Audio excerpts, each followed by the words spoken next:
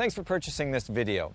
It contains all the information you need to have the best control of your dog in any situation. The quality of your dog's life depends not only on the effort you put into working with them, but also the techniques applied. Dog training is not so much a matter of training the dog, but training yourself to understand what it takes to be respected as a leader in your dog's mind.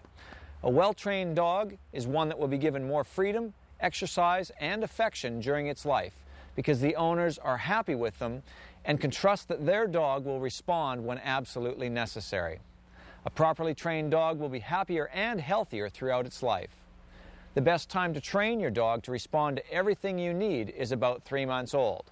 I have found over the years that a 3-month-old puppy has the ability to comprehend all that we want. But in most cases, people have been fooled into thinking that they can't because they're so young and cute. My black lab Izzy was trained at 9 weeks old, and in 3 weeks he was fully responsive to all commands off leash under full distraction. This was not because he was an especially easy, eager dog to train. He was actually the opposite. He was an incredibly dominant and aggressive dog when he was given a command. He resisted me with a great amount of intensity for the first 4 days. Then he gave in and realized that it was to his benefit to obey. The well-known statement, "You can't teach an old dog new tricks," is false. An old dog thinks the same way a young dog does. The reason this statement has arisen is because an older dog can become stubborn. They have learned that they are the pack leader and are not easily willing to give up position to anyone.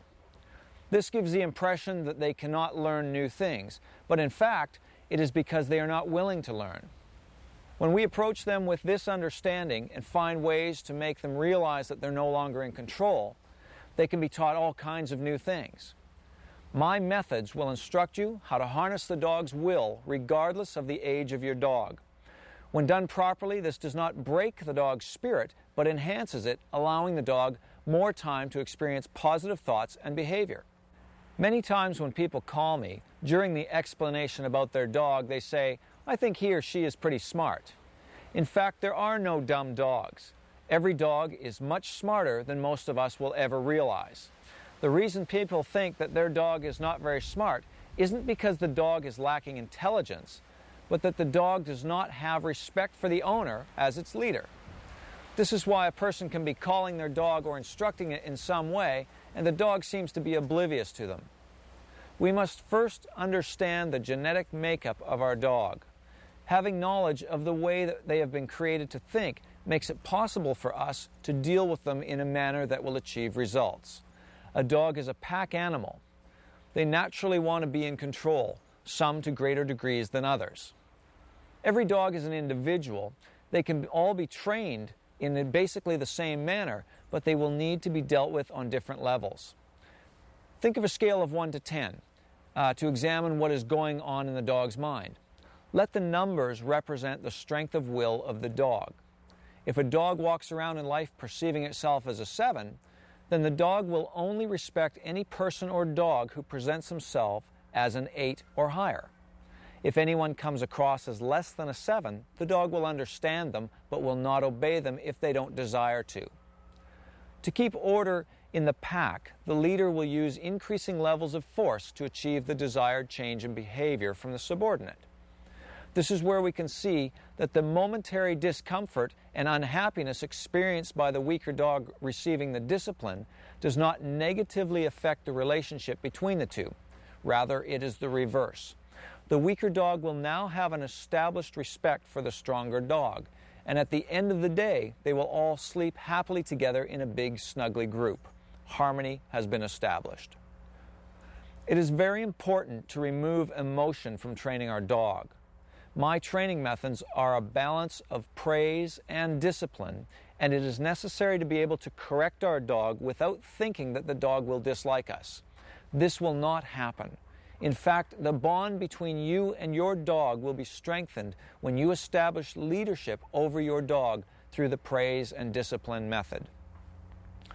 We need to focus on the long-term goal of enhancing our dog's freedom, happiness, and health, not the momentary unhappiness when they are being disciplined. I will show you how to build a relationship with your dog that will allow them to love, trust, and respect you, which will have you returning the same to them. Many people bring me dogs and laughingly say that they have spoiled them. It's said in a way that almost seems endearing and cute. The problem is that it's the dog's life we are talking about. A more appropriate statement should be, "I ruined my dog." The statement is no longer cute, and it places the blame on the owner for allowing their dog to become out of control and in many cases a danger to itself and others. The size of the dog that we have does not matter when we consider training. All dogs think in the same way. Whether they're large or small, it's important to have them respect us so that negative behavior does not become prominent. Some of the smallest, cutest dogs I have worked with have been on the highest levels of the will scale, so don't be fooled by size or appearance. There's no magic involved with having a well-behaved dog. The results that you obtain with your dog are dependent upon your ability to practically apply the information contained in this video. The best approach is to watch the tape a few times before attempting to work with your dog. Some techniques look very easy, but become more difficult for the novice once they begin to apply them. Your dog will possibly respond in many ways to make your task more difficult as they try to maintain their pack position. You want to limit the amount of mistakes you're making when dealing with your dog. You are building a language and process with your dog. If your commands and corrections vary too much from day to day, the dog can be confused as to what you expect or find loopholes in your authority and give you a limited response. Everyone in your family will need to watch this tape and be dealing with your dog in the same way. One person cannot choose to be neutral and allow the dog to be disobedient with them. This will only make it harder for those who are doing things properly, because the dog is learning that it can control some humans in the pack, and it will also continue to challenge the others. This means the dog will end up receiving more corrections along the way. If you have someone in the family that is not willing to discipline the dog when necessary, they must be asked not to issue any commands to the dog.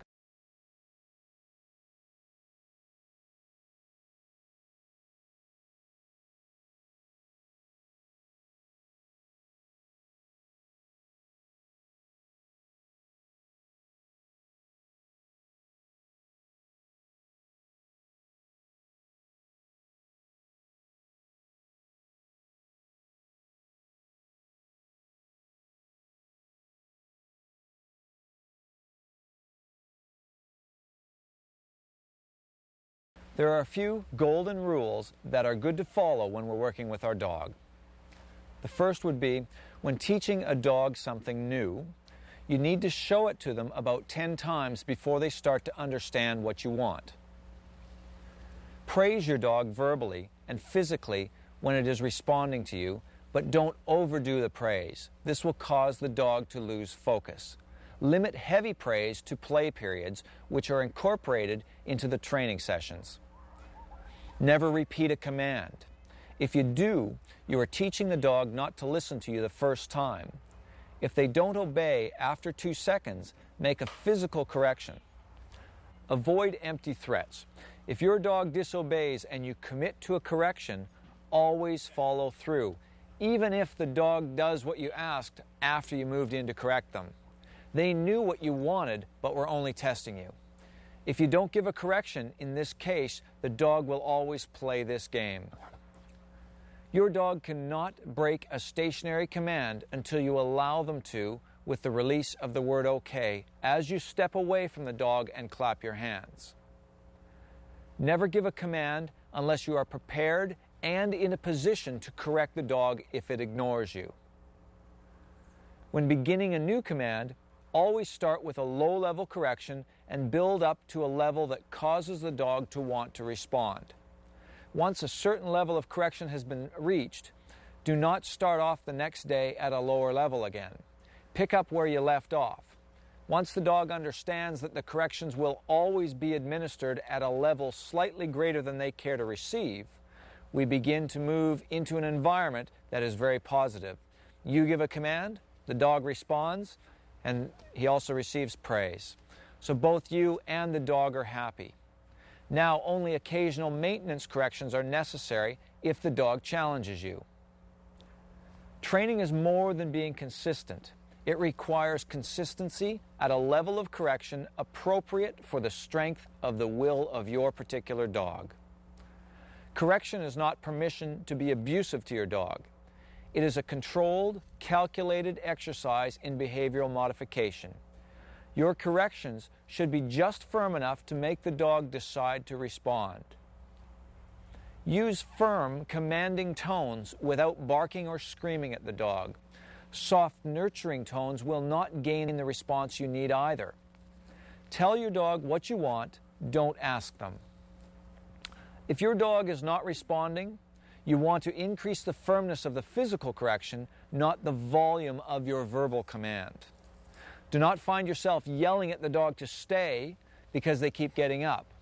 By keeping your voice controlled and calm while you increase the firmness of the correction, you will see the dog respond more quickly and your time around the dog will be much more peaceful. If your dog breaks a stationary command, take them back to where they were and make a physical correction. Do not repeat the initial down or sit command, but do say stay and show the stay command before you walk away. With each new command, our aim is to get the dog to respond to 3 commands in a row without the need for correction. This shows us that the dog is beginning to be humble towards our authority.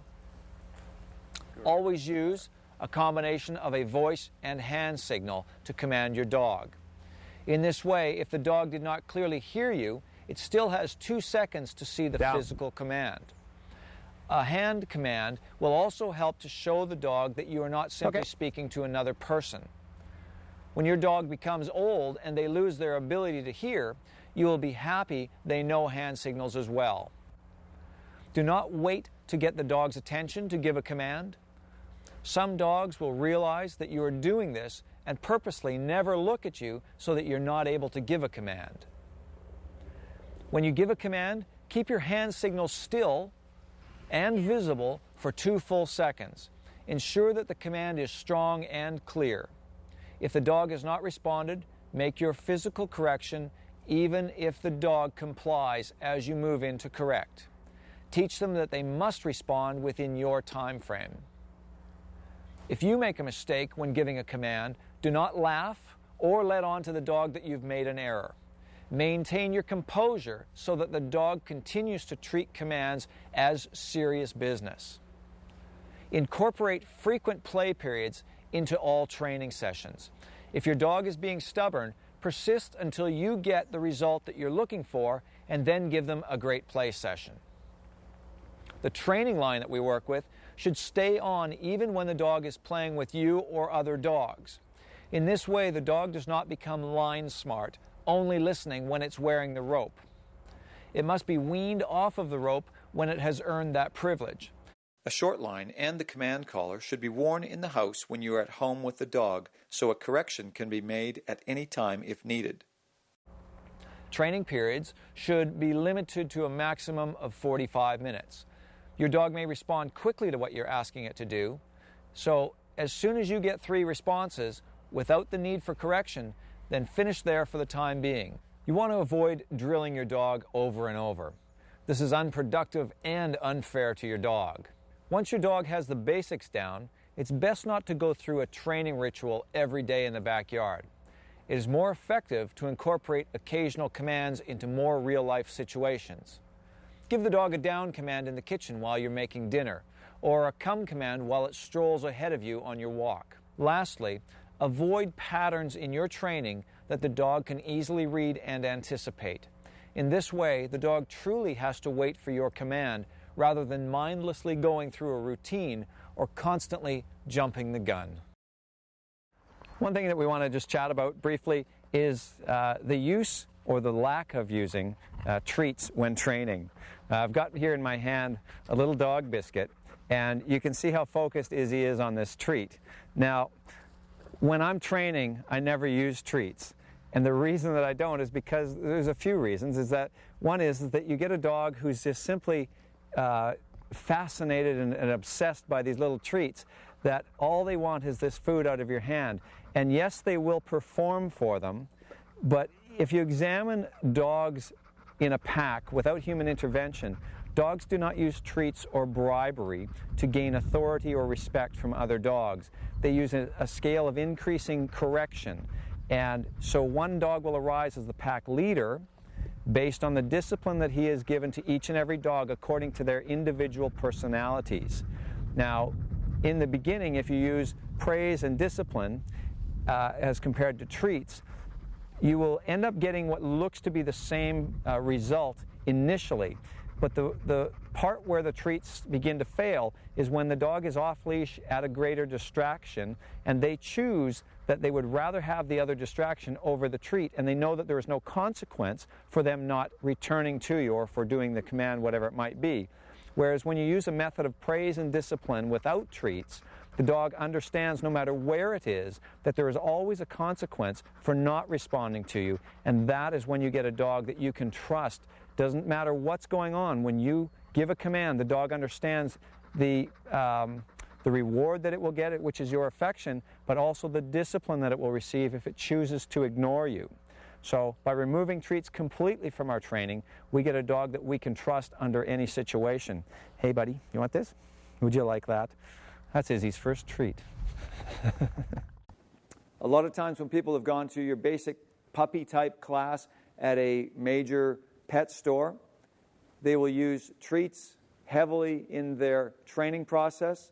And I've heard of situations where the socializing aspect with the puppy towards strangers is that they will take each other's pups and pass them around the circle to the new person that they're meeting, and each person will give that puppy a treat.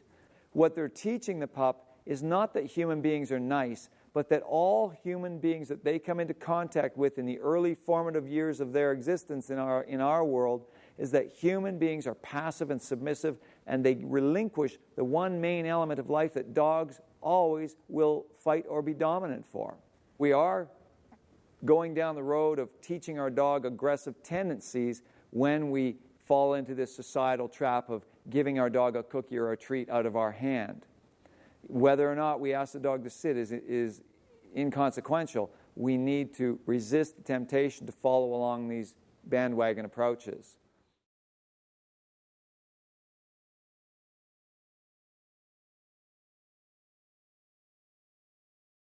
Sometimes, in an effort to teach our children responsibility, we may say that the dog is theirs and leave the care and training to them. Younger children may be able to feed, exercise, and clean up after the dog, but it is best if the training is first handled by an adult. This will help ensure that the dog is accepting authority. Once the dog is responding well, the children can then be introduced to working with the dog at a learning speed that the children are comfortable with. Children must also be taught to understand that the dog is not a robot once it is trained. Do not allow children to give commands to the dog to show off to their friends or to simply exercise power over the dog. The dog will become tired of this and begin to ignore them, which will break down the useful working relationship you are building. A lot of times people have fallen into a habit of verbally baiting their dog, and what I mean by that is encouraging them with certain phrases such as, "Want to go for a walk?" or "Where's the kitty?" or "Get the birds," those type of things, because it's entertaining to the human beings or to the friends that come over, and they like to see the dog get all excited and squirrely and run around and bark and this crazy behavior. But the problem that we get from that is that we're encouraging the dog to be impatient, to be demanding, and to be aggressive. If we have a dog that we've encouraged to, say, chase the birds on a beach, and we always thought that's fun because the dog just runs around, he gets his energy out that way, it's a great old game. Unfortunately, what's happening is that we are creating an aggressive mentality in the dog to chase other little creatures on the earth. As if we're trying to train our dog to have off-leash control so that they can have the real freedom they deserve in life. When you go for a walk in some park environment or down a sidewalk and the dog sees birds, well, it's been taught that chasing birds is okay. And when they look up at a bird, as a bird starts to take off and they look up, they can easily run out into a street. When we teach our dogs to be at peace with all the furry little creatures of the world, we're going to be able to take them more places because we can trust that they're not going to run off at the moment's glance of some other little thing moving past them. and start chasing and pursuing. We want to discourage that drive to attack and chase, because it may be funny to have the dog chase the birds thinking, well, he never catches them anyway. But what if he did catch one? The ultimate end of that behavior is that he's going to hurt that bird. It's the mentality behind the chase. If he catches that cat, if the cat is defenseless enough, he'll hurt the cat. Typically, the cats are quick, they get away. As a child, we did the same with our dog, and I recognize a lot of the problems that it created. And we ended up with an aggressive dog. And we couldn't trust him because if he saw a squirrel or whatever, he would go. So it's always better to discourage those things and get our entertainment value out of playing with the dog in retrieving rather than hunting other animals.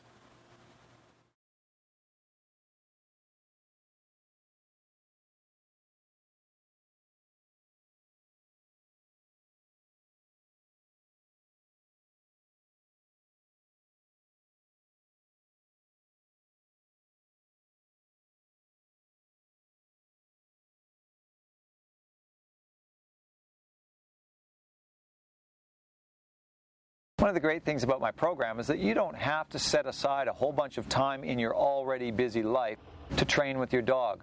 Once you've gotten through the first couple of days of learning some of the basics, teaching your dog some of the most important things, one being the down command, then you can just start to incorporate those commands in the normal routine and time that you would spend around the dog anyways.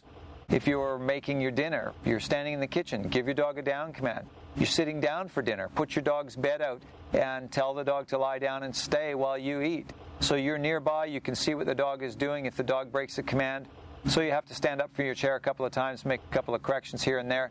But it gives you the chance to start to incorporate this into your routine and show the dog that anytime, anywhere you are, you're always in control.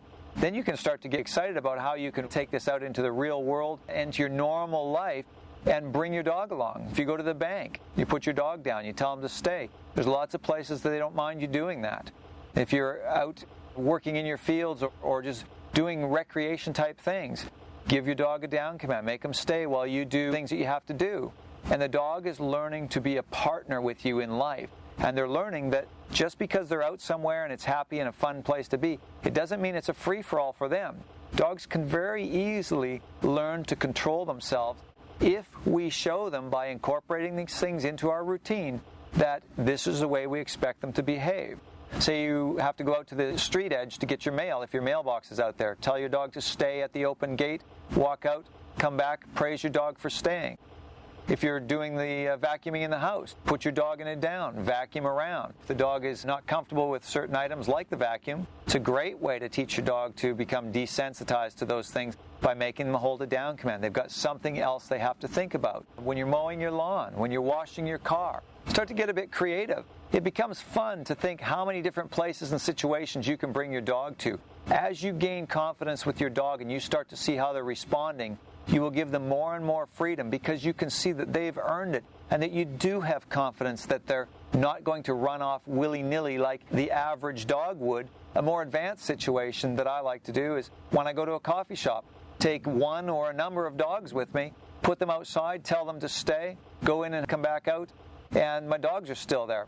You can always, again, work this situation initially with two people so that one person is outside standing a ways away from the dog to give them that chance to do things on their own, but they're still under a watchful eye while the other person goes in and gets the coffee.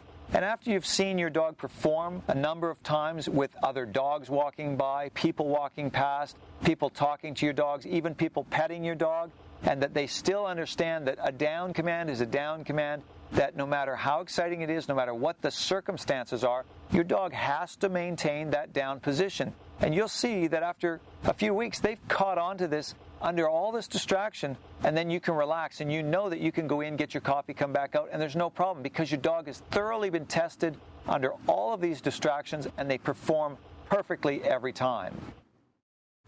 The trust zone is simply a term that I use to refer to that place that you'll get with your dog where they will behave and obey you in the manner that you expect under any amount of distraction without the need of a leash or a collar or of being restrained physically in any way. Every dog has that ability to behave regardless of how distracting it might be to them in the past, or it might be to the average dog. When we work with our dog using my methods, you will see that your dog will quickly start to become the dog that you've always dreamed of. You'll be able to take them anywhere and know that despite the fears of other people with their dogs and how their dog might perform, that you will absolutely have confidence that no matter what happens, your dog is going to respond in the way that you know they should. And that's simply what I call the trust zone.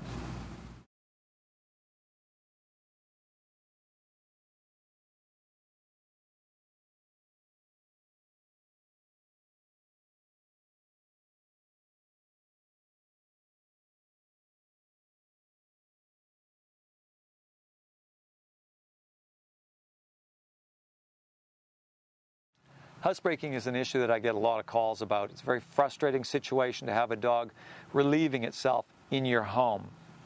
The best way to deal with this is the first day you come home with your dog, you will restrict them from having the opportunity to wander freely in the house and thereby giving them an opportunity to make the mistake in the first place. You can't have this idea, well, it's my house, it's their house, I want to have a loving, free relationship. They are an animal and they need to be trained. With a puppy, you would want to use a cage, a training kennel, where you can restrict them to that cage anytime you are not able to be watching them. And that's key. If you want to spend time with them, what you do is you take them outside, you stand around, you go to the area where you want them to go to the bathroom and relieve themselves, give them enough time. When they relieve themselves, you can then bring them in the house, sit down, play with them, spend some time with them. Good boy, bring it here.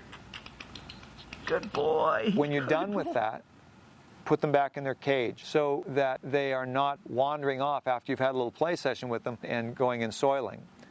Anytime a dog wakes up from a sleep, has something to eat or drink, or has a play, they're going to typically need to relieve themselves.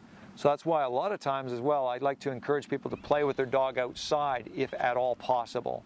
Because in the middle of playing, if you're playing retrieve with a little puppy, they can just simply squat, and before you realize what's going on, they're peeing on the floor. So it's best to do that kind of stuff outside. You may be in a place that's so snowy and cold you can't do that right now. So you definitely want to get them outside, go to the bathroom before you bring them in to let them play. When it comes to sleeping, always sleeping in their training kennel initially. If you've got a dog that is older and has an established issue already with soiling in your house, marking territory within your house, that's a dominant thing as well.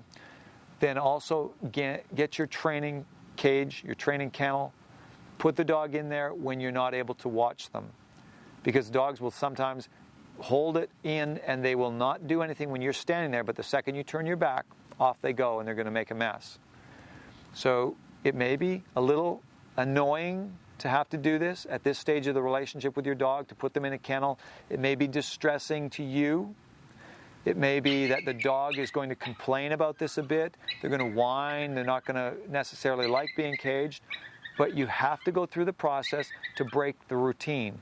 Typically what's going to happen is 10 to 14 days is what it's going to take to break the pattern within their mind that they can relieve themselves in your house. If you're consistent with it, it takes a little bit of effort on this part, but you stay consistent with the program, always taking them outside, bringing them back in. If they don't go to the bathroom when you go outside, and you've stood there and you've encouraged them, and they're not relieving themselves outside, they may be waiting to come back in the house and to relieve themselves just to prove a point, because dogs are about dominance, they're about control.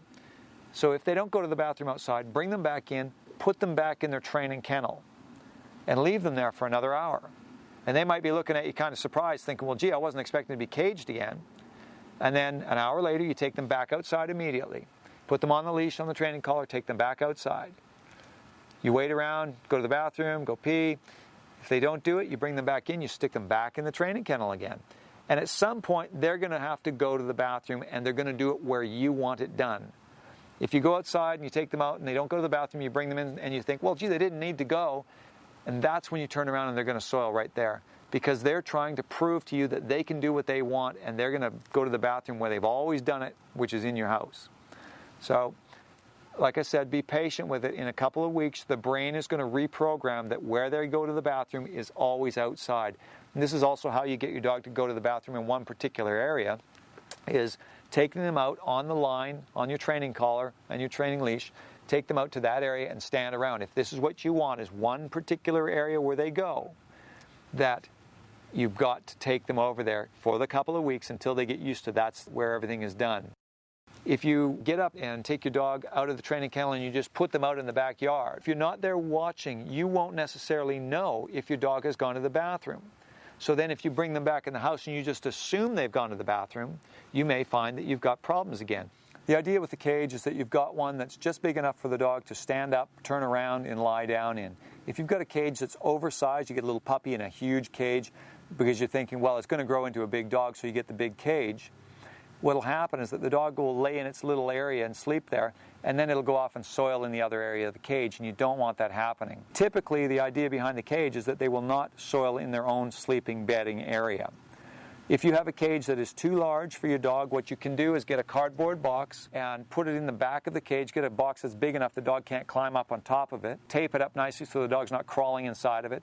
And you can maybe even lay a blanket over top of that so it goes down into the dog's area so he's not chewing at the box. But this will help to shorten up your cage, and as the dog grows, you can get a smaller box to increase the size of the area for the dog.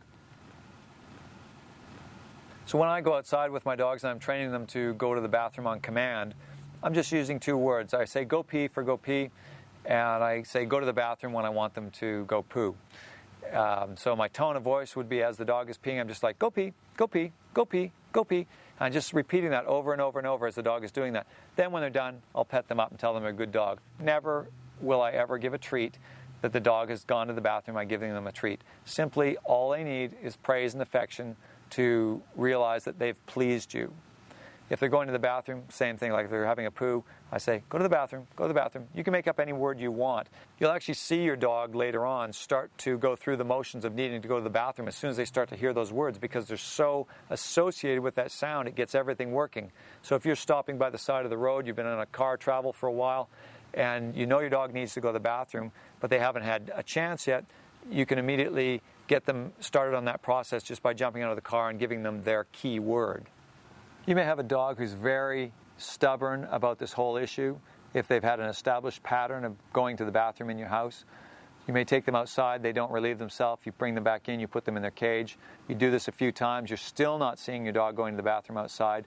It's a battle of wills, and you've got to win it. And once you win, you'll start to see how fast everything else falls into place. So you bring your dog in, you put him back in the cage, you take him back outside. When he finally goes to the bathroom outside, you can bring him in, spend some time in the house with him. But you've got to be there watching the dog. Be prepared to sit and spend that one-on-one time with the dog. If you don't follow the program and you have your dog loose in the house and you turn your back, you go off to answer the phone or go downstairs to put laundry in or run outside to check the mail. It's that one time that the dog sees an advantage. They break the system, they go to the bathroom, and you're back to square one. You're going to start over again. It's 2 weeks of not breaking the program without any mistakes, and your dog should be over the hump. You'll start to notice that your dog will find ways to let you know if they have to go to the bathroom.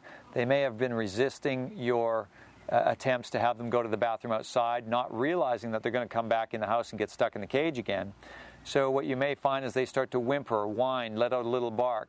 And these are great cues, so you can respond to that. You take the dog immediately outside, and then you praise them up again. Then you come in, you spend some time with them. So they realize if they let you know they need to go to the bathroom, they get taken out, they get to go to the bathroom, and then they get to come in and spend some good time with you.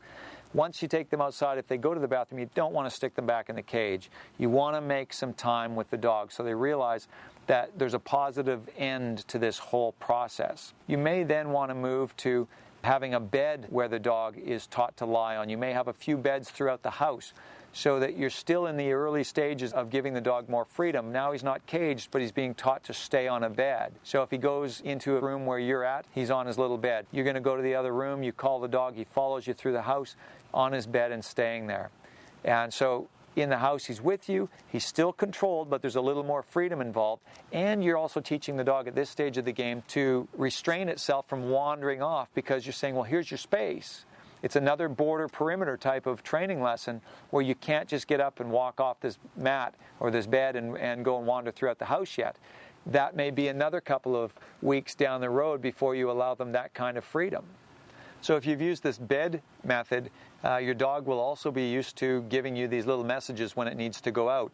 When you see that your dog, even with this sort of less restricted method now staying on the bed, is able to give you the proper signals to let you know that it has to go out and it's working well, then you can start to give the dog a bit more freedom to roam around the house.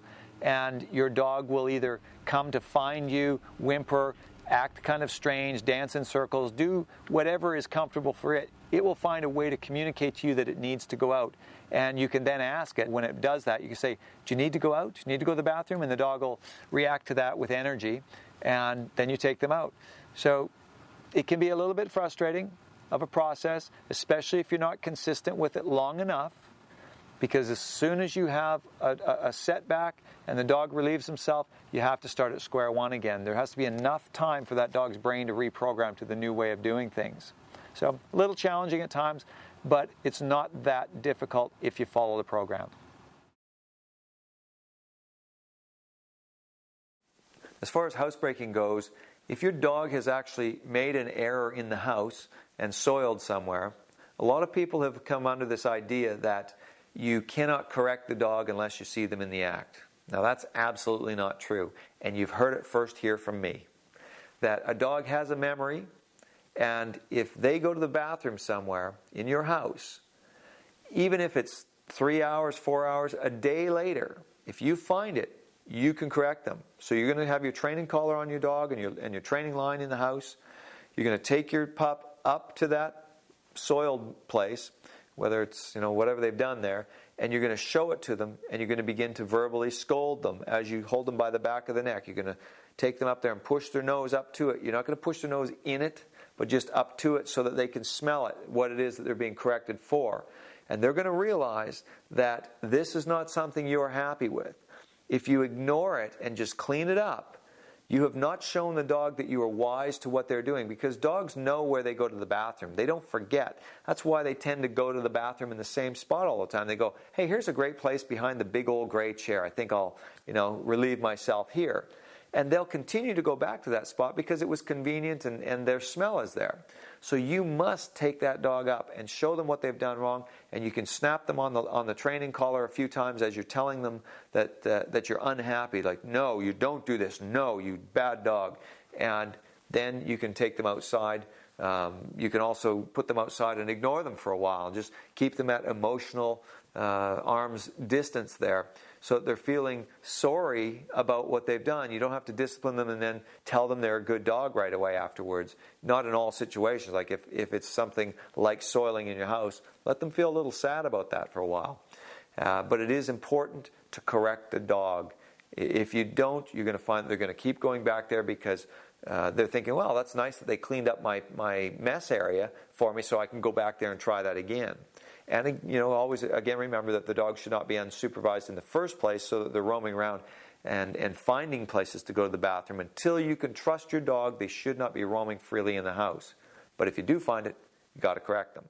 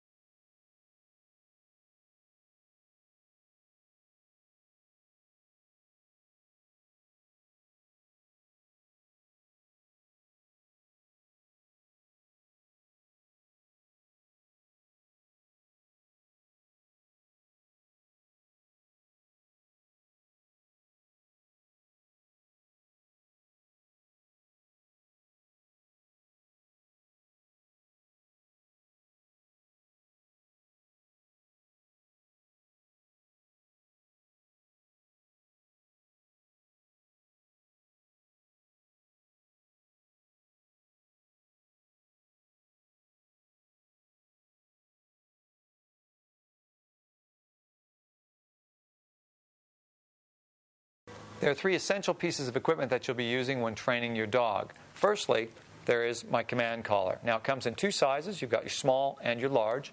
Now, you can watch the command collar section to see exactly how to size this collar for your dog and how to use the quick release snap to take it off your dog and to put it on very easily.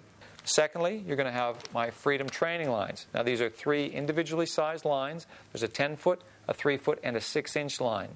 Now, these lines will be used both indoors and outdoors to maintain consistent control over your dog. Outside, you'll start with the long 10-foot line so that you can always get a hold of a dog. It just gives you that chance to get a hold of them if they're moving around quickly. Once they've shown you that they're starting to respect what you're doing, you wean them down to the 3-foot line. Then when they're doing very well, you can have them wearing the command collar and just the 6-inch line, which gives you the ability to have something to correct them with, a little handle to work the collar with, and it still gives them the feeling for a while that there is some type of control there. So they don't necessarily need the long line because they're not running off on you, but they do need that feeling while their brain is reprogramming that you can correct them if you need to. And these work simply just like a regular leash with the little snap that you hook onto the collar. And if it was here, we would hook it to just that little hoop on the command collar. The third thing I use is a pair of leather gloves. Now, you can use other types of gloves. The only thing I don't recommend are the cotton knitted type of gloves or the big puffy ski gloves. You want to have something that's fairly close fitting that gives you the ability to move and grab and do what you need to. Now, there's a few reasons I use the gloves. Firstly is that it will keep your hands clean if you're in an outside environment and your training lines are being dragged through the water or the mud by your dog. Secondly, if your dog is moving away and you're starting to do more of off-leash type of work or imitating the off-leash by having the dog drag the training line, if you have to grab that line quickly, the gloves give you that extra skin protection so you're not getting a burn across your hand from a fast-moving rope. Now, the third thing is that if your dog does ever try to take a nip at you, especially in the initial stages of training when they are feeling that they maybe have more dominance over you in that situation, having a pair of gloves on will protect you from any nip that the dog may try to throw at you. You don't want to lose confidence. If your dog bites you and it hurts and you're then afraid to go in and work with your dog, you don't want to have that undermine the process of taking control and really getting your dog to that place of freedom that you want to get to.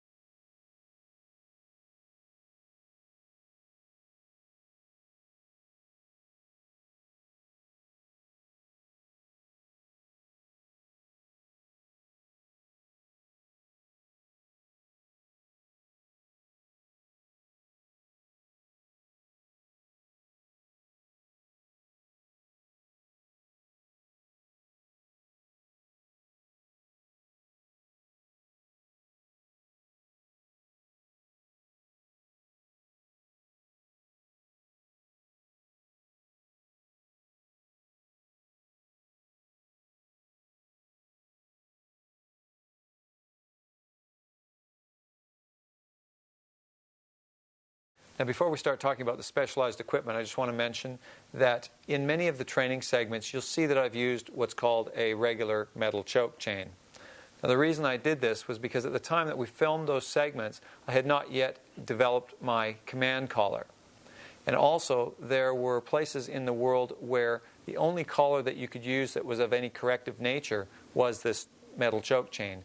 And I wanted to show that you could achieve results using this piece of equipment for those people. Now, unfortunately, with the choke chain, if not used properly, it is not as safe a collar as my command collar.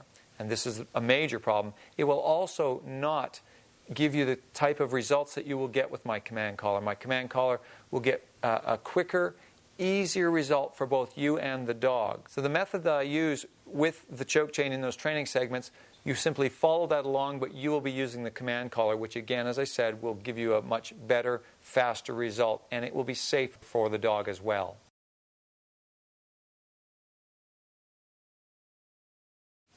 For the majority of dogs, you'll get the amazing results that you're looking for using my command collar. Now, there are some extreme cases where you're going to need to move up to another collar. Now, in that case, what I recommend is the use of a metal prong collar. Another name for this is a pinch collar. It operates in a similar manner to my command collar in that you hook your leash down here, and this motion of the chain brings the collar in tighter. The difference here is that the links are now made of these metal prongs, which offer a stronger bite. So if you have an extreme dog, this is a collar that will help you move to that level to bring him down to the point where he is now going to respect you and start to work on a level that you can handle. Then you can move back to my command collar once you've reined the dog in with the use of this. They come in larger sizes like this, and they come in your small sizes as well for your smaller dogs.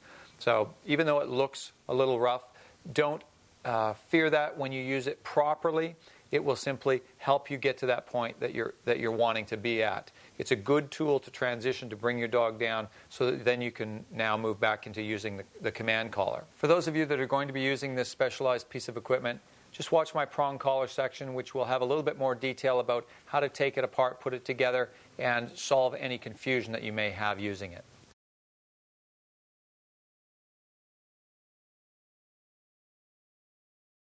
Another piece of specialized equipment that you can use is an electronic collar. Now, these are great collars for solving problems at a distance or problems where your dog only acts up when you're not visible to them. So if you are having some struggles with anything, look at the section on electronic collars on the DVD, and it will explain a lot of the areas where you can use this collar and how to use it. Good collar if used properly after you have laid the groundwork of manual training with your dog so that your dog believes that you are the one who's in control. I never rely on an electronic collar to start training a dog. It's a tool that I will use to tidy up behavior once we've got the first level of respect happening.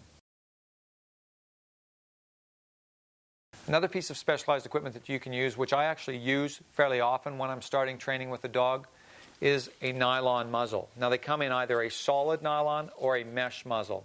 Now, the opening here, when you put this on the dog's head, nose part goes through here, his eyeballs will be up here, his nose is out this way, his tongue is hanging here. So he can breathe easily when you have this sized properly, and there should be enough room so the dog can get his mouth open a bit and hang his tongue out. That's how they cool themselves off. They need that. But with the mesh one, you will get side air ventilation. Now, this doesn't help the dog necessarily breathe any better. It simply reduces the amount of sweat that the dog may feel if they've got it on for any period of time. Now, also, too, with these, when you put them on, you want to snug them up very firmly behind the ears so that there's no possibility the dog can grab it with his paws and pull it down over his nose. If he starts pulling it off, you're going to find that he's going to fight it more. As soon as he learns that he can get it off, he's going to resist it more. So put it on tight the first time. It's not on there for comfort. It should be on so that he can't get it off. And let him fight it. If he wants to get upset about it at first, he can fight through it. Then he'll realize that fighting it isn't going to help, so then he'll start to work with it on. Now, when you're using a muzzle, the great part about it is that it's not simply something that you put on a dog who's an aggressive, vicious monster. You can use these on any dog that is being scatterbrained, not focusing, not being patient, being stubborn in any particular way. When you're making your corrections and you're doing the best job that you can and your dog is still resisting following your command, when you put a muzzle on a dog, it instantly changes the dog's attitude. Now, they may fight and kick like a horse with a saddle on for the first few minutes. Once they accept the fact that this muzzle is on there and it's not coming off, they start to look at life differently because you have now controlled their one main thing that gives them power in life, which is the use of their teeth. So they then have to start to analyze the situation they're in and say, well, what else can they do if they don't have teeth available? Even if a dog has never snapped before, many dogs feel incredibly confident and more dominant than the humans that they're working with because they have the knowledge that they have teeth available to them, even if they've never threatened or growled or snapped before. So we've worked with dogs that have just simply seemed ADD, that couldn't focus, were very hyper. And when you put a muzzle on them, suddenly it brings all their thinking into one point, and they relax and they start to do what they're told to do. So it wasn't that they couldn't focus, it wasn't that they couldn't be patient, or that they didn't understand what you wanted. It was that they felt they did not have to focus or be patient or be obedient.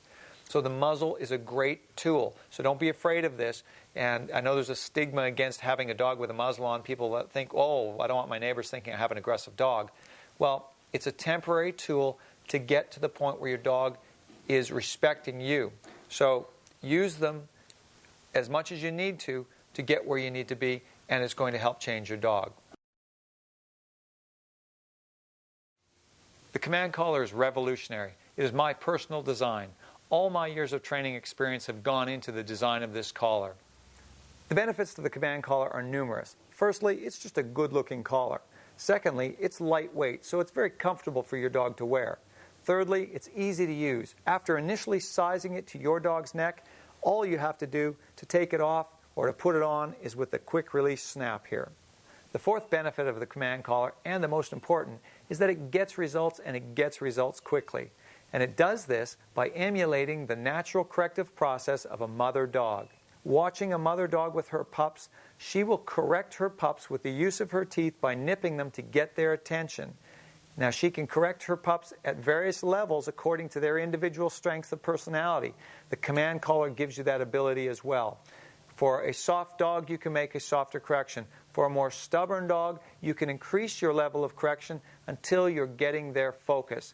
And when you've done this properly, you will be light years ahead of where you would be using any other method or any other tool. With the command collar, it's very easy to work with. To size it up, you simply are going to release the quick release snap, lay it around your dog's neck, hook your snap up again. Now, when this collar is on the dog, it should be so that it's tight, almost completely tight around the dog, but there's a little bit of slack happening here in between these two lines here, so that when the collar is used, it will pull down like this and constrict. So it's not meant to hang on the dog like this where it's long and sloppy, because then it won't work properly when you go to make a snap. So it's a part like this. If you have too many links in this, then all you do is put your thumbs in the two little holes, bend the collar slightly into a V shape like this, twist, little twist of the wrists, it pops the two links apart.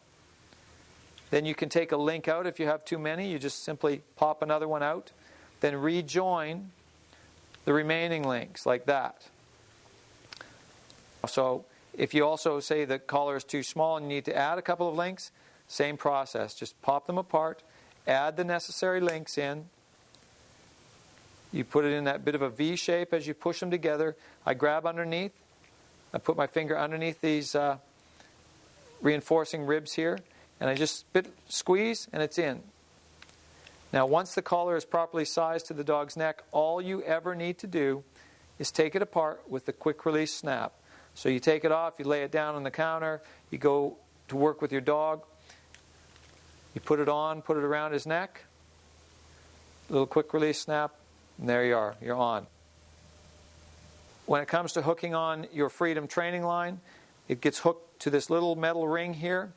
Your line hangs there. When you go to make a correction, because the collar is sized properly, it should close in, pop back open like this. And this is what's going to give you your corrective action, is by having this springing action happening. So make sure you don't have too many links here. And it's not so tight that the dog is struggling with it on. It should be slightly loosened off, just a little bit, just a quarter inch, half inch in there. And there you go.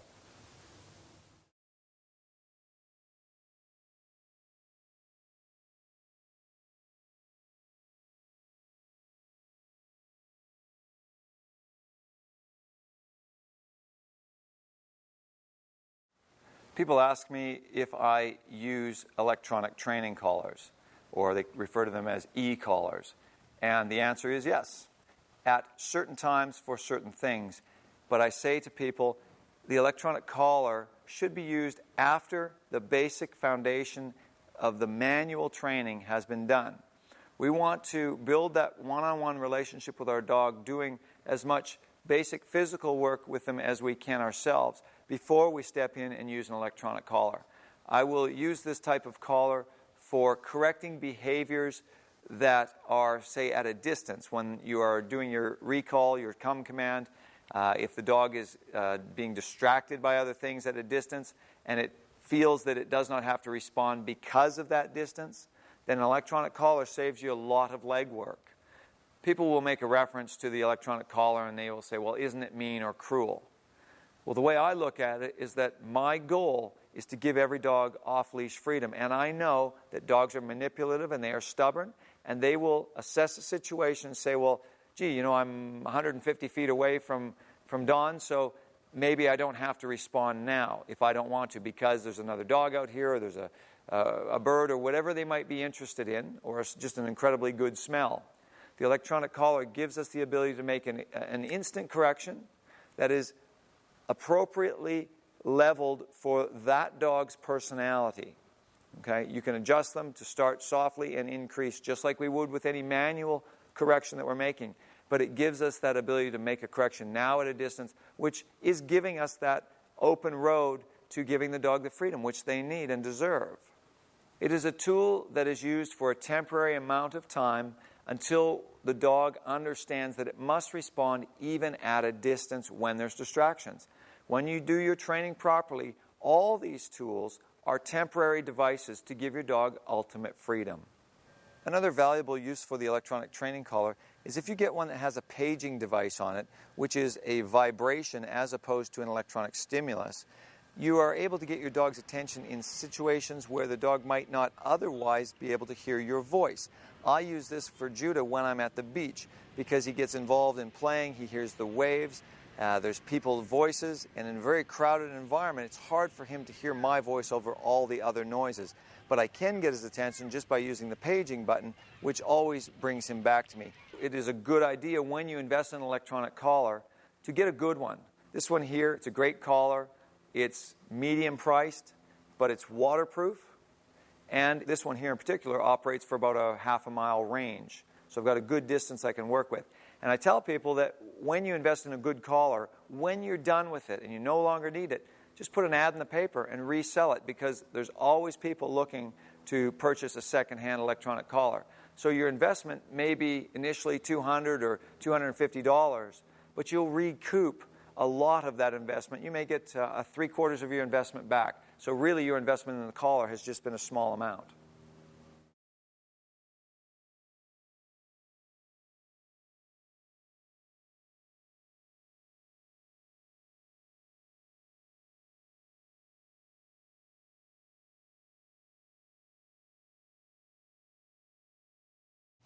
I just wanted to give a few more words on the use of the pinch collar, explaining a bit more about them, how to apply them. People have a bit of confusion with them when they get them. They're a bit of a Chinese puzzle once you take them apart. This collar is not sharp on the bottom. I can put this on my hand, I can do this, I can pull, and that offers me, very little discomfort. There are pinch collars that are made for small dogs, such as Foxy has on. She's a beautiful Basenji, and she's got a little pinch collar on. With the use of these, what I like to do is when I break them apart, I take them apart in the middle so that we have a few links on each side. There are places where you can take this apart where at the end it says open. Some of them come with an extra clamp along the chain piece here which allows you to open them. I always take it apart somewhere in the middle. That way, when you throw it on the table later on and you want to go and put it back on the dog, you pick it up at one end and you let it hang. So that way you know it's not twisted. When you put it back together, you just simply make sure that both of the prongs go in the end holes, and that way when you put it on the dog, you've got this smooth action happening. If you're not careful, even if you break it apart in the middle and you pick it up and you just grab it and stick it back together, you may have these two pieces, the prongs in the holes properly, but when you put it on the dog, there's a piece here that is tied up. It's twisted.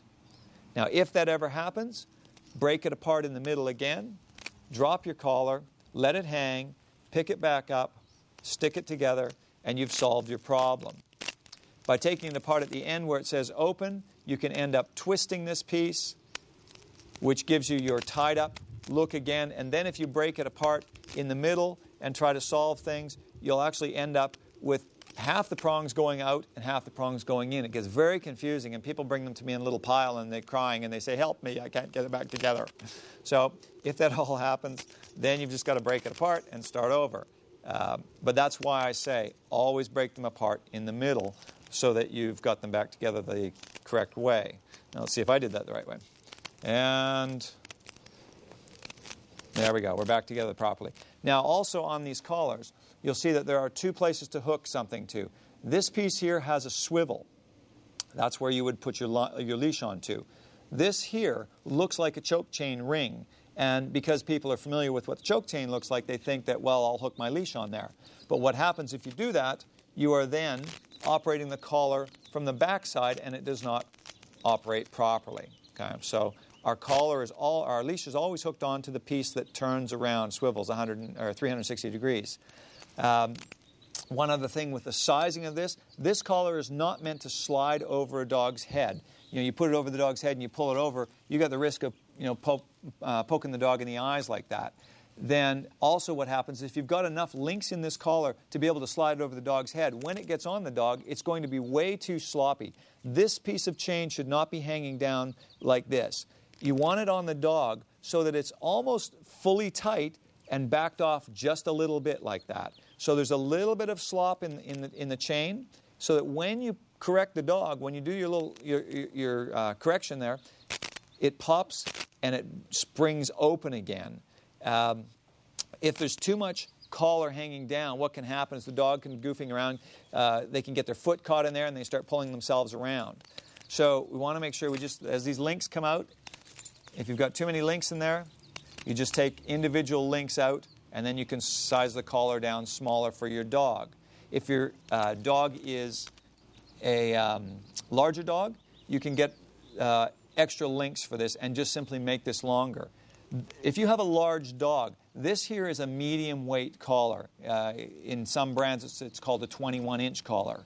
But they do make a very heavy, thick collar. It looks like you could put it on a grizzly bear. I never use those collars. They're too bulky. They don't operate smoothly on the chain when you go to make the corrections. People with big dogs have tried them and they get very limited response. They go down to the smaller collar, the lighter collar, and the correction works much better. They get almost an instant change in the dog's behavior just by going down to a smaller collar. And I've had some large dogs and I've had to put an extra 8 links in the thing just to get it around their neck. But this collar is strong enough for those dogs. As far as useless pieces of training equipment goes, there's a lot of them on the market. We're going to focus on a few of the main ones. Now, almost everyone runs out when they get a new dog and they buy this, a regular flat collar. They come in nylon or leather and you can get them very fancy looking. People like to get one that matches their dog. But as far as training goes, there's no benefit to this. The only thing this is good for is hanging a dog tag off of. The unfortunate part about this is that because people think this is for training, they put this on the dog and they get the dog pulling them down the street, as dogs will do when they're not trained. And it's not that this is a comfortable, soft thing, because people shy away from collars that are corrective because they think, oh no, I want to have my dog learn in a happy, peaceful, comfortable environment. Well, this is actually detrimental to their throat. And you'll see that many dogs walk along and they're gagging and they're getting trachea damage by the force of the pressure constantly pulling against their throat as this is being dragged backwards. And people will try to jerk their dogs back with this as well, never getting a change in behavior, never getting a result. So the dog is getting jerked and constantly pulling. So this cannot be used as a training device. The second thing that you're going to run into problems with is if you've seen these things, they're called gentle leaders or halties. A lot of people have them at home. They like that term, gentle leader. They like that feeling of everything's going to be soft and wonderful. But unfortunately, again, it's the same idea that because there's no great consequence that causes the dog to stop pulling, the dogs are always straining against these things. Certainly, it might restrain the dog somewhat, but it ultimately does not change the core of the dog and who he is and how he thinks about you and your relationship. So I'll see a lot of dogs walking down the street with these gentle leaders on, and they're still dragging their owners along when they're under distraction mostly. And you'll also see, dogs still being aggressive and so forth with these on. Another thing that is of no real value is a harness. It goes around underneath the dog's chest and over the back. And again, people like these because they think it's a comfortable way to walk their dog around. But in most cases, when you see people with these on, their dogs are constantly pulling. And the whole idea with training is to get your dog, number one, never to pull again. And most of these devices are in no way going to help you with that process. Using my command collar In 2 to 5 minutes, you can get the majority of dogs to stop pulling on a leash forever. And that's even under distraction. And that begins to move you to a place of off-leash control. Using these other devices that are all set up for comfort, you never get that change in behavior that's going to give you that control that you want to give your dog the freedom they deserve. Another type of device that people will use, thinking it's a training type of collar, is called a martingale collar. And it starts out with the design of a regular flat collar, and then they've added into it a piece of chain that opens and closes. And it looks as if it's a corrective type of device, and it even says on the labels that it's a training collar. But it is never going to give you a change in behavior because there's no consequence associated with it. What they've done is taken a pinch collar design, taken all the teeth out of it, and put a little corrective chain at the bottom, which actually doesn't correct because it never actually comes in contact with the dog. Another device that I discourage people from using if they own one is a retractable leash. Stick with the Freedom training lines. It will give you the ability to get your dog off-leash trained. A retractable leash is actually detrimental to the process. If you want to learn more about that, watch the section that I've put together on the retractable leash. One of the pieces of equipment that I tell everyone not to use and to put in a garage sale if they own it is the retractable leash. You'll see them, they're everywhere. The hard plastic shell with the handle, and the line extends and comes back in on a spring. Now, the reason I tell people not to use them is because the first thing that we're trying to teach a dog when we're stepping towards off-leash control is never to pull on our leash again. Now, the retractable leash has a constant feel of tension between the leash holder and the dog. There's this tension as the dog pulls the line out, and there's tension as the dog returns.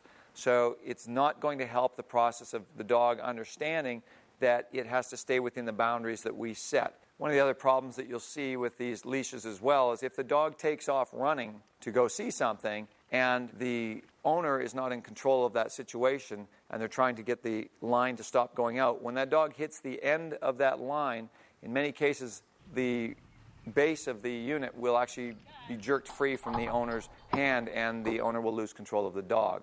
So we will use a solid training line, part of my set of Freedom lines, in the process of training the dog to go from on-leash to off-leash.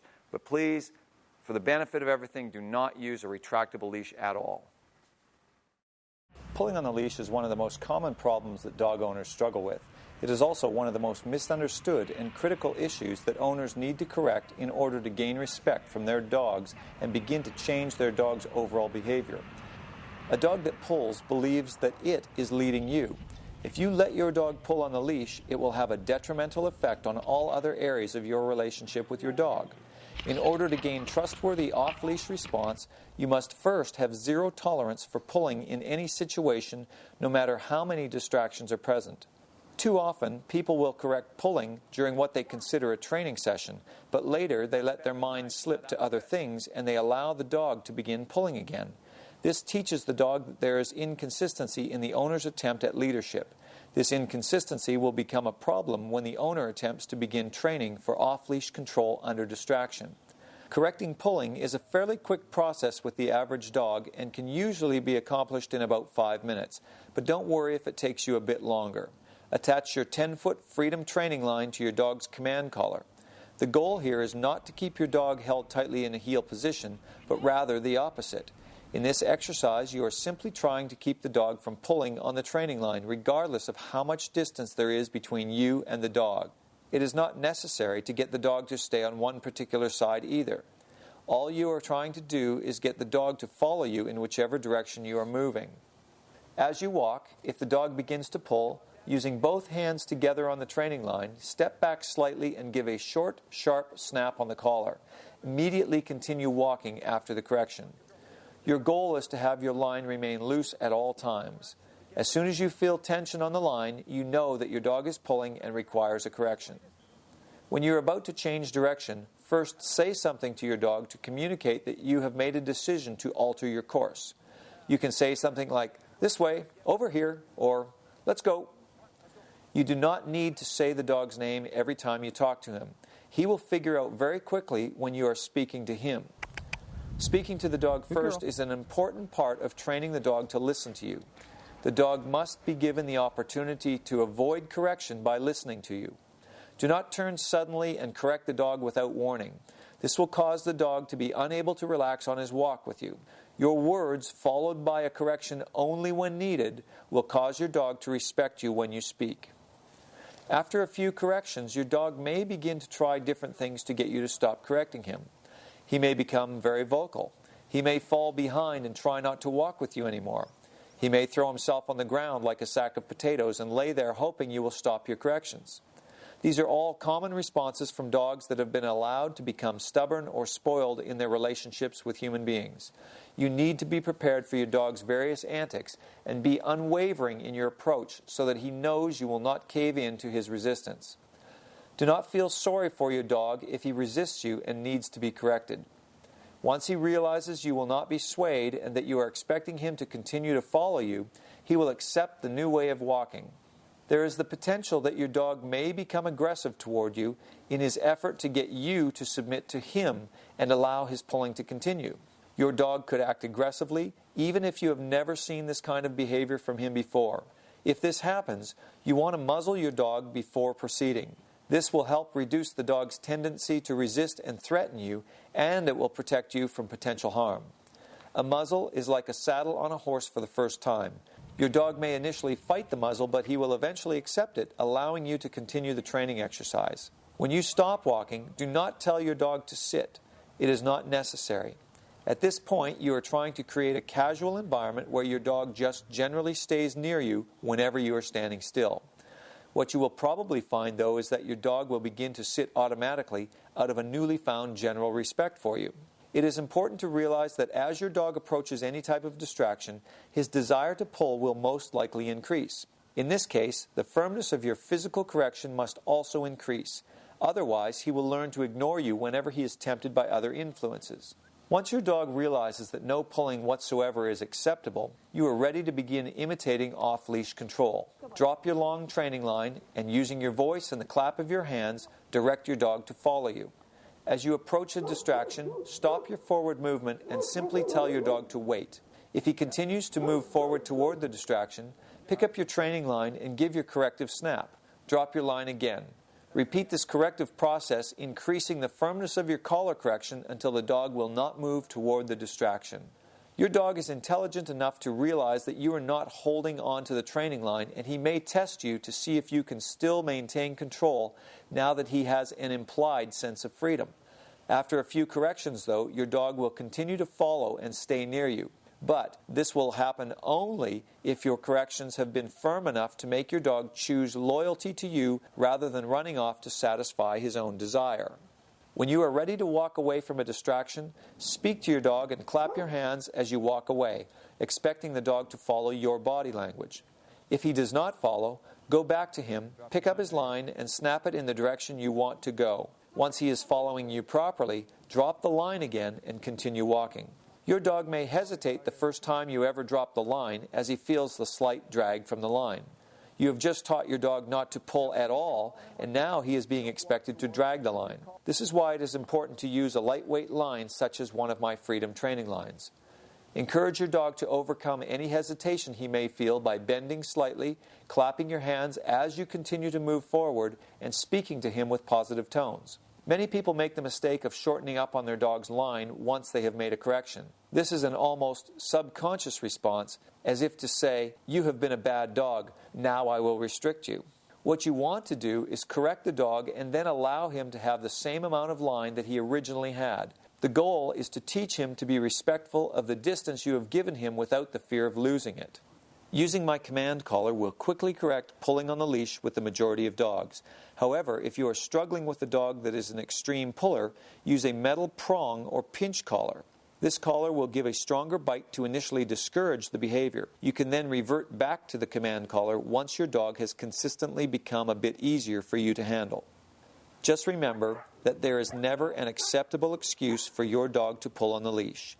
Being strict with this will positively affect all other areas of the relationship with your dog and set you on the fast track to having your dog listen to you when he is off the leash, even when there are distractions present.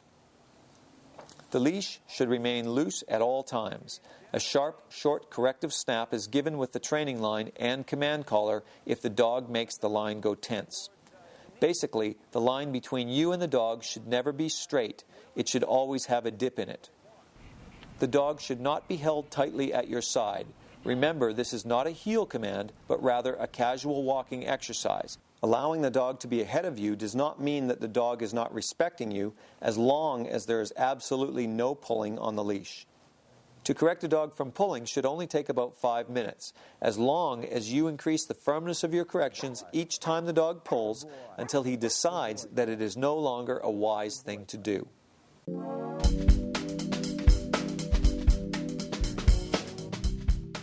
You may find that your dog, when you start to walk with it, whether it be a puppy or an older dog that you've just attained, they may not want to walk on a leash. And they may do a number of things. They may dig their heels in and just hold back, what I call muling.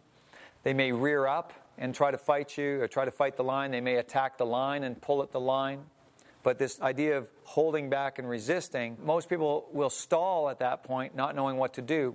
What I do is I maintain my forward momentum, and I keep encouraging the dog, and I say, let's go. I'll be making short corrective snaps on my training collar as I move forward, even with a dog who has decided to throw himself on his side on the ground, thinking that if he just lays there like a sack of potatoes, he's got your system beat, that you will not know what to do, you won't be able to go forward, and the dog wins.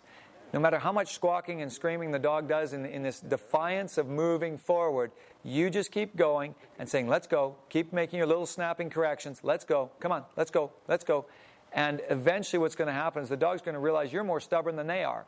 And they're going to stop squawking, they're going to stop resisting, and they'll just start coming with you. And then immediately you throw in your, attaboy, good dog, here we go. And then when the dog comes towards you, you bend over and you pet the dog.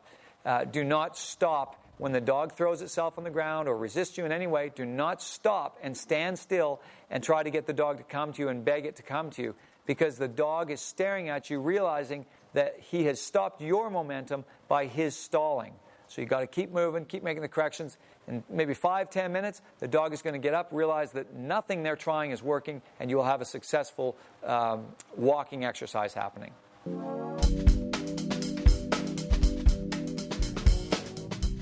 I want to really stress at this point how important it is that we are never going to allow our dogs to pull on a leash ever again for any reason. I tell this to people so many times. If I do a session with someone, and I will stress again at the end of the first hour that it is not acceptable for the dog to pull ever again, and I ask them if they understand this, and they say, of course we do, Don. Yes, we get it. And I'll say, I'll see you tomorrow. They walk away to their car. They do not get halfway to the car, and the dog is pulling again, and I'll watch them, and I will have to jump in and say, your dog is pulling? And they're like, oh, right, yes. Because people tune out. They don't understand how necessary it is for complete control off leash that we do not allow our dog to pull ever on the leash. This is why in the first 5 minutes of our training, when we're walking with the dog, that we need to increase the firmness of our corrections until we get the dog responding even under distraction. When they will not pull under heavy distraction, we can then, a few minutes later, drop the training line, our long line, and walk past those same distractions, and the dog will not go and respond to the distractions because they are respecting the corrections we gave them in the first few minutes. So it is imperative, if we are wanting to have off-leash control, that we do not allow the dog to pull for any reason. So in the last 3 steps getting to your car, in the last couple of steps coming back from a walk to go into the home, or in the few steps just before you go out the door, you got to watch for all these things. You see your neighbor across the street who the dog just dearly loves. As you walk up to the person, the dog is restraining itself nicely with the dip leash. And the last few steps, the dog can't control itself, it seems, and it pulls. If you allow that and do not correct that, you are saying to the dog ultimately, when you strongly desire something, I will let you go. I will let you break free of my control and do what you want to do. We must be absolute sticklers about this pulling on the leash issue if you want to have confidence that your dog is not going to break commands or leave your control when it's off the leash. It is not necessary, and it actually is detrimental to the process, to have that dog walking right beside you, and especially when people are holding up tightly on that leash. They've seen these types of things on television from various trainers, and it is not going to help us in this process of trying to gain off-leash control. You must give the dog the loose leash so that they learn to respect the boundaries that you have given them. They are then deciding to keep that line loose because of the consequence that is associated with pulling. And when they are respecting that and deciding to do this of their own accord, we then can move down the stages towards true off-leash control. If there's more than one person in the family, remind each other, encourage each other, watch each other, so that you are always aware that there's no pulling on the leash. It's the subtle things that the dog is getting away with that ultimately lead the dog to challenge you more and undermine the overall control that you're looking for.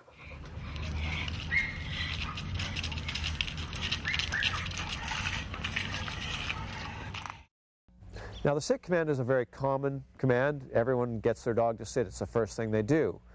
But I've found that it is not the most useful command. It's not a command where the dog can be comfortable for any great length of time. That's why when I need a stationary command, I always use the down command. But we'll show you how to do this command because it is a good place to start working with the dog.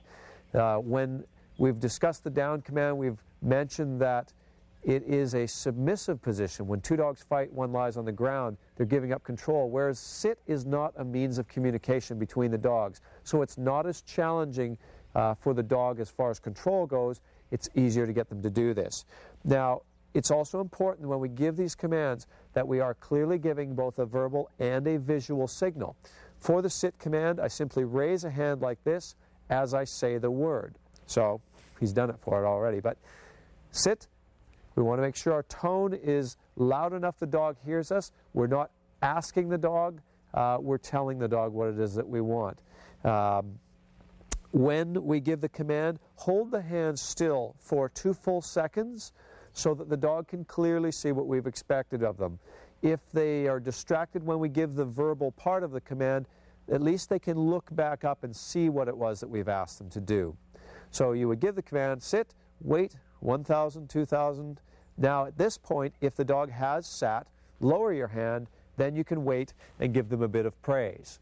Now, if they have not responded at the end of that 2 seconds, then what you would do is you would move your hands in close on the leash and starting softly with all our corrections and gradually increasing the firmness, we would take the line, snapping up and back towards the rear end of the dog, and this would force the dog into the sit position. We can also start with one hand on the line. Now, if the dog was standing here and we had asked to sit and he has not sat, so we reach in with one hand, get you up again, Izzy, and put your hand on his haunch here. As you push down, you're going to pull back with the other line. So you would do this here, now putting the dog into position. Start off again softly, just encouraging the dog into the spot. Then each time that you're not getting a response, increase the firmness gradually. Always be ready to praise the dog when they do the right thing, and making sure that the dog maintains that sit position until you let them out of it. The only way to allow the dog out of the position is on your first step away. As your foot hits the ground, you will clap your hands and you will say the word okay nice and loud and continue to move away. Body language is important at this point when we're releasing the dog because they will follow us if we keep moving. If we simply stand here and go, okay, our body is saying stay, but our words are saying go. We've got to drive forward and show the dog exactly what we want. So it would be like this. Okay. And we continue to move. Now at this point, once we've taken our few steps away, then we can give the dog better praise at this point than they received while they were sitting. When the dog initially sits for us, sit. Don't get all excited and instantly dump a bunch of praise on the dog. Keep yourself in control. Wait for a moment. Let them just think about what's happened, building patience in the dog. Then, good boy. Just a small bit of acknowledgement. If we give them all the praise in the world to start with, they're not working towards anything. And again, we don't need treats for this. Their reward is the praise that they get. And then we release them again. Okay, good boy. That a guy. Good boy. That a boy. That a guy. Oh, yeah. And that's about it. It's not, again, a very tough command to do. Go through it a few times every day, and a couple of days you'll have a decent sit command. Are you a good boy, Izzy? Yeah, yeah, yeah. And one more thought about the giving of commands is that it's not necessary to give the dog's name each time before you give a command. We don't have to go Izzy sit, Izzy down, Izzy come. Izzy knows that the words that you're using, sit down and come, given in a certain tone, are directed at him. Now, if you have a few different dogs, you will eventually need to use their names so that they can understand which dog in particular in a group that you're talking to. But if you just have one dog, don't believe that that dog cannot respond to you if you don't give their name first. They know you're talking to them.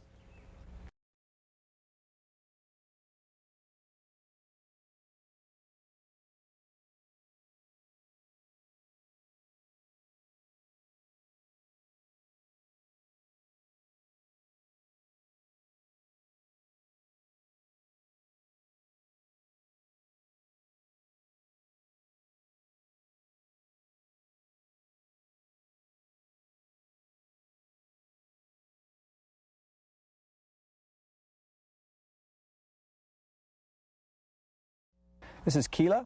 She's a 16-week-old Bull Mastiff Shepherd Cross. And this is Keela's first day out here. We're going to be teaching her to do a down command today. Now, the down command is one of the most important commands that we can teach our dog. It is a submissive position. If two dogs are fighting, the one that lies down is the one that is giving control to the other dog. So when we have a down command that our dog will respond to, the first time we give the command, even under full distraction, we know that we have the respect of our dog. And it helps us to move forward in a lot of other areas once we have this command happening consistently. So we'll first introduce the command to her by showing her what it is. We'll give a visual and a verbal signal, and then we'll just simply pull the dog down into the position. We'll repeat that a number of times until we know the dog has understood what we want. Then what we do is start making corrections on the dog using the line and the choke chain. We'll do a slight snap with the dog towards the ground and increase the firmness of that as we go until the dog makes the decision that it needs to respond when it hears the command. Okay, Keela, you want to give this a go? Hey? Okay. Come on, girl. That a girl. That's a good girl. Good girl. Come on. Down. Good girl. Now, it's also important that the dog does not get up from this position until we allow it to. Do not reinforce this kind of behavior from the dog by petting its belly. We'll wait until the dog rolls over. Okay, come on, Keela. Good girl. Not a girl. That's a good girl. Yeah, come on, let's go. Up here. Down. Good girl. Now, this command can take anywhere from 30 seconds to a few days, depending on the dog. And when I say a few days, I mean working in 45-minute segments with the dog. Okay, come on. Let's go. Come on, girl. That's a good girl. Down. Good girl. Now, she's starting to go down a little easier there for me. She's starting to understand what I want, so I continue to do the same thing. Down.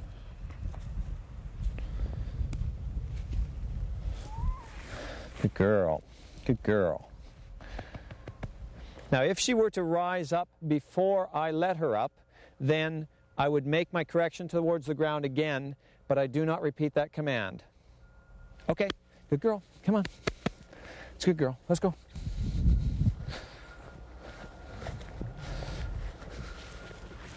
Down. So as we go, we start to use a little bit more force on the line, on the corrections. Okay, good girl. It's a good girl. Come on. Down.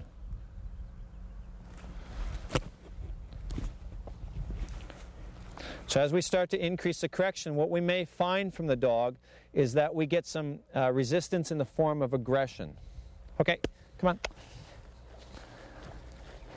Because it is a submissive position, and they may not be willing to give up their position of dominance over us that they have established. Down. So we start using 2 hands to make our correction. Okay, come on. Let's go. Down. Take them back to where they were, where they should have done the command. Continue to make your correction until you get the result that you're looking for. Okay, come on, Kilo. Out here. Down. Good girl. Good girl. Good girl. There's a whole list of things the dog will do to try and avoid having to respond to us, but again, because it is a submissive command. They will simply just try to look away and ignore you. They'll try different forms of stubbornness. They will try aggression. If they feel in the family so far that they've been dominant over you, you do run the possibility of having the dog take a snap or 2 at you. At that point, continue to persist with what you're using. You may want to use a muzzle to continue doing so that the dog cannot snap at you. Very quickly, the dog will understand what it is that you want, and if you don't back down, you continue to increase your correction, every dog will lie down within from 30 seconds to a few minutes to a few days. And just continue to practice, but expect a result, and you'll receive that result. When you're doing the down command, again, it's important to remember that you're trying to get 3 downs in a row. The dog may give you 1 and then resist, give you 2 and then resist. When you get that 3rd one, it's a sign from the dog that it's finally taking you seriously. Give it 24 hours, come back, try again, and you may find that the dog will respond right away without any of the challenge at all. So when you've worked with your down command, you can add more distractions, and it becomes something that's very useful to you in your life with your dogs when you're out off leash. So the down command is very useful for our everyday routine that we have to go through with our dogs. And just as a demonstration to show how useful it is, with 1 word, you can control a group of them. Down. Good guys. Makes life very easy. Hey, there we go. Come on. 1 more. Had a girl, last one. Come on. Up here. Come on, Keela. Come on, up here. Down. Good girl. There we go. So the things to remember with the down command are to instruct the dog a number of times, say 10 or 12 times, by pulling them down to the ground. Show them what it is that you want. Then increase the firmness of your correction at that point. Increase the jerking motion of the line towards the ground when you give the command. Give the dog 2 seconds to respond each time. Then make your correction. And in a very short period of time, you'll have 3 in a row from the dog. And the 3rd one is the one that lets you know that your dog is now respecting what you're doing, and you have a calmer dog. The down is a great command for helping you in other areas with your training. It shows the dog is really starting to respect you. Dealing with the stay command, we want to make sure that we give the dog a very clear and understandable signal. We would begin with the dog in either a sit or a down position. Now at this point, we would prepare to move away from the dog and look to see which is our closest hand to the dog's face. So I would drop my rope. Now, bending my arm forward like this, I'm going to be making a swinging action that's coming towards the dog's nose. I want to almost pretend there's an invisible wall behind me, and I'm going to slap that wall as I begin to move away. So my hand's starting here, and again, I'm not concerned whether or not Izzy is watching me at this point, because he'll hear me, and it's up to him at that point to look towards me to see what I'm expecting. So as I swing my arm down like this, my foot begins to move out, and I'm already on my way as I would say the word stay. Now, once I get to this position, I'm going to keep moving. I want it to be a very fluid motion. What I want to avoid is doing this, going stay and standing here and then moving away. That hesitation, when we do this, if I do that and then move away after having a bit of a pause, the dog looks to me as if I'm uncertain about what I really want. So we want to confidently move away. So it would be like this, stay. Now, I'm free to move around. When we begin this, we want to start by using very short distances and short amounts of time that we go away from the dog. So I would do a little semicircle arc here in front of the dog, always keeping a half an eye on them to know where they're at, if they've changed their position or not. If Izzy had chosen to get up and walk away, then what I would do is I would take his line, I would take him back to where he was. It's always important to take the dog back to the place where you started so that they know they're not gaining any ground on you. You take them back to where they were. So if it had been a down command I had asked, I would then take his line, I would snap him towards the ground like this with the line, but it's not necessary that I repeat the command. So if I had started in a down position like this, I don't have to say down. It's all done silently. Take him back, grab my line, make my snap, I wait, slowly move up into position, give the dog a bit of praise just to show him that you're still his buddy. Then at that point, you wait again. Now try your stay command as you're leaving. This is the one thing you will repeat. Stay. And you move away again. You try your thing. Now, when I'm saying about keeping an eye on the dog, it doesn't mean that you're staring directly at the dog the whole time. When you begin to do these things, if you're staring at the dog and you're watching him as you come in, you're going to make them a little nervous when they're beginning with this because they're getting a lot of correction that they're not sure of at this point. So make it a little easier on the dog. Stay. As you move away, when you come back in, just glance at them through the side, but keep your eyes up into the clouds and come in and wait. Avoid giving the dog instant praise when you get back to them as well. We're trying to build a patient dog here. So you come back in and you just simply stand there. Then, after the dog is calm, a little bit of a pat on the head. Then wait again. Now your choice is here, you can either do the stay again and leave for a longer duration and a greater distance, or you can release them by stepping, clapping, and saying, okay. Okay, good boy. Come here, buddy. Atta boy. Then they get lots of praise. So you build your stays from short times to greater times. If you want to have a 45-minute down with your dog, do it in segments of 5 minutes, then add another 10 minutes. And once they get the idea that each time they break a position, they'll be taken back, silently corrected, you'll be able to make massive gains in times on these things. And even Izzy, when he was 9 weeks old and trained in a 2.5-week period, he was able to hold half-hour downs as a young pup, even under great distractions. But it did not take away from his energy or his puppiness. So expect that they are a lot more patient than they might let on. So once we've got our dog responding to a down command on a regular basis, consistently at our feet, then when we try to get the dog to do the down command at a distance, we may find that the dog always wants to come into us. It walks across the yard, comes here before it will lie down. So the way to change that is to put our dog on our training line and tie the rope to an object that it can't pull away. Now, we would walk with the dog. Okay, come on, Izzy.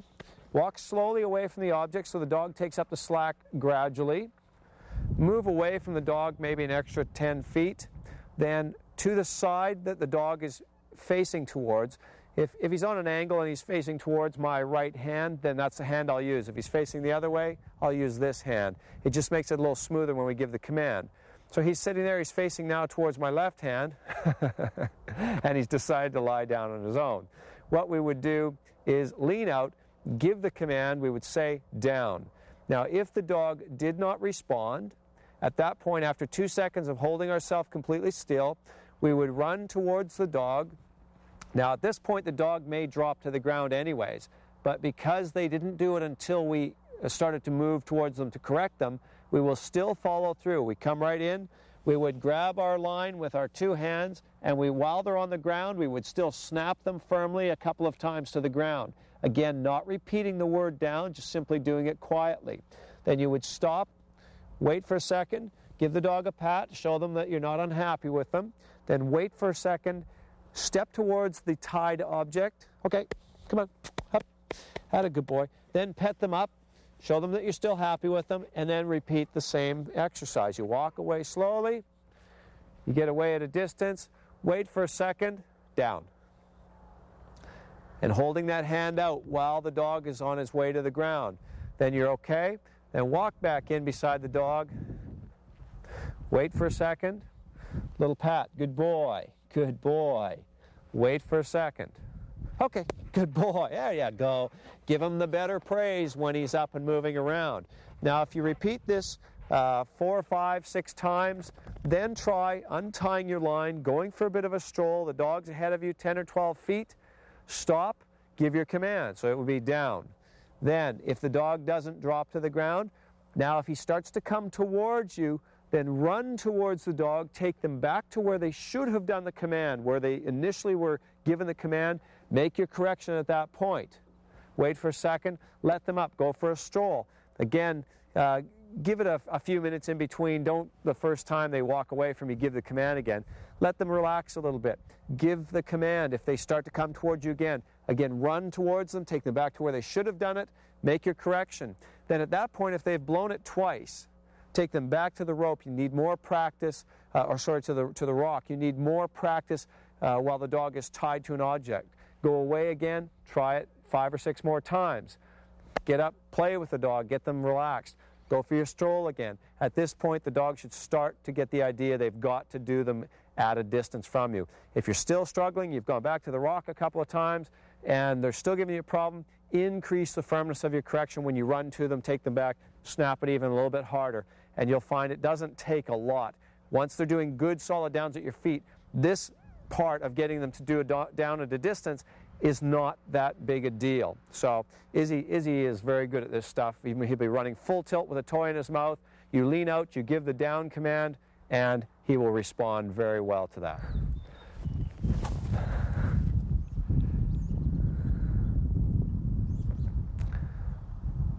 Down. Good boy. Okay. Good boy.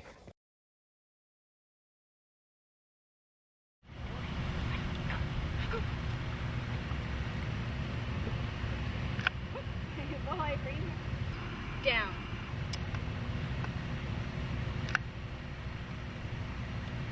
Okay. Good boy. Boy. Breathe.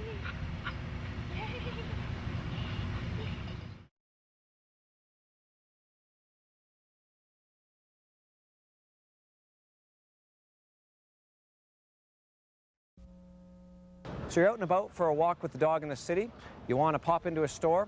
We're going to show you how you can have the dog wait patiently for you when you go inside. The first idea is that you have practiced a down command with the dog in a non-distracting environment. Then when you get to the store, give your down command, give your stay command, back away, but stay within the sight of the dog. Allow the dog time to accustom itself to the new amount of distractions.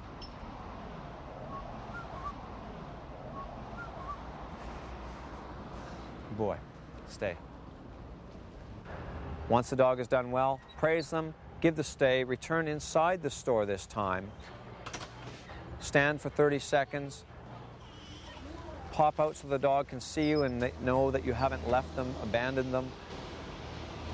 Go back inside the store for a minute and a half. Stay. Pop out again, gradually increasing the time that you're out of sight of the dog.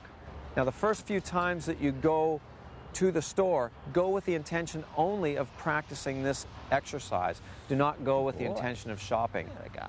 So with this exercise, don't expect the dog to stay outside the store for 45 minutes the first time you go. Work from 5 minutes, build up gradually every day over the course of 3 to 4 weeks. And when you've practiced for 45 minutes, you know at that point that you can trust the dog comfortably for 20 to 30 minutes. So put the time in, have some fun with it. It's a very useful exercise.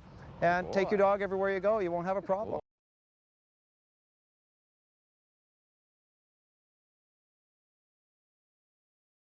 One of the first commands that we want to teach our dogs right after the down command is the come command. Stay. It's important that our dog understands that it has to return to us at our first call under any situation. Good boy. We start this command by using a long training line such as this. It's nice and light. It's not an anchor to the dog. And we're going to have the dog sit in a position. We're going to back away, call the dog to us. We teach them how to do this in a close distance at first. Then we allow them to move off with the line still attached to them at a greater distance, and then we're able to get a hold of the dog at any time that we need to. That line helps us so that the dog can never bolt away from us when they are off at a distance and see something distracting. We have to teach them that under any situation we can always get a hold of them and reinforce what we've asked them to do. So this is Sancho. Sancho is a Shepherd Cross, and he is 12 weeks old. So we're going to try some stuff here. We've never worked with Sancho yet, and we'll just see how he goes. Want to give it a try here? Come on, buddy. Come on, Sancho. Let's go. Sancho, over here. Sit.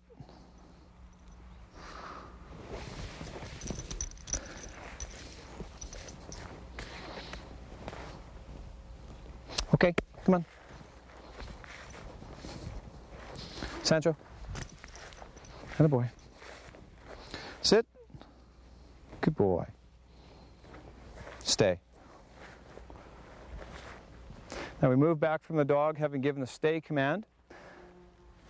Go back to the end of our rope, open our stance up wide, hit our legs, give the come command. Come! Pull the dog to us, step towards the dog, place him into the sit position. We don't need to reinforce the sit position with the wording at this point. We want the dog to automatically sit as they come in. And we'll try it again. Stay. Make sure that you don't tug on the dog as you back away. That's unfair to them, so we just be careful with our line. Come.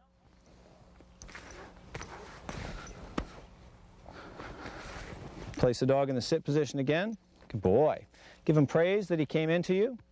Good boy. Good boy. And a guy. And we'll try one more time. Stay.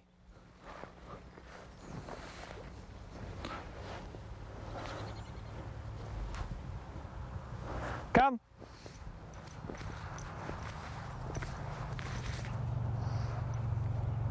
Good. Good boy. There you go. Good boy. So we use one tone, firm, loud enough that the dog can hear us. Our higher tones are more effective than the low growly tones when the dog is off at a distance. If we use a tone that is too low, like come, it doesn't carry throughout all the distracting sounds that could be happening. So we're looking for a higher pitch. Come! And we can add more air to that as the dog's distance grows. Good boy. And the dog is in a sit position. They need to remain in this until we let them go. Okay, good boy. Here, buddy. Over here. Come here. Atta guy. Good fella. Good fella. Good boy. So again, the beginnings of the come command are to have them in the sit position, back away, call the dog to you. Now, again, once we've reinforced this come command a number of times and we can see that the dog is responding without the need for correction, then try it with the line completely on the ground so that the dog understands that you're not using the line to bring them to you, that they have to respond on their own. Then go for a stroll, allow the dog 10 or 20 feet from you, and try your command again. And if they don't respond at that point, that's where you have to run to them, pick up your line, and run back to where you called them to, reinforcing with a couple of snaps along the way so they understand it is correction. And if you practice this for 15, 20 minutes a day in the course of about a week to a week and a half, you should have a dog that is responding under more and more distraction. Come!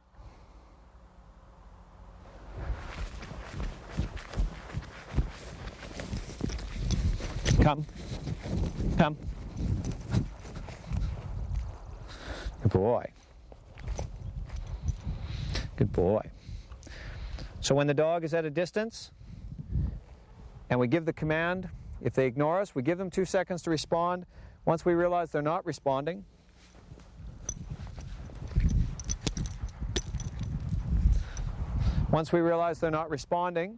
we run over, grab the dog's line, run back, snap them every 5 or 8 feet, just reinforcing the fact that the whole run back to where we called to is part of the correction. As we snap it, just reinforce saying come. When we come in, pull up on the dog so that they're in a sit position. Again, come meaning they come directly to us and sit in front of us.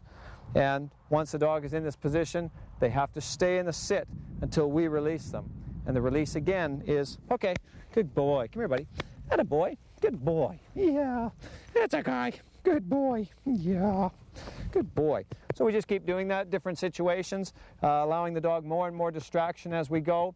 But remember, do not give the dog any time away from this line. They have to live with this line on when they're out playing, wherever they go, so that we can always get a hold of them. If you give them a break from the line, they instantly know that you are not in control, and they will take advantage of that. And that's where we start to lose a consistency in getting our dog to come back to us. Hey, buddy? Good boy. Once they've learned to respond consistently, then shorten the line down, have a little 6-inch piece of rope of the same sort so that you can still make corrections when you need to, but wean the dog off the line by going shorter and shorter until you realize after about a month or so that you don't need a line at all. You'll just feel it one day the dog is responding properly the way you need them to. Every once in a while, a maintenance correction whenever the dog challenges you, and the dog will stay this way and get better as it grows. When correcting your dog at a distance, as you run towards the dog, run along the training line to stop the dog from moving away from you, as opposed to picking up the line at the end furthest from the dog. If you try picking up the line 10 feet from the dog, what you'll find is that the dog is going to know what's going on and start to run towards you, creating slack in the line, which will cause your correction to be ineffective. It's important that the dog always receives a correction that is proper and that's going to make them change their behavior. Even if it takes you 2 or 3 attempts to do the correction, you want to make sure it's one that is going to work for you.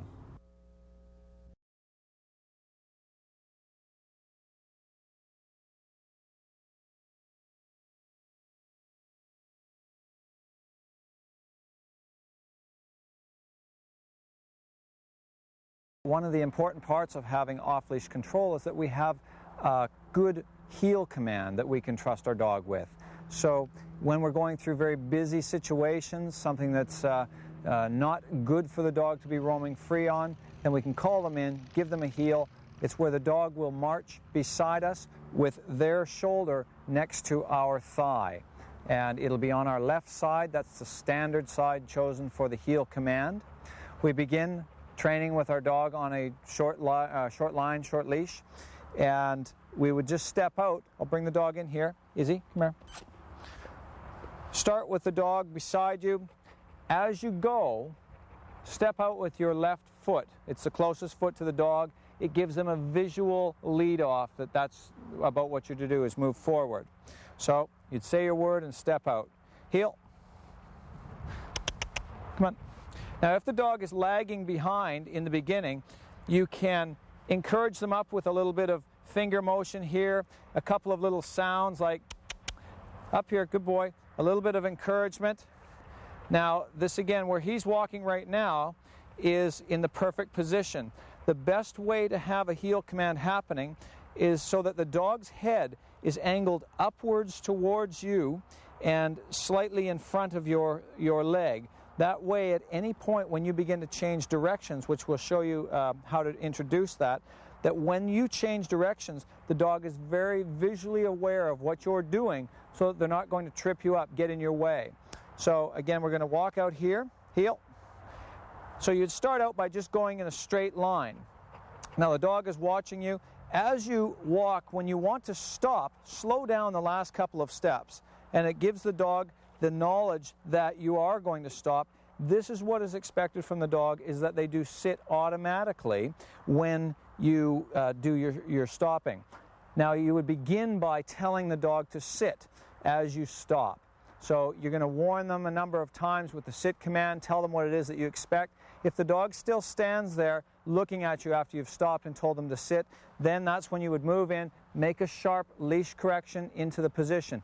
We're assuming that you've already taught the dog the sit command prior to this and that they're doing it very well. So the heel command is one of the last things that I actually teach a dog.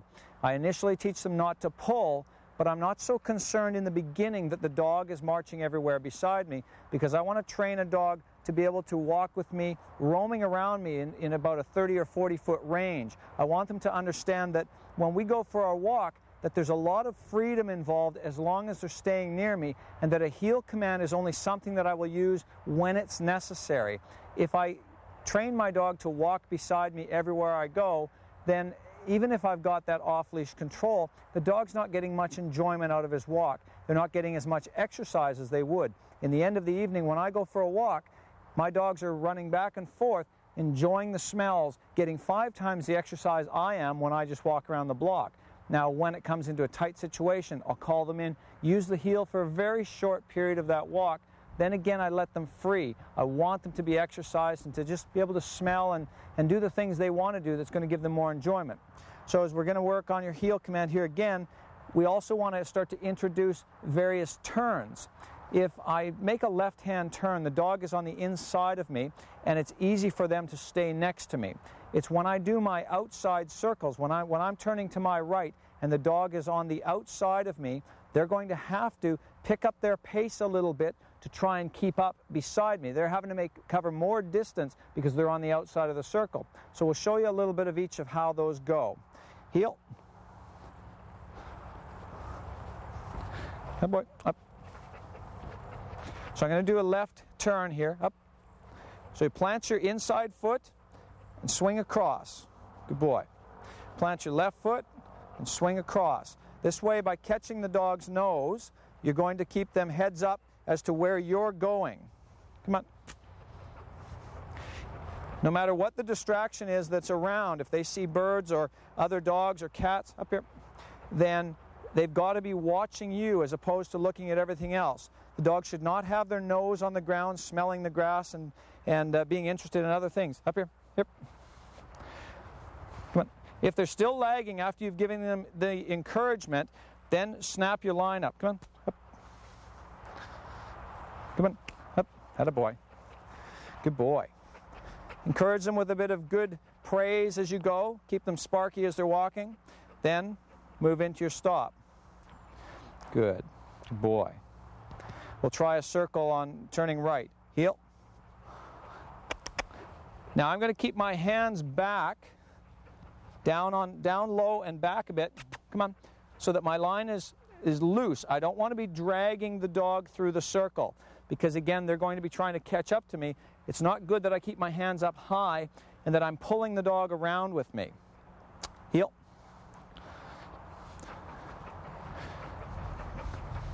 Good boy. Good boy. Attaboy. So the next progression in this whole thing is once the dog is heeling well in various circles and squares and all over the place, that you would then try it with your line on the ground. As you're walking, you're moving along, have your line low like this, drop your line as you go. Then you continue to move around and testing different things. If your dog is not doing well at that point because you've dropped the line, again, pick up the line, make your correction that you have to, walk along for another minute or two with the line in your hand, then try dropping it. Back and forth like this until the dog understands that even if you're not holding the rope, that they still have to maintain that heel command and cannot be distracted. So it's not a difficult thing to teach our dogs. The heel command is very useful. A little bit of practice every day, and in a matter of a couple of weeks, you are going to have a dog that will heel beside you through various distractions, and you know that at any time you call them and they're right beside you. So have some fun with it. Enjoy your dog. Happy heeling. One of the goals I have with every dog that I train is to eventually have them responding to me off-leash. So it's important that our dogs can respond off-leash under distraction so that they can still have the freedom and the ability to go and run and play and exercise that they deserve when they come into our household. If we've only trained them on leash, they're going to be frustrated because they cannot expend that energy that is bound up inside them. They're little athletes that live with us, and they need to exercise to be happy and healthy. We would begin our training with a long, light line on, such as this here. It's 1/4 inch hollow braid polypropylene line. We don't want to go any heavier than 1/4 inch. And we also want to make sure it's hollow braid because when it gets wet from the dew in the grass, that it will not absorb the water and become a heavy anchor to the dog. We want the rope only to be there as a means of control, not as a means of restraining the dog or making it difficult for them to move around. if they're feeling that there's an anchor behind them, they're not going to act naturally when they're out working with us. So we would begin them with a long 12-foot line on. If you have an extremely fast dog that likes to bolt on you, you can go even longer than this, go even up to 25 or 30 feet to begin with, just to be safe so that you can always get a hold of them. Begin with a few commands in a close quarter situation where you can always, again, be in control of this line. Then start to take the dog for walks, allow them to roam 20 or 30 or 40 feet from you, and you want to do it in non-distracted environments first, and then move into situations where there are more distractions. If your dog is responding about 95% of the time under the great distractions that you'll encounter, then it's time to move up to a shorter line. So we go to one that's about this length here. It's just long enough to hang out the end of, beyond the end of the dog. And again, we work in our situations under distractions and finding that the dog is responding to us again about 95 to 99% of the time. And at that point, then we know we're confident to move to an even shorter line. And this little line here can hang on the dog for a few months if we want to, just so that we've always got the ability to get control, to be able to make a correction with our leash and our choke chain. So we've got two hands, we can make our quick snap if we need to. Now, when we find that the dog again is responding very well under distractions with this short line on, then we can try moving with no line at all. So at any point, if you feel that you're having a struggle, if you've gone to a shorter line and the dog is beginning to have more confidence or get a little cocky and to test you, then go back to your longer line until again that you're seeing that the dog is humble to your control. Move into the stages, weaning the dog off until you feel confident. Don't go ahead of your own confidence. That you want to be certain that when you eventually take this line off completely, that your dog is going to respond under a dangerous situation. You don't want them to get hurt. You don't want them to see a cat across the road and go bolting because they feel free. One of the biggest mistakes people make is that they go from the long line to suddenly to have no line at all, and they wonder why the dog won't respond. And they spend an hour chasing the dog around the car or the bushes or the neighborhood because the dog knows when that line comes off, if it comes off too soon, that we don't have the ability to get a hold of them and to reinforce what it is that we've asked them to do. Because in most cases, dogs want to do their own thing. They'd rather go chase a cat or grab some smells in the air and take off chasing those things. So be patient with what you're doing, have some fun with it, and in the end, course of 3, 4, 5, 6 weeks, that you will have confidence that under any situation you can have total control on your dog, and that will give them the freedom and the enjoyment and the happiness and all those things that they want out of life. So everybody's going to be a little bit happier in the end if we do things properly. As we start to go for walks that are leading towards off-leash work with our dog, we would begin by having our dog on the long training line.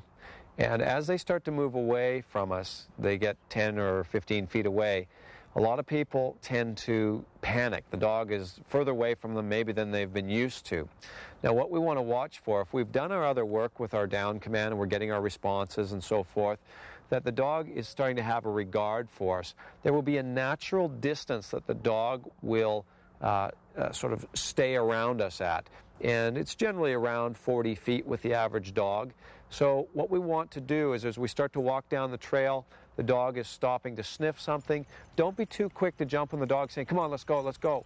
If we do, what we're going to find is that the dog is going to feel like we're nagging at it. It's not getting the freedom that it wants, the opportunity to smell the bush or whatever. So carry on walking. Just go silently. Keep marching forward, and you will see at about 40 feet, maybe give or take a little bit on that, the dog will look up, and if you keep moving, the dog will automatically catch up to you. And they may go ahead of you about the same distance. And just again, hold back. Just wait that extra little time before you say anything. See what the dog's response is going to be at this point.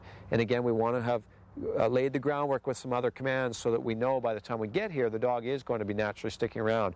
The less you say to them on these walks when the dog is back and forth like this, the more chance you're going to have a response when you do speak. If you're constantly saying something to them, it's going to go in one ear and out the other, because they're going to say, oh, I was just about to come anyway, sort of leave me alone, give me some space. On anything that we're doing when it comes to off-leash, if the dog is not responding again, just remember that we need to say our command one time, give the dog 2 seconds to respond, and then go in and make the correction. So as your dog is falling behind you, you're walking, if you get to that 40-foot point, you've given him his time and his distance, when you call him, you clap your hands and you say, let's go. Do it while you're continuing to move forward, so that when the dog looks up, he realizes that your motion is to move forward, and he'll follow that. As opposed to stopping, staring at him, clapping and looking at him and saying, come on, let's go, and he's looking at you and you're looking at him, and it becomes this standoff. Keep moving, and then once you've taken a few more steps and you've given the dog a couple seconds to respond, if he's not responding, then you can run back, make your correction, tug him along and drop the line, and then carry on moving. So the next time you speak, you're going to see that the dog is going to respond. If it's a down command off leash at a distance and things, again, anywhere you're not getting a response, look at the patterns that you're working with, the methods. Are you sticking to the program? Are you reinforcing what you're saying every time in other ways? And are you disciplining firmly enough? As the distractions increase, when the dog begins to move away from you, remember the dog's desire to attend to those distractions is going to increase, so your corrections will also have to increase. Anywhere they're being stubborn, it's not that the dog doesn't understand you. As long as you're speaking clearly and loudly enough, it's that they're just simply saying, I don't want to. So you make your corrections increase, and your dog will start to respond. And the idea, again, is to move beyond having to correct them. Increase firmly enough so that a few days or a few weeks down the road, there's no corrections needed. Your dog simply knows that when you speak, you always mean business. You've proven that every single time without a doubt. And then it's just simply a verbal communication with your dog, and you have one that responds all the time in any situation.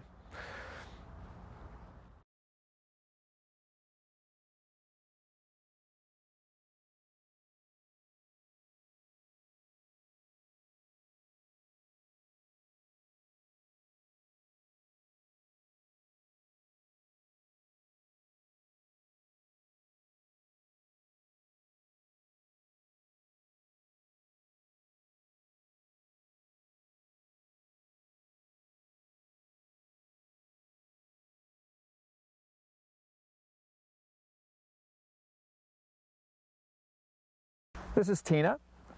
She's an 11-month-old German Shorthair Pointer. She's a very high-energy dog, excitable, loves to be out and running around.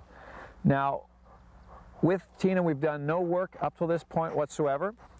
So we're going into teach her how to retrieve with us. And retrieving is one of the things that we need to have with our dog so that we can properly exercise them. But as you can see, she definitely has a lot of energy, and if we don't have a good way to be able to burn that energy off, then she's going to be a frustrated dog and getting into bad behavior problems and other things, because she needs to burn that energy off somehow. One of the problems that we can struggle with retrieving, though, is that if we throw the toy for the dog, they like to go and get it. How do we get them to bring it back consistently every time? And then how do we get the dog to also give us the toy even when they bring it near us? A lot of dogs like to dance around and play keep away. We're going to show you how to overcome all these little problems and how we can have her retrieving in quite a short period of time. Okay, Tina, let's get your toy and give it a go. Atta girl.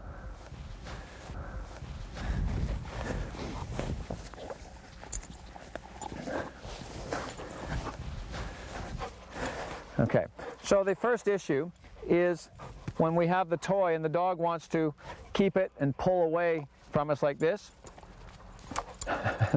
Once she's got a good grip there, we want to teach the dog the word drop, so that at any call, immediately they release. And the drop command can also be useful for us later when the dog picks up food or something other on the trail that we want them to let go of.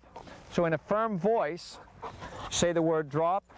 If the dog does not release, do not jerk the toy away from the dog, but move in underneath the chin, and we'll give a firm uppercut under the jaw. So, drop. Drop. Good girl. The second issue is that once you have the toy in your hand, the dog may try to steal it from you like this, and that becomes uncomfortable.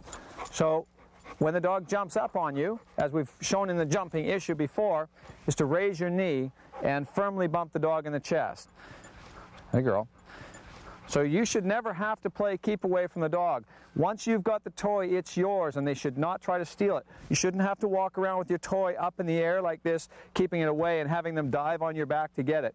Should be they learn the manners. It's yours until you give it back to them. Good girl. Good girl. A lot of times when you praise the dog, as soon as you show that you're happy with them, then they will try to jump on you again. Tina, stick around. Here we go. So we'll give it a go here with the throw. Ready, girl? Are you ready? Are you ready? Now it's important that we show the dog that we're as interested in this game as they are. You want to go get it? Go get it. Atta girl, go get it. We're going to be using a long training line with the dog here so that when they get a hold of the toy, we are able to reel them in like a fish. Get your toy. Good girl. Get it, girl. Bring it here. So if you get down on your knees in your squatting position, the dog has the toy in its mouth. So they're happy to lie there and chew on this, but you want to encourage them to come to you. Now we're not going to be jerking on the line, we're just going to be pulling them in gently so that they don't drop the toy. Tina, bring the toy. Bring it here. Good girl. Bring the toy. Bring the toy. Good girl. Bring it here. Bring it here. Bring it here. Good girl. Now we pull the dog into the front of us. Bring it here. Bring it here. Good girl. Good girl. Good girl. Now at this point, again, take hold of the toy and have the dog release from the toy. Drop. Drop. Good girl. Good girl. Had a girl. Now if she backs away on you, at that point, relax. If you go to pet her, she just has to understand that the correction is different from your praise. She'll pick up on that. Don't worry if she gets a little shy at first when you make your correction for the drop.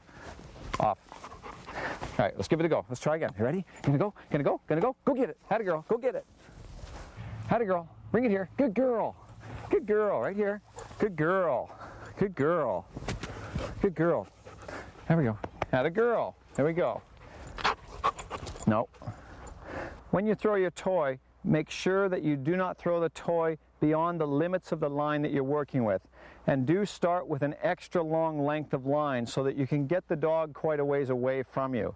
If you've just got a little piece of line, it's going to be pretty hard to get much of a retrieving game going. So you work with this 15, 20 minutes a day.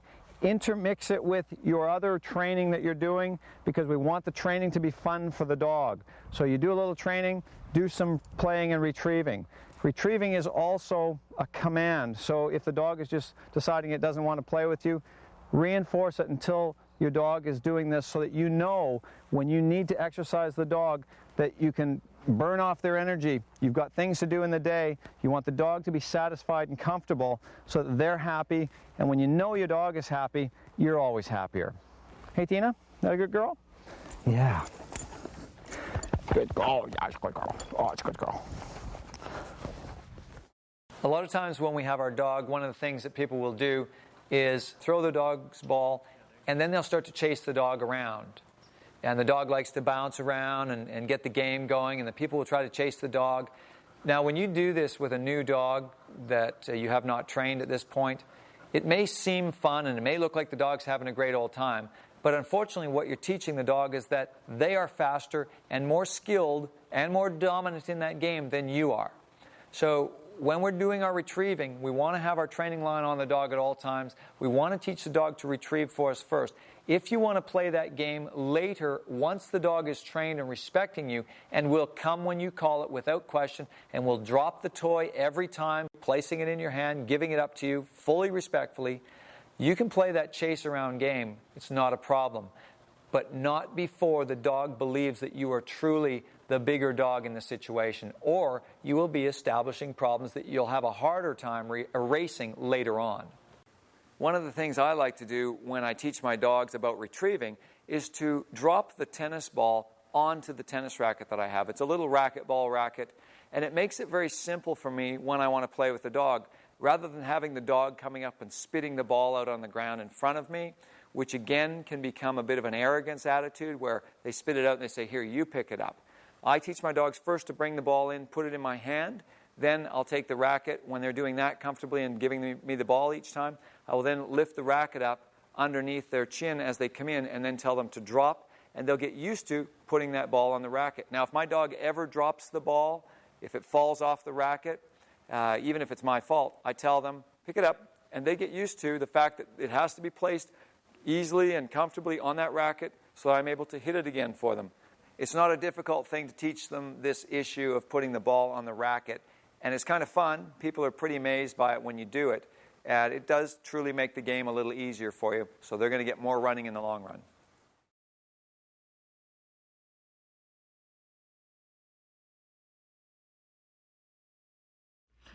What I'm doing is I want to get him interested in it.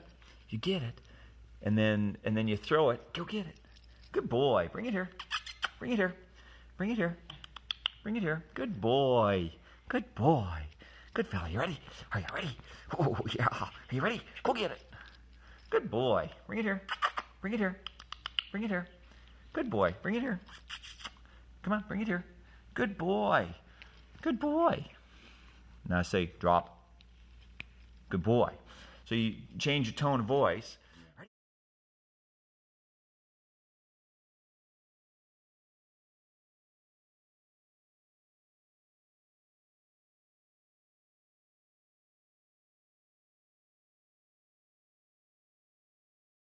Drop. Good boy. Ready? Ready? Where's that? Where's that toy? Where's that toy? You get it. Ready? Go get it. Good boy. Bring it here. Bring it here. Good boy. Drop. Good boy. See how he's responding to my tones of voice already? Because I physically corrected him a couple times. Oh boy, where is it? Where is it? Where is it? Go get it. Good boy. Bring it here. Bring it here. Bring it here. Good boy. You're a good fella. Do you think he dropped that, or you just dropped it? No, he's dropping it. He knows what's going on already. Ready? You get it. You get it. Yeah. Go get it. Good boy. Bring it here. Bring it here. Bring it here. Come on. Bring it here. Bring it here. Bring it here. Good boy. Drop. Good boy. See, he's backing right off of it. He knows I'm going to flick him if he doesn't. You get it. You get it. Where's it? Hey, get it. Get it. Ready? Go get it. Good boy. Bring it here. Bring it here. Good boy. What a good boy. I'm pulling him in. I'm making him come towards me. Drop. Good boy. See, right away he's backing off as soon as I say it. He knows there's a difference in that tone. Ready? Ready? Go get it. Good boy. Bring it here. Bring it here.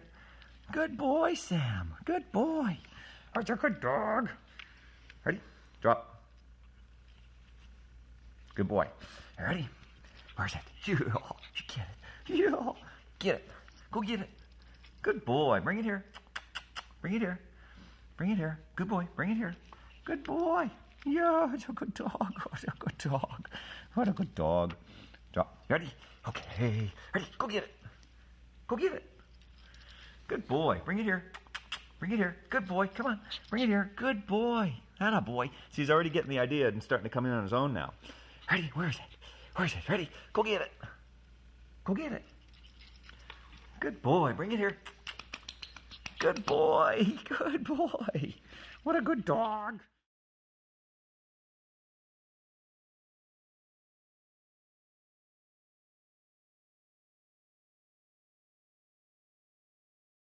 When it comes to exercising our dog, when they wake up in the morning, they have a lot of energy that's been saved up from their overnight sleep.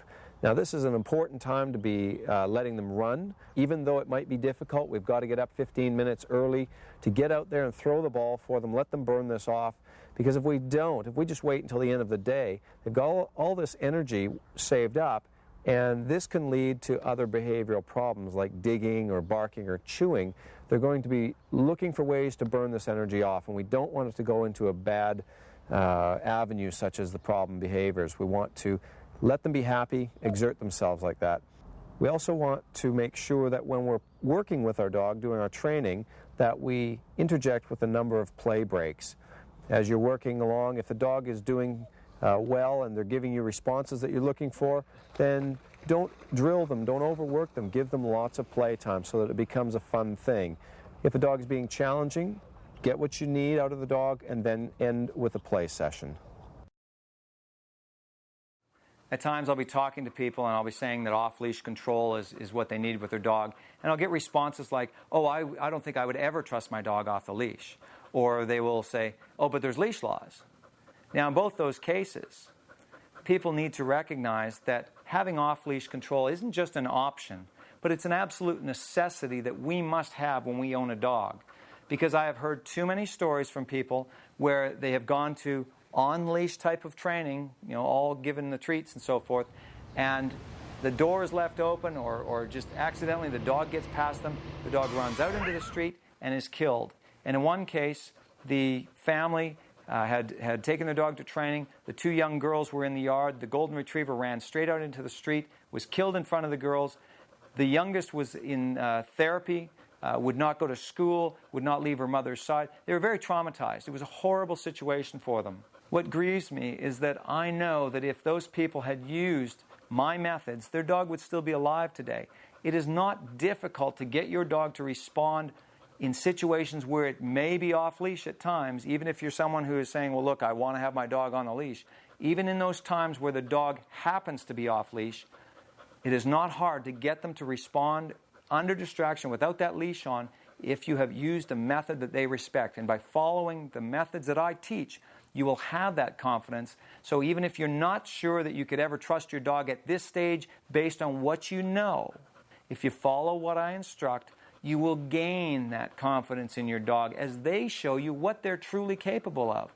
Because every dog is capable of responding off-leash, under distraction, because there are no dumb dogs. They simply either respect us or they do not. You can see here the joy that Judah is receiving from running on the beach without a leash on, with no restraint. There's no way in the world I could give him that same degree of joy taking him down to that beach, the exact same circumstance, and having him on a leash.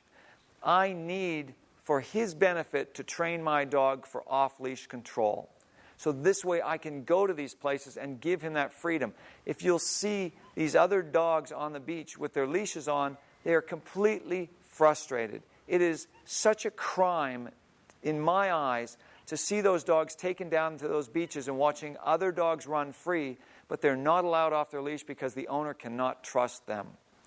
Everyone needs to train their dogs for off-leash control so that when a situation arises where freedom is given to us, that we can allow our dogs to enjoy that. If I was only able to trust my dog Judah on a leash and walk him around, there's a good chance he might become overweight. There are simply too many fat dogs walking around on leashes that the owners think they have done the best they can do for their dog. They walk him every day. Walking on a leash will not create the physically fit dog that they should be. They need to run. Another reason I train people to have their dogs off leashes is the simple issue of traveling. I like to travel, and I travel with my dog. Now, when I get to a hotel, the place I check into may not have much of a park environment around. I may be completely new to the area and not know where the dog park is or where the beach is or different places like this. But all I need to do, because I can trust my dog, is walk outside the hotel, go to the nearest patch of grass, and in this particular case, it's a stretch of grass outside a gas station next to a busy road. And I'm able to throw my toy for the dog so that he can have his exercise and enjoy a little bit of freedom in the morning before we go off and start the things of the day in the city that I've traveled to. Because I can trust my dog and I have trained him to respond under any amount of distractions, I don't have to worry about him bolting out into the street, that I can give him the freedom that he needs to exercise so he's satisfied for the rest of the day when I go out to attend to my business dealings. I have a few thoughts on dog parks. I am not a fan of the type of dog park that has a fence area where the dogs are segregated, large dogs, small dogs, and anyone walking in there with their dog, their uncontrolled dog, is well within their legal rights to take their leash off the dog and let their dog run around like an idiot. That typically what's happening is the people congregate off to one side, and there's usually a group of regulars, and they all bring their coffee, and they stand around watching their dogs do all types of things, and much of it is aggressive behavior.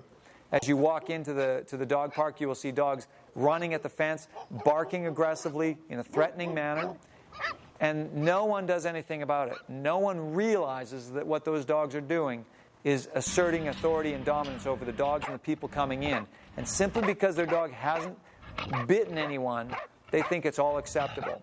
Yet I do see many dog fights break out in dog parks. And typically what happens is when the owners see their dogs fighting, they'll run over, they'll pull them apart, they'll make all their apologies, they'll make all their justified excuses. Oh, Larry got up on the wrong side of the bed today, and oh, Fifi's just not into socializing today, and all these types of things. But I have yet to see anyone in a dog park correct their dog in any way that is respected by the dog for being aggressive.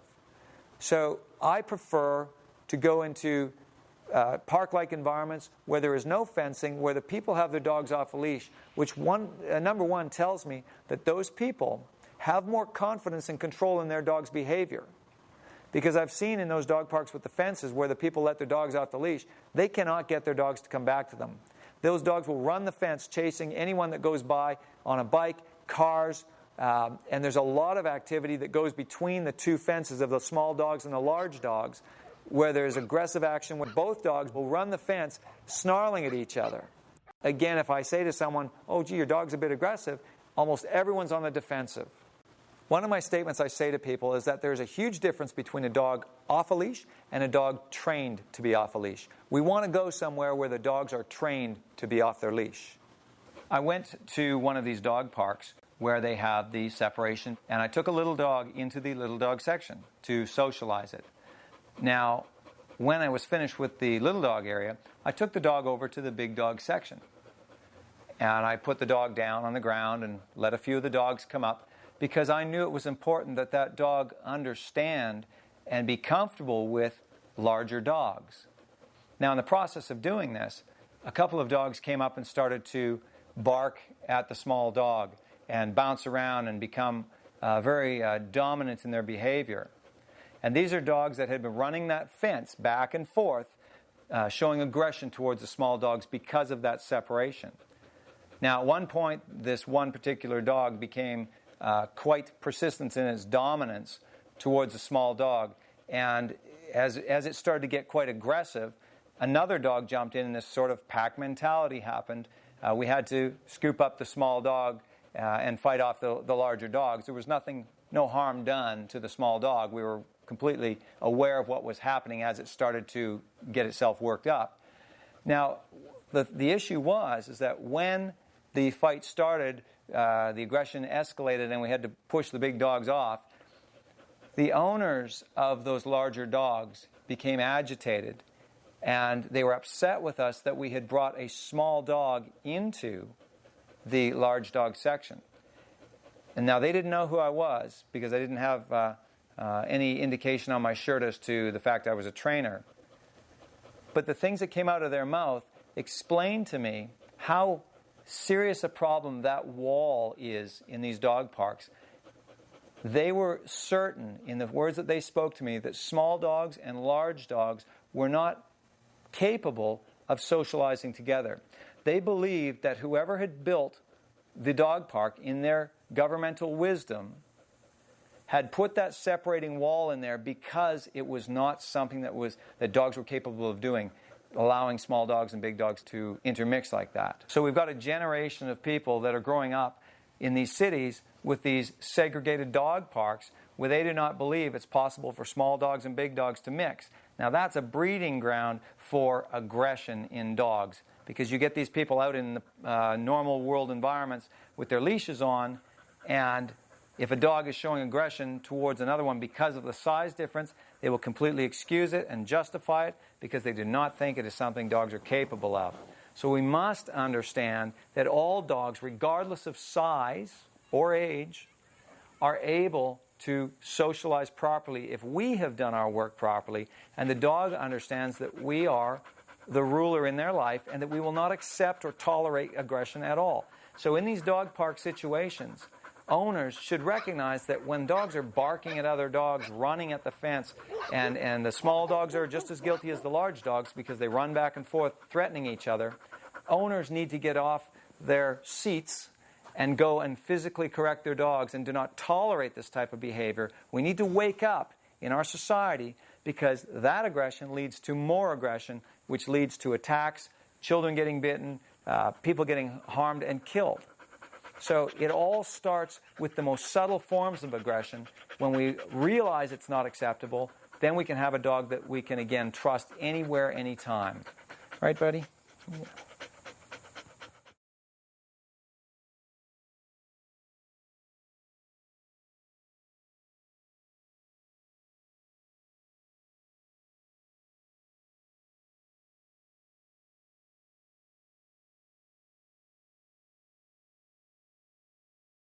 One of the great joys that we can have with our dog is to take them swimming.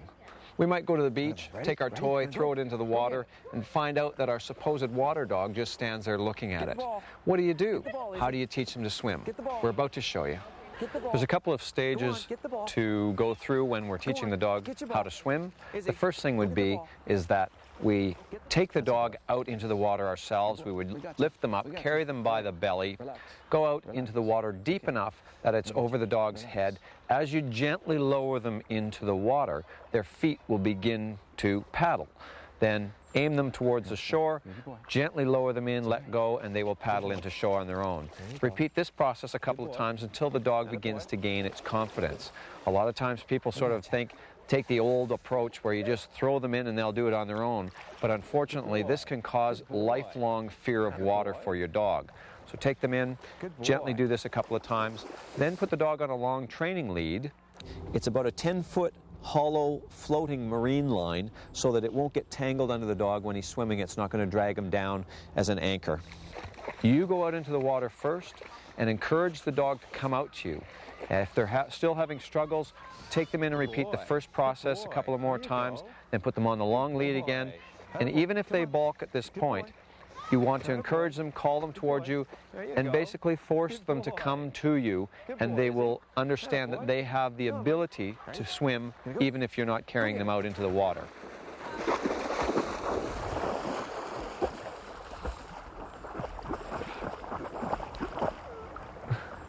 Good boy, Iz. Atta boy. Atta boy, Izzy. Good boy. Bring it here. So before doing the swimming exercise, it's good to have done some off-leash work with your dog so that you know they're working well under distractions, that you have a solid come command that you can trust. And you can see it doesn't take a long time to teach your dog how to swim. Izzy had never gone in the water past his belly before, and in this short period of time, he's got his confidence up to start swimming and retrieving the toys. So, with a little bit of work, you've got your dog in the water, you're having some fun. See you at the beach.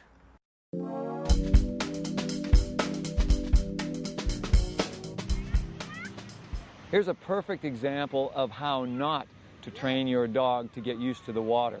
Dragging a dog into the ocean or into a lake, or throwing them into a pool and assuming that they'll just figure it out and learn how to swim, all those things are going to do is create a lifelong fear of water. I invented the Fun Fetch ball as a tool to help people teach their dog to retrieve.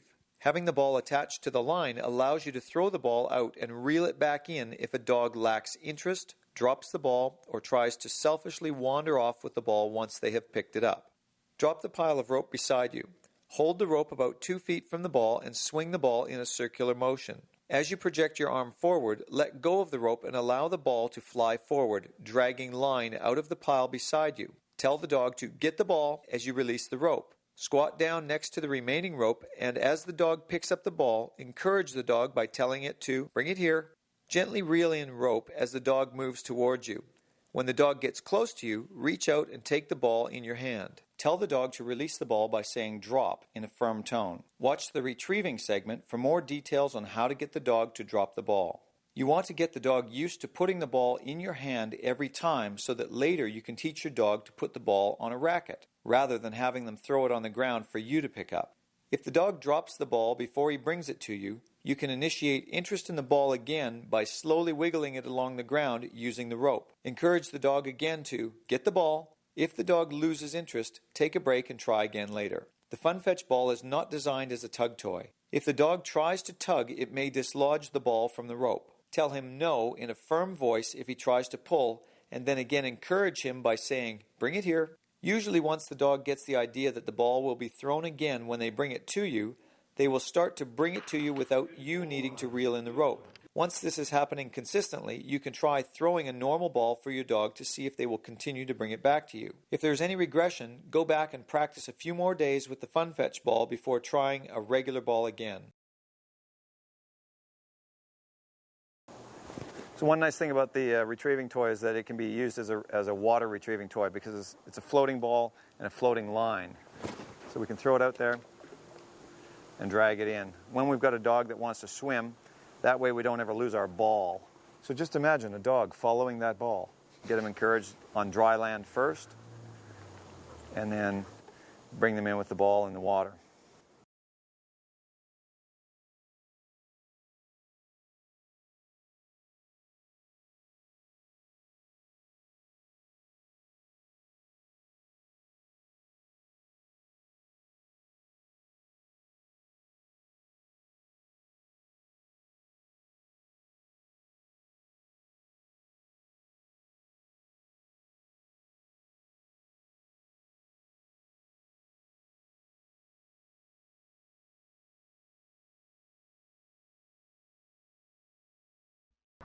So we've got our new little puppy, and we're excited to start taking them out into the real world.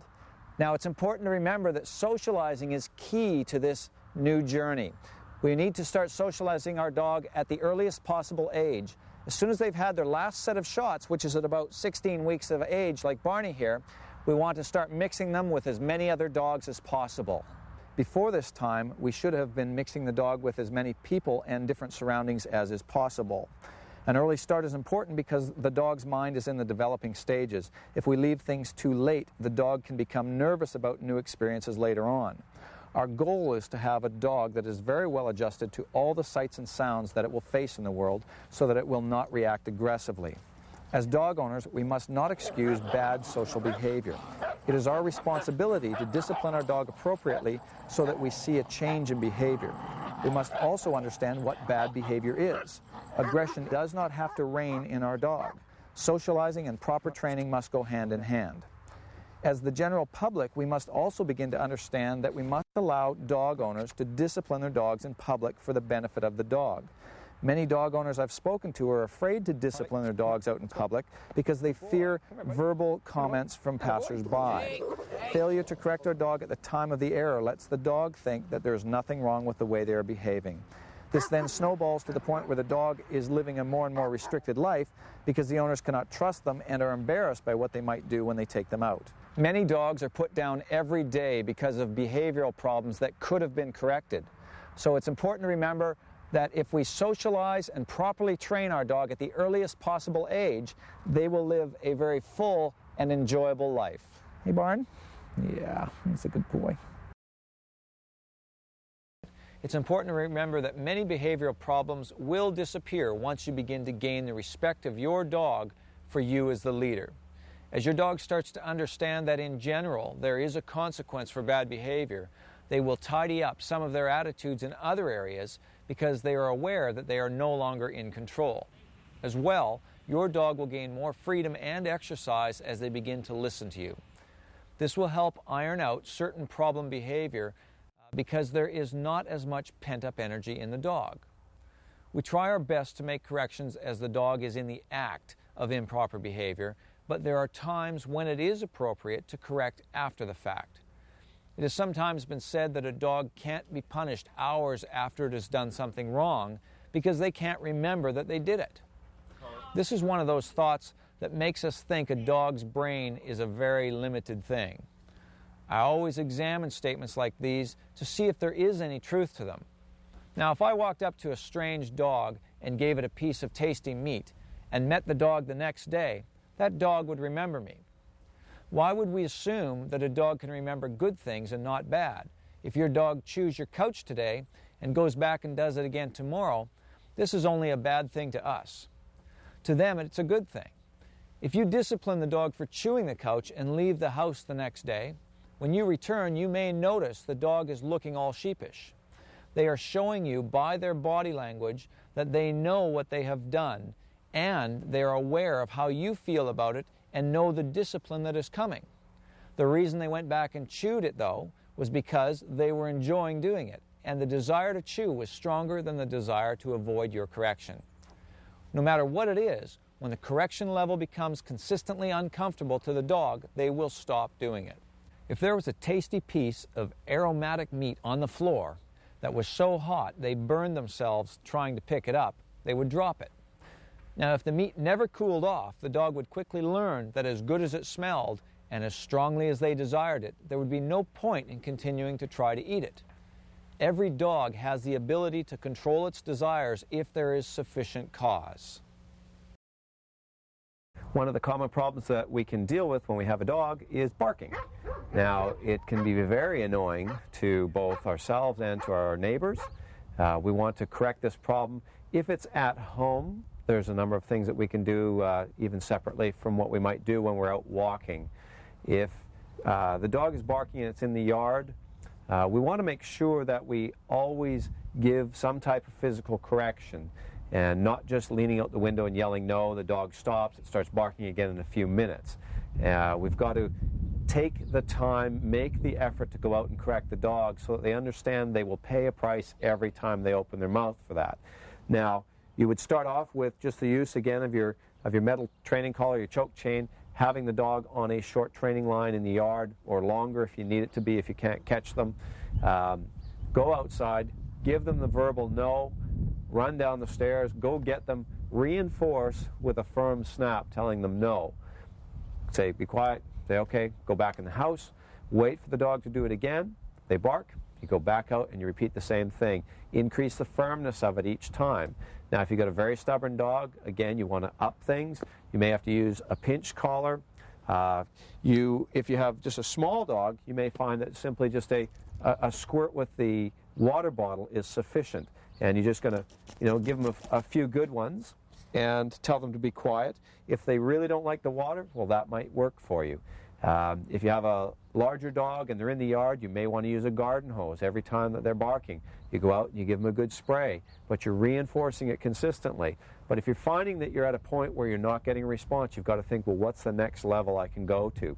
You can use things such as a pop can, put about 30 pennies in the bottom of the can, put duct tape over it, make up a couple of dozen of these things, depending on how strong a bark your dog is, and you're going to open the door, say your no, throw this can down beside them. It makes a bit of a noise. It's a bit of a scare. It's a negative thing that they experience every time they open their mouth, that they're going to experience this. And this is what's going to cause them to stop barking. They're going to realize it's better if they're simply quiet, because every time they start to make the noise, you're out there with something. Now, another thing that you can use if the dog is persistent, again, is your nylon muzzle. You go out, you make a snap on your line, you muzzle your dog. And keep an eye on them when they're out there with the muzzle on. Look through your window. Make them wear the muzzle for 15 or 20 minutes or half an hour. Then go out, pet them up if they've been good, take the muzzle off, go back in the house, watch them again, and you reinforce that. You go over and over and over a couple of days in a row and see if it starts to change their behavior. Now, if you leave the situation and you drive away and your neighbors are saying, well, your dog's great when you're home, but it barks all the time when you're gone, then you would move to an electronic bark collar. This is when you have to go to work and you can't be around to correct the dog. It simply goes on the dog, clips on again, just like a regular collar might. And it's got a little battery-powered unit, a couple of probes that sit against the dog's neck, and it's operated by this little center probe here. It will sense the vibration of the dog when it's barking, and it'll give it a zap. Now, this will also, they're protected in their circuits so that if the dog continues to bark after it gets the correction, it will stop correcting after the first bark. It'll reset, and then it'll correct again. So these are good when you're away, but you don't want to simply rely on them at all times, because the dog will become collar smart to them, and you take the collar off and you may have the dog barking again. So it's better if you're able to make the correction in the first place. Now, when you're out for a walk, if your dog is barking at people passing by, other dogs, then you're going to use your command collar and make your corrections with your leash at that point. If the dog is out playing and it barks constantly while it's playing, while it's got its line on, each time it barks, you're going to run over, grab it, you're going to tell it no, run over, grab, make your corrections, say, okay, go play, immediately you're back to nice person. Play is okay, but they cannot be barking every step of the way. People out there with their dog, they're going to throw a stick and the dog is yap, yap, yap, yap, yap, yap, yap. The people might not mind, the person with the dog doesn't mind, but everyone else in the park is annoyed by it. So let's be responsible in that way. It's much nicer to have a quiet dog, and following some of these methods, you're going to find that the dog will be much quieter. Here's a problem that can be, as well as very common, quite annoying. Dogs that bark at everything that moves by the window. The way to correct this is to have our dogs wearing a choke chain and a small training line at all times in the house. When the dog begins to bark, move in, take hold of the line, make a firm snap, quiet. Now allow the dog the opportunity to make the mistake again. If they do, increase the firmness of the correction until the dog understands that it is to its benefit to keep quiet and calm. Don't take them away, because they won't learn if you remove them from that situation. So do it with a consistency, an increasing firmness of correction, and you will, in a very short period of time, have a lot more peaceful dog, a happier dog, and a calmer household. Your electronic collar is also a good device to use when you're dealing with barking. You put the collar on the dog after you've done your basic manual training, and then you can go get in your car and drive away, pretend that you've left for the day, walk back and wait and listen. Then you can automatically correct your dog with the use of this remote transmitter. Now, people will say, well, I could get a standard bark collar, which does it automatically, and yes, you can do that as well. If you're going to invest in a collar, I would suggest invest in one that has the receiver and the transmitter where you're in control of things, so that you can also use this collar for other things. You can use it in situations like digging or chewing up things if your back is turned, when you can get outside the house, look through the window, wait for the dog to do the bad thing, then you can use this to correct as well. Begging can be an issue that is very annoying. Having a dog follow you around everywhere you go, trying to get food from you, stealing food from you, it can get to that point. Or having guests over, not everyone's going to love the fact that your dog is sitting there drooling at them, waiting for them to toss a bit of food over. So we want to get a handle on this problem. And this is one of the reasons why I'm so against giving treats to dogs, because initially, if you're giving a dog treats, even to introduce them to training commands, you're actually teaching them that it's okay to take food from humans. So if we never start down that road, it's one less thing we have to correct. So if you have a dog that has already been doing this and it's begging now, there are some things that you can do to correct the problem. When you have food around, just like they do in the dog world, a dog who has a bone, if he's approached by another dog who's looking to take that, the dog with the bone is protective over that.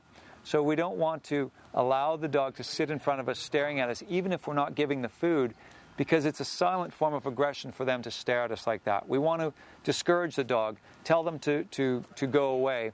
If they're not moving away just by the fact that you're like, no, go, with a sort of a bit of a growl from you, then that's when you want to have the dog in a different place. You want to put them in a down command away from where you're eating and make them hold that. Don't give them the opportunity to sit there and hopefully nag a bit of food out of you, especially when there's children around. Even if you don't have children yourself, you're eventually at some point going to be around kids, and kids a lot of times have food in their hands. And kids are at the right height for dogs to steal from. As well, kids are submissive generally in the way they come across to the dogs, so they become an easy target for dogs to dominate and badger for their food.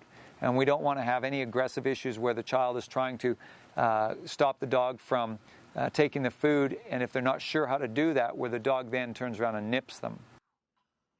We should be able to put our kids down with the dog so that they can eat their ice creams or whatever they want to do, and the dog should not be bothering them.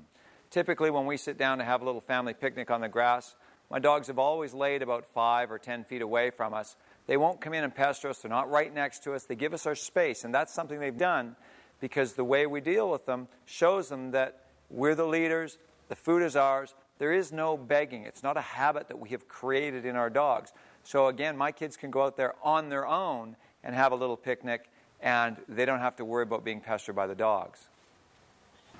You can give your dog a bone to chew on when you're having dinner, so they've got something to keep themselves focused on. Put the dog's bed near the table, away far enough that you can keep an eye on them, but give them their down command there. In the house, as I've said before, you want to have your training collar on and your training line on the dog while they're learning to behave in the way that you want them to. So if the dog is standing staring at you and you've told them no, go away, and they don't go, you also, besides putting them in a down command, you could try just standing up, taking their training collar, give it a snap, and tell them to go and point away. And they will start to get the idea. When the correction level is appropriate for their personality, they'll start to realize that it's to their benefit not to hang around hovering looking for that scrap.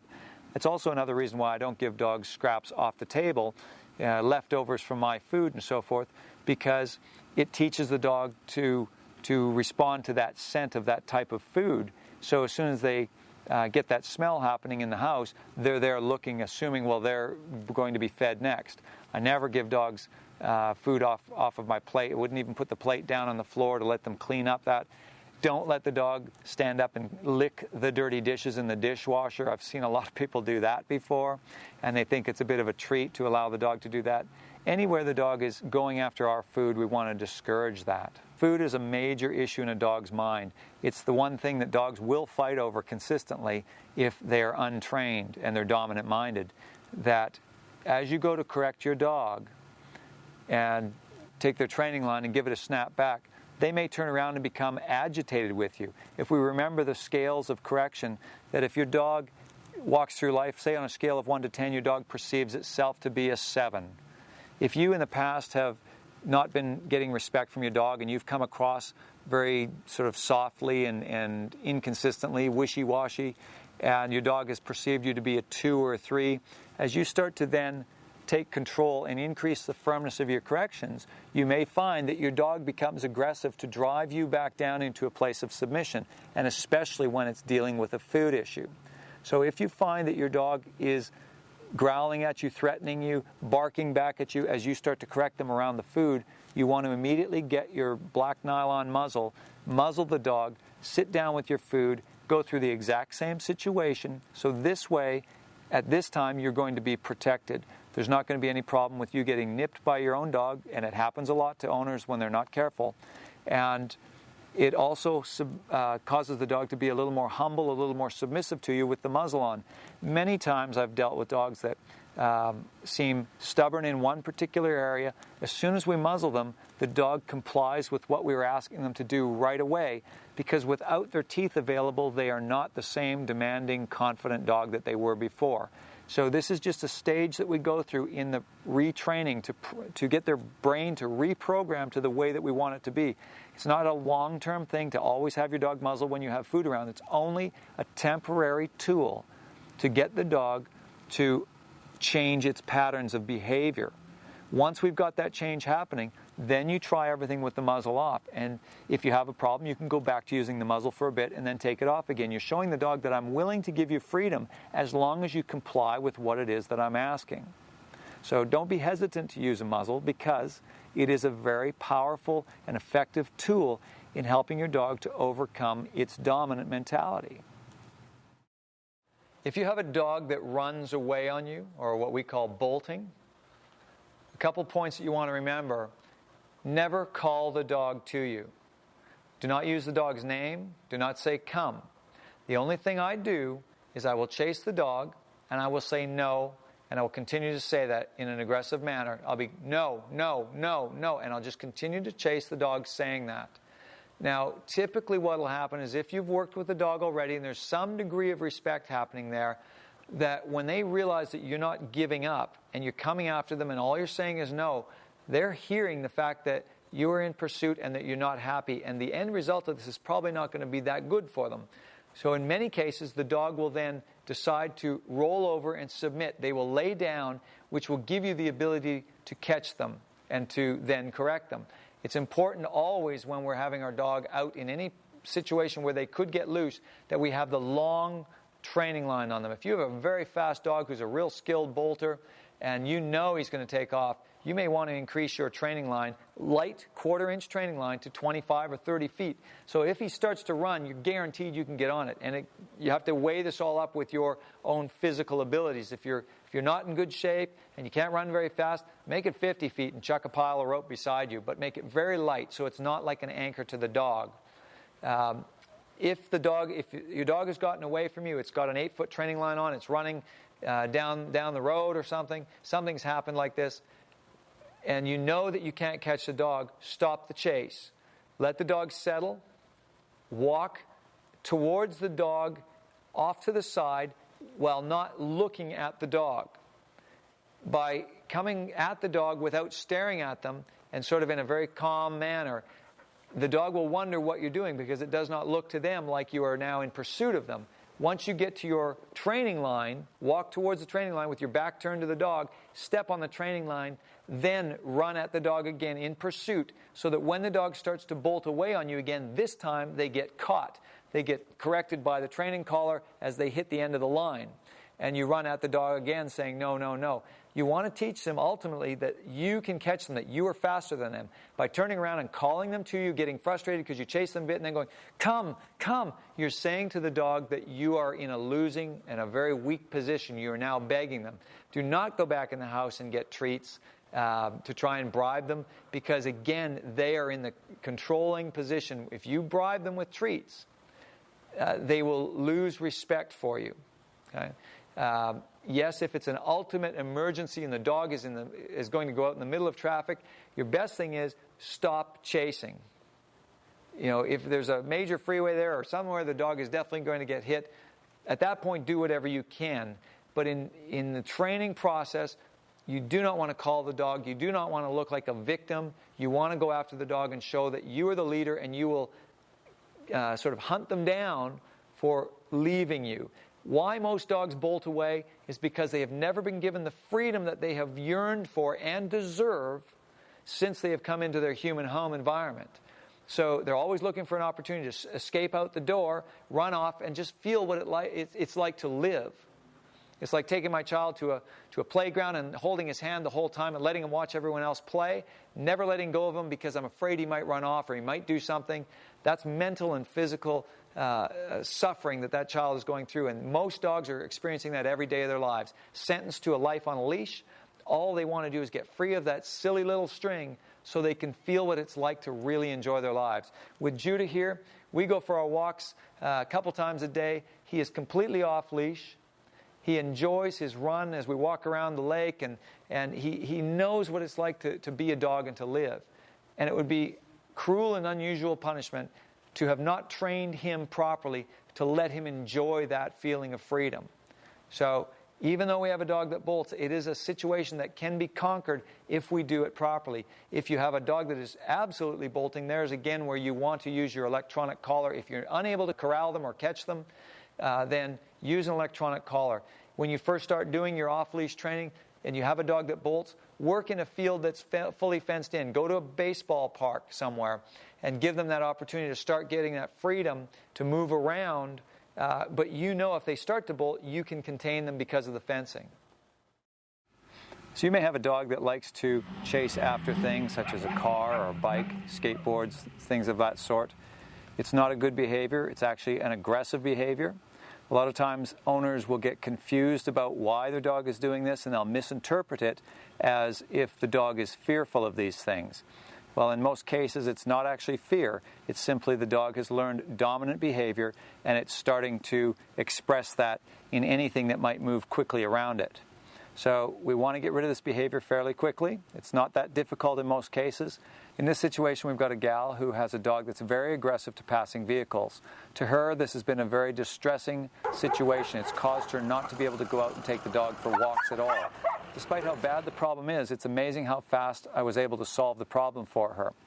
The first thing I did was I taught the dog not to pull on the leash at all. That took a few minutes. Second thing I did was to teach the dog a down command. Again, that only took about another 10 minutes. Then I went out into the street and stood where cars were going to pass by. The first vehicle that passed by, I gave the dog a very strong correction with the training collar. told the dog no as it made a motion towards the vehicle. And that's all it took to solve that dog's problem. We stood out in the street and we had vehicle after vehicle after vehicle passing by, and the dog would not anymore go after cars. I then got the owner in, taking charge of the dog as well, told her exactly what to do, and the dog would not go after the vehicles. She was stunned at how fast that she could then take her dog for a walk and not have any more issues with it. So even though a problem can be incredibly dramatic, don't sort of get overwhelmed by it. Expect that you're going to see amazing fast results.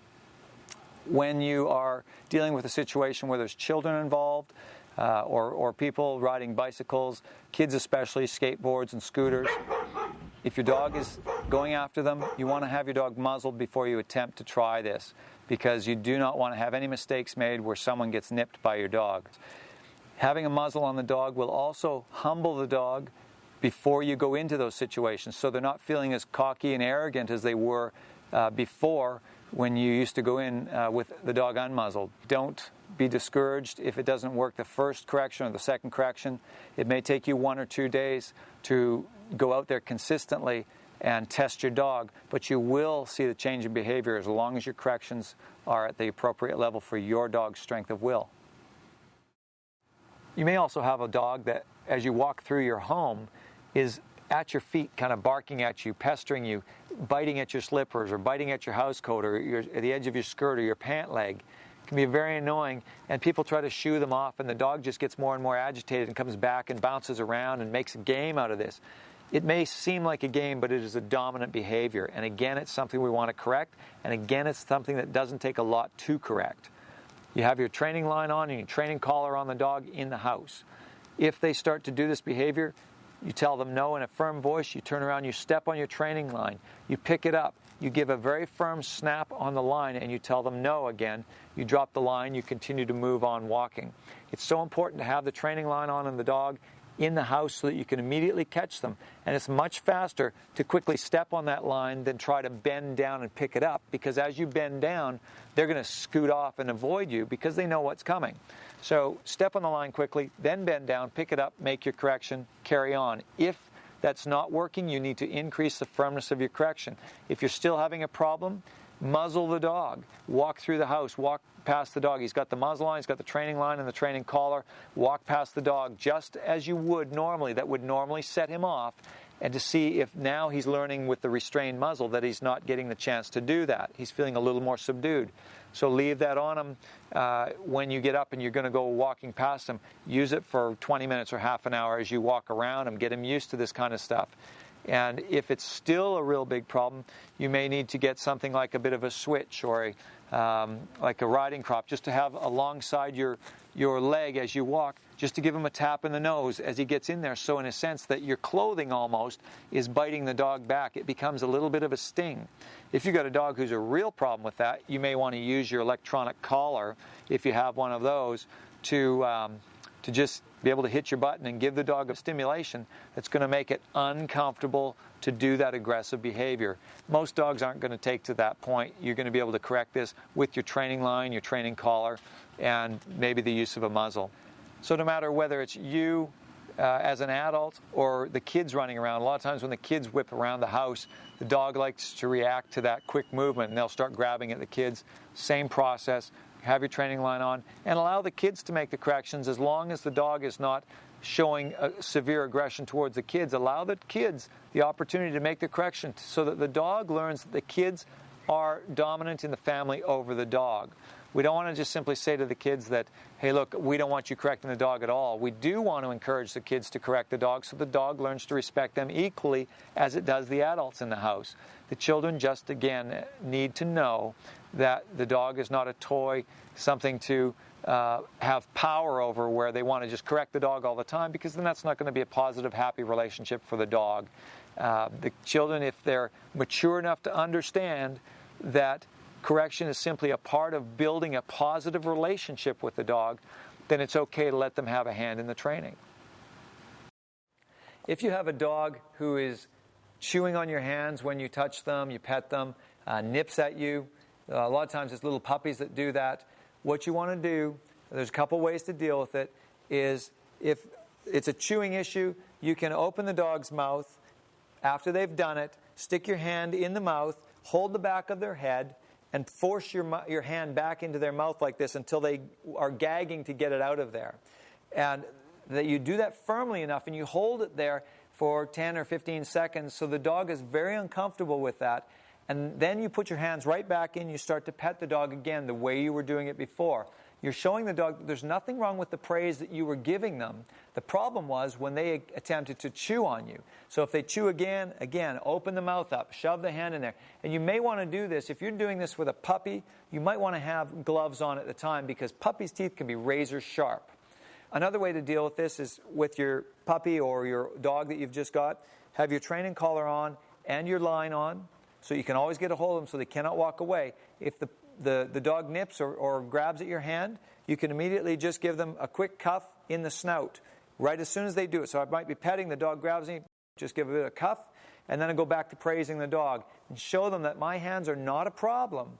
But the problem is the second they nip me, in a sense, I'm nipping them back with a bit of a cuff in the snout. And most dogs will stop chewing on you, will stop nipping on you within a minute to 2 minutes if you've done your corrections appropriately at the level of firmness for that particular dog. It's important to have our training collar and our line on the dog when we start doing this with the dog so that they can never get away from us. Many people have said, oh, I did give the dog a bit of a cuff in the nose, or I tried to grab it, and it started to jump around and bark more aggressively at me. Well, that will only happen if the dog feels it can get away with that. If you've got a training line on the dog and you make a correction and the dog starts to challenge you simply because the dog feels it's this dominant and your corrections are becoming more increasingly firm, it feels challenged, and they start to up the ante and to try to drive you back down into a place of submission, you must have some way to get a hold of the dog to correct them, firmly snap them for threatening you when you discipline them. And if you do this again, like I said, properly, in 2 minutes, on average, you will have a pup that you can pet without any nipping. And this is for children as well. Get the kids involved in this because they are an easy target for most dogs or puppies to chew all over. Do not make your children or teach your children to be submissive to the dog. Teach your children that firm corrections are acceptable to protect and show respect for their body space. We should not be abused by our dogs, letting them climb all over us, chew on us, and so forth, especially the children. We want to show the pups and the dogs that right away the children have the right to be the ruler in that relationship. So when it comes to chewing, that's something dogs like to do. They are, when they're pups, building their strength of their teeth and their gums and things. It's a natural thing for them to do. So it's important, firstly, that we give them plenty of things of their own to chew on. This way, they can't complain if they get into the wrong thing and we have to discipline them. There's all the options for the toys we've given them. Some of the things that we can give them are a variety of little rubber toys like these for your smaller dogs, even up to your larger, large bones. These good. They were larger when they started, but they chewed them away. So dogs can really work at stuff with their teeth. And there are also these little sort of rawhide type of toys, chew things that they can eat. Now, I've never been a fan of giving too many of these because they do swallow them and they've got to go through their digestive system. So maybe keep these to a limited amount. You want to have that, don't you? I'll give you that. One of the things we want to avoid is giving dogs things to chew on that we don't want them to eat in the long run. I don't want to give the dog an old slipper because it's leather and all. They'll enjoy that. The mentality being that if we give them a slipper of their own, they'll leave the rest of mine alone. All we're doing is giving them a taste for shoes that have our scent on them. So better not to choose this as a toy. Keep these completely separate from the dog. It's good to understand also that if a dog does chew something, even if it's 2 or 3 hours later that you find it, you can go back and correct them at that point. They haven't forgotten they did it because their scent is attached to that. Dogs have an incredible memory, and if we understand that, we know we can go back and make our correction. You'll see how the dog becomes wary when you start to show them what it was that they were chewing. So if they're chewing the couch, you come home, you find it, go in and make your corrections. If you've got a dog who's chewing on things, and here we've got a shot of a dog chewing on a slipper that he's stolen out of the closet, you will always take your dog back to the object that they've chewed. It doesn't matter how long after the situation that they've chewed on it. And you will take them up to it. You will take them by the back of the neck. Have your training line and your training collar on the dog. Show them what they've chewed. Start to correct them with a couple of snaps on the line. Say, did you chew that? No. Leave it alone. Did you do that? No. And you make a long, drawn-out drama out of it, maybe 10, 15, 20 seconds. Hold the dog up to it afterwards. Show them and let them really absorb what is happening, that you are not pleased with this. Then you remove the dog from the situation, put the object back where it was, so that they, in a sense, have an opportunity to make the mistake again, especially if it's already chewed up and ruined. Put it back where it was, and as bait, in a sense, to the dog to teach them that going back to it, even after the correction, is definitely a no-no. And when you correct them consistently, as well as the other work that you're doing, you're laying the foundation of respect in other areas, this all helps to have the dog respect your corrections for chewing and other things such as digging and so forth. Chewing can be very frustrating because dogs will ruin some very good items, but it's also about keeping them supervised so that they're not given freedom of the house. I never give my dog freedom in the house until they have earned it, so I know that they can be trusted. So don't get caught up in the idea that just because it happened at some other time that you didn't see, you can't correct them. You can always correct them after the fact. One of the other tools that you can use, again, is your nylon muzzle. After the dog has been disciplined, then you would put the muzzle on the dog and let them wear this for half an hour, and then eventually take the muzzle off, so that the humbling effect of the muzzle is in conjunction with your physical correction. You may find that you've got a dog who likes to chew on the leash a lot. You put the leash on and immediately they're gnawing away at it. And many people have gone through a lot of leashes, and that's expensive when you're buying leashes because the dog keeps chewing on it. What you want to do in this case is simply take hold of your leash. The moment the dog puts the line in his mouth, is you give a quick snapping jerk away as you say the word no. And you want to make it very firm in the snap that you do, so it becomes uncomfortable as this is kind of raked out of the dog's mouth like this. So they think twice about whether or not they want to put that back in their mouth.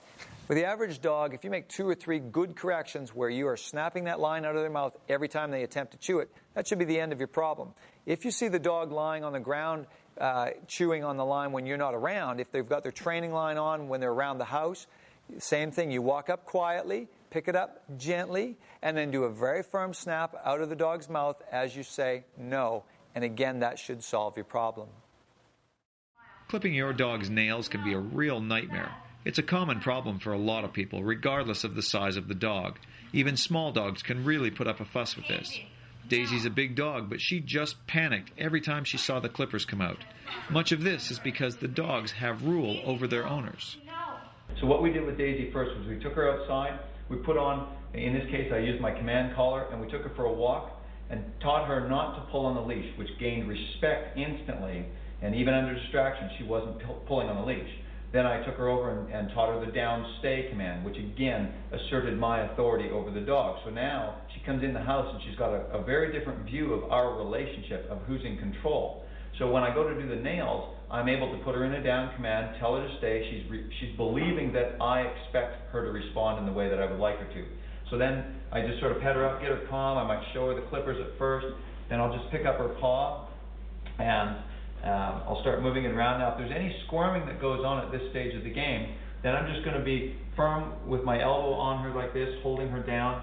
I've also got the command collar on the dog at the same time, as well as I have a training line on the dog. So in this case, I've used one of my long freedom lines so that I can get a hold of her and make sure that she stays where I've put her. So I'm going to pull up the paw, and initially I was just sort of feeling around the feet and things like this, taking each paw, getting her used to that, handling the back ones and everything like that. So now she's getting more comfortable with that. Then I bring the clippers in, and I'm just going to start to apply them like this, and we start off on small little clips. And she's much, much calmer now than we saw before because she realizes she has to be. She doesn't have a choice in this situation because I'm the authoritarian.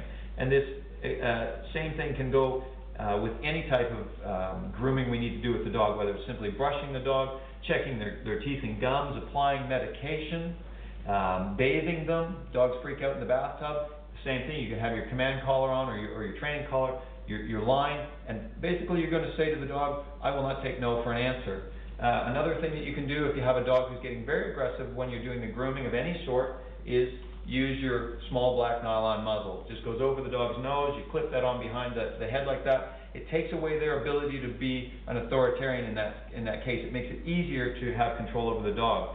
So in this case, all of this fix on Daisy here took us probably about 5 minutes.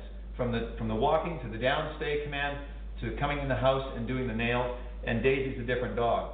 So if you're having any struggles, you just have to go back a couple of steps, take control in some other areas, and come back and readdress the grooming issue, and you should have just as much ease as we're having here with Daisy. Good girl. I never thought in a million years that I would be able to clip Daisy's toenails, and the fact that she actually lay there, didn't try to bite, didn't try to flip over. I mean, she was calm.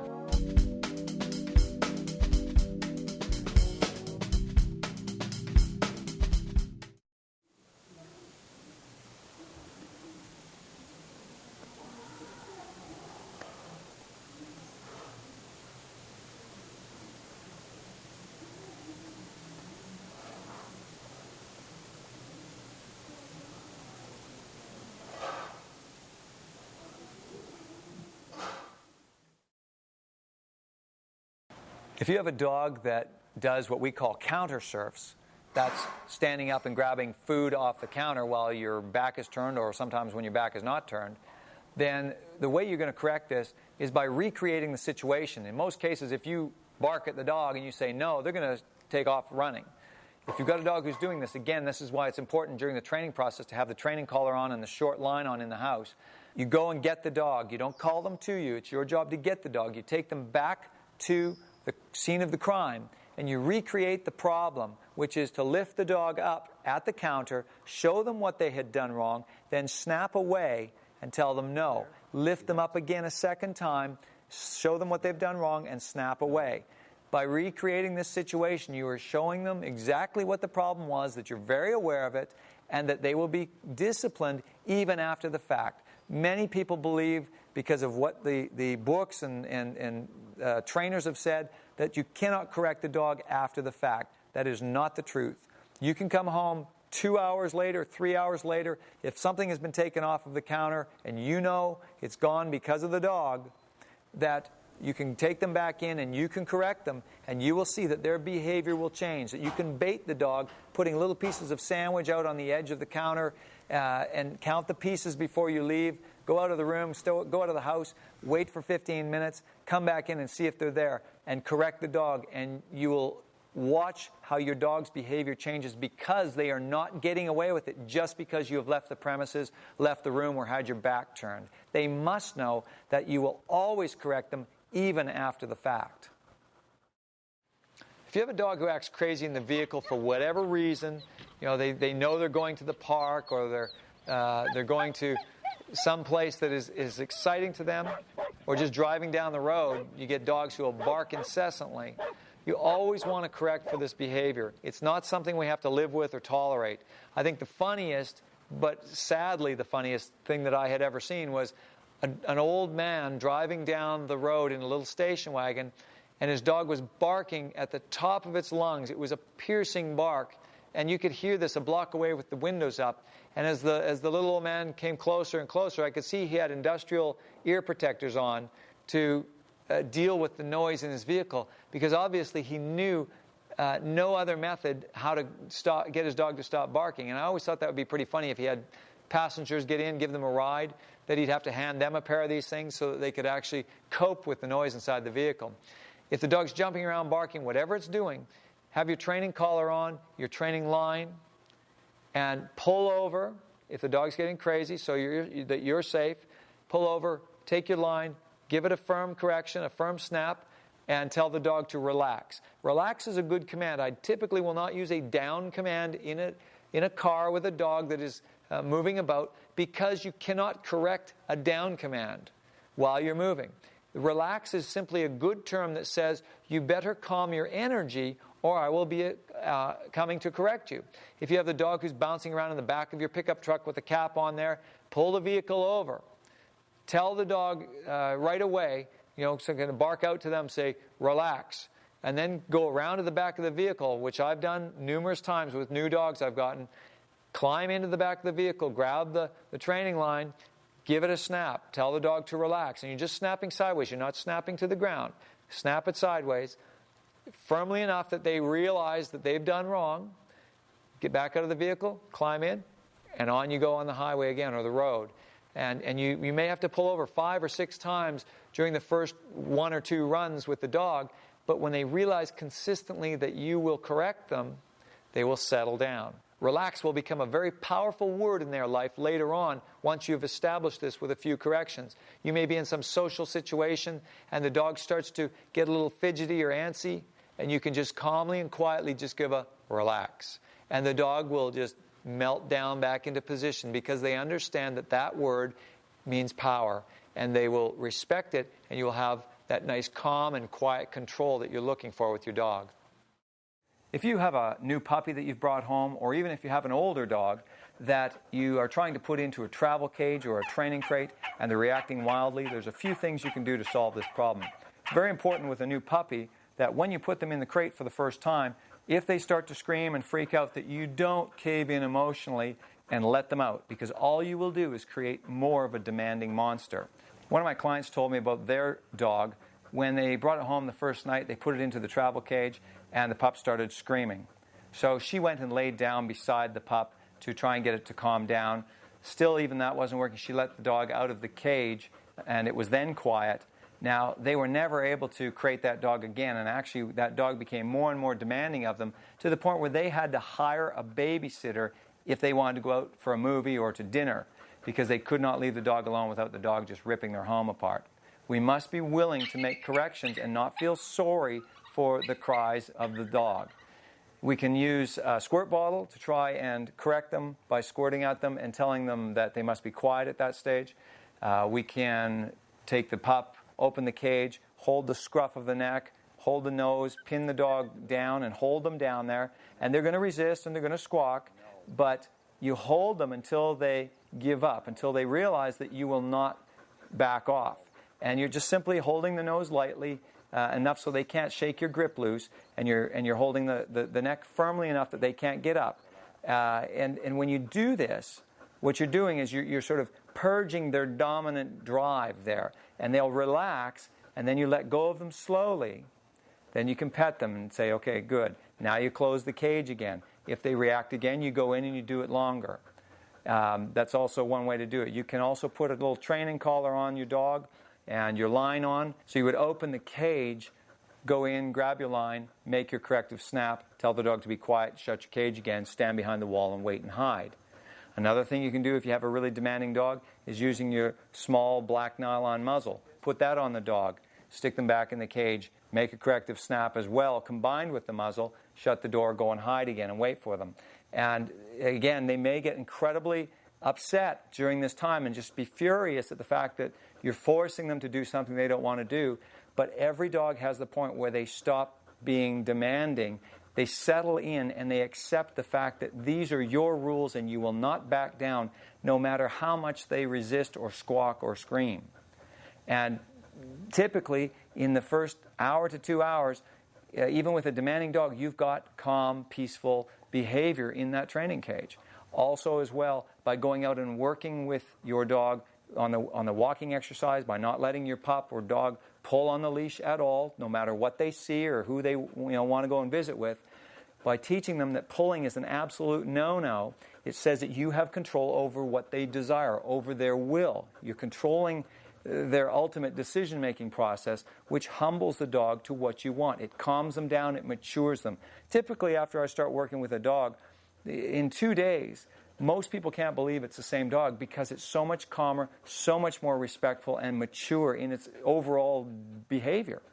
So things don't take a lot of time if we do it properly.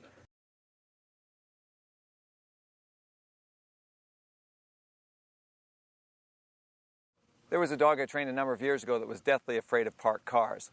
The first car I approached with the dog, it reared up, and it fought for its life. It was screaming and pulling. It was like a horse just going crazy. Now, a lot of people might think, well, you've got to cover the car in biscuits and lead a trail of biscuits up to the car, get the dog used to that and accustomed to it. Maybe with 6 months of intense biscuit eating that you may eventually get the dog comfortable with that car. But then you've got to deal with the next car.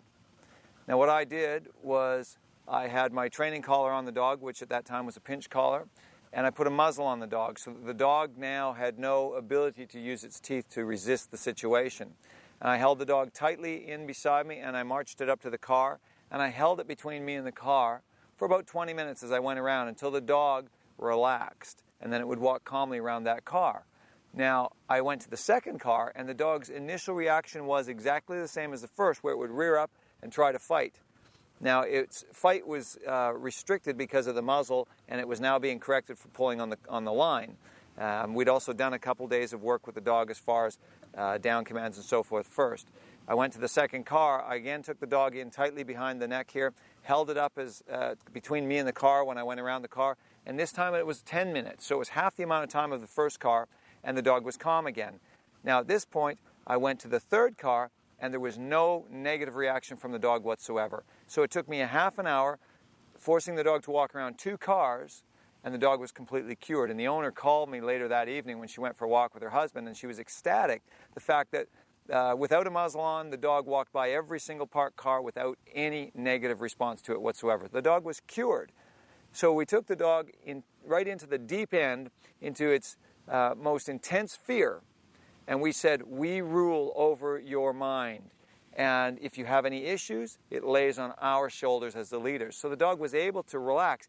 Even though it was a half an hour of intense fear from the dog, at the end of that, the dog was able to live a very peaceful life because there's parked cars everywhere.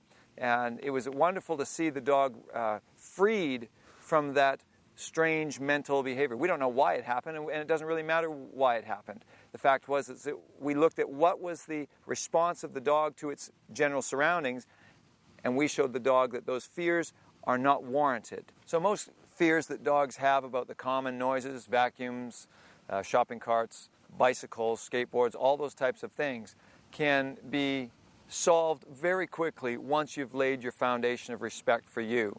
So it doesn't matter what the situation. You could have the strangest noise in the strangest place. Go, take your dog to it, and stay there until the dog gets used to it. You may have to go back 2 or 3 or 4 days in a row for an hour at a time. I've gone and sat in the middle of heavy traffic where dogs are afraid of cars. I'll sit on the meridian that stretches between the 2 lanes of traffic where it's safe to do so, and just stay with the dog until the dog realizes that the traffic is not going to cause any problems. Even though the dog may seem incredibly uncomfortable as you approach these sounds that it's afraid of, when you persist and put your emotions aside, don't feel sorry for the dog, but look to the future and say very quickly the dog will be comfortable and happy in those situations. Your dog will have a life free of stress relating to those things. So just don't get caught up in the dog's anxiety during the moment, because if you don't do the work, you won't get the result. You may have a dog who likes to dig up your yard. Many people come home, they find these monstrous holes, and they're not really excited about that. One of the things we've got to consider is the dog getting enough exercise? That's first and foremost. Dogs need to run. They don't need to walk on a leash around the block, they need to run. So we've got to get our dog retrieving, bringing the ball back, the toy back, giving it up to us every time so we can throw it again. You don't need to drive to a dog park every morning with your dog, take an extra hour and a half, because most people aren't going to do that every single day of the week. All you need to do is get up 20 minutes early, find a piece of grass near your house. If your house doesn't have a big enough yard, find a boulevard section. Teach your dog how not to run out into the street using the perimeter training sections on the DVD, and throw your ball. Get them tired. If they have that exercise in the morning, they're going to be more compliant, more relaxed. Then if you're able to come home at lunchtime or have someone come over, run them again. If they're young, it gets that energy burnt out of them. But at least a minimum of 2 runs a day is going to help the situation.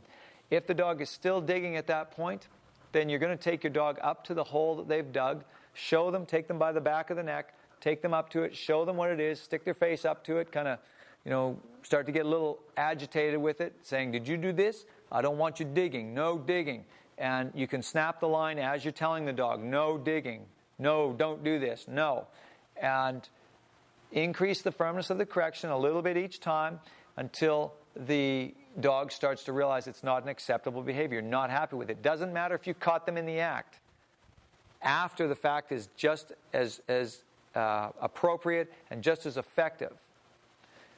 You want to have your collar and line on the dog when you make the correction so that if they squirm, they cannot get away from you. Another thing that you can do is when you fill the hole in, put the dog away before you do this so they don't see you doing it. Fill the hole in almost all the way and place some of their dog poop on the top of that dirt, then cover it over with a thin layer of dirt on top of that. Then let the dog out and you go about your business. Now, when they return to that hole later to dig, they're going to start digging through their own mess. And they're not necessarily going to like that because many dogs like to poop off into a certain area because they don't want to step in it themselves. So when they start digging up their own feces, it's going to put them off. It's quite a good deterrent for many dogs. So you can try it. It is one thing that does work.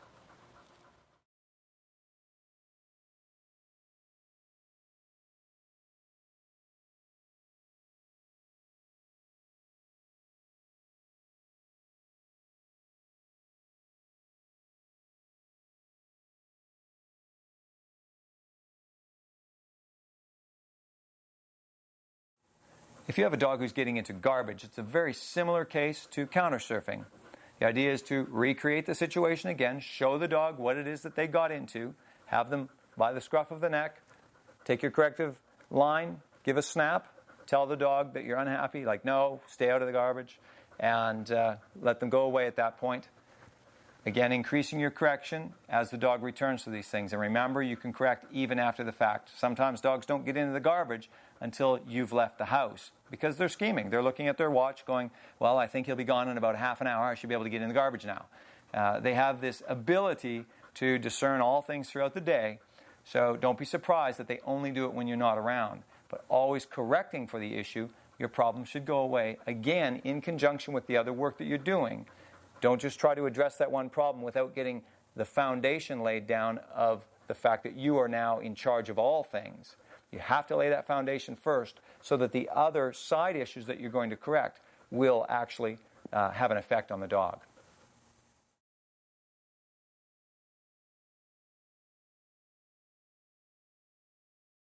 You may have a dog in your home who is exhibiting signs of jealousy or simple demanding behavior when it comes to praise and affection.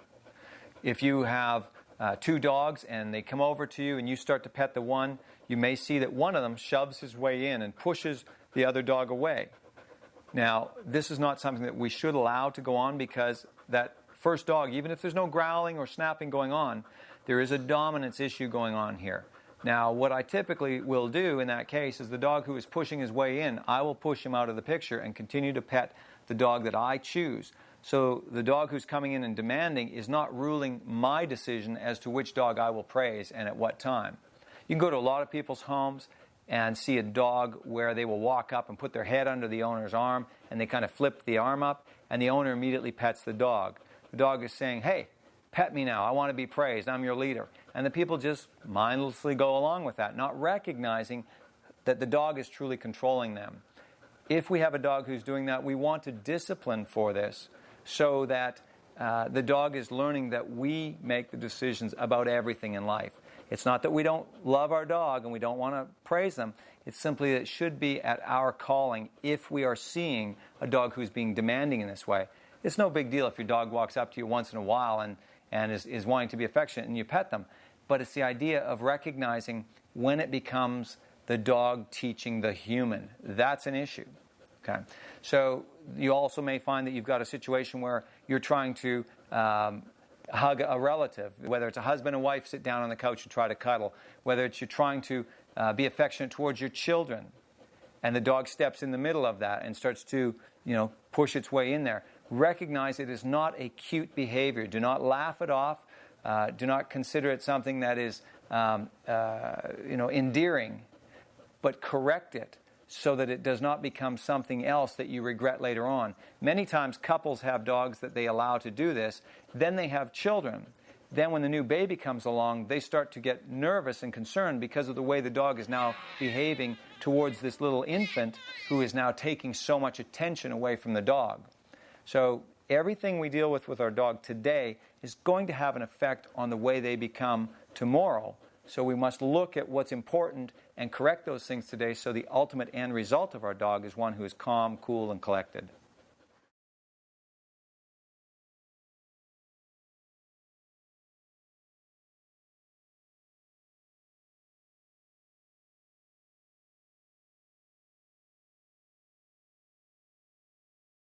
One of the things that people can struggle with their dogs is the issue of jumping up. That the dog is happy to see them, they come home, and the first thing they get is a couple of big, strong, mucky paws all over their clothes. And if they happen to be carrying anything at the time, it's a very dangerous situation. A person can go down and trip, not even seeing that the dog is coming when their hands are full. So with the idea of jumping up, with anything that we're doing with the dog, we start off gently with them and we work up to a level that is effective for the individual dog that we happen to be dealing with. That it doesn't take much to get a dog to understand what it is that we want. The big issue is to get them to respect what they do understand. So we can tell our dog no when they jump up, but if we continue to tell them no and we're not getting a result, then it says that what we're doing needs to move to a stronger level. Now, one of the things that we have to remember when we're dealing with jumping up is not to tell the word or tell the dog the word down. That down is a separate command where the dog will lie on the ground. So we want to keep these things clear in the dog's mind, not to confuse them in mixing commands. The word that we use is no or off. And the same as if the dog goes up onto a couch or so forth later on, that to not say the word down on that. Hey girl, see we get her jumping up here. Keela, come on, atta girl. Oh yeah. Hey, hi, atta girl. So that could be uncomfortable.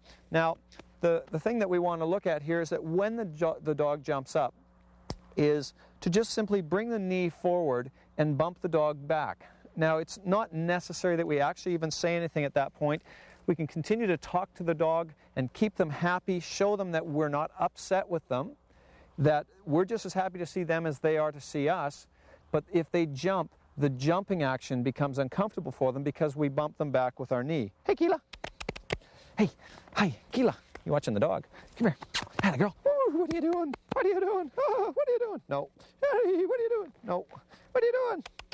Come here, Keela. Atta girl. What you doing? Come here. Oh, yeah. Hi, hi, hi, hi. Good girl. Hi, hi, hi, hi.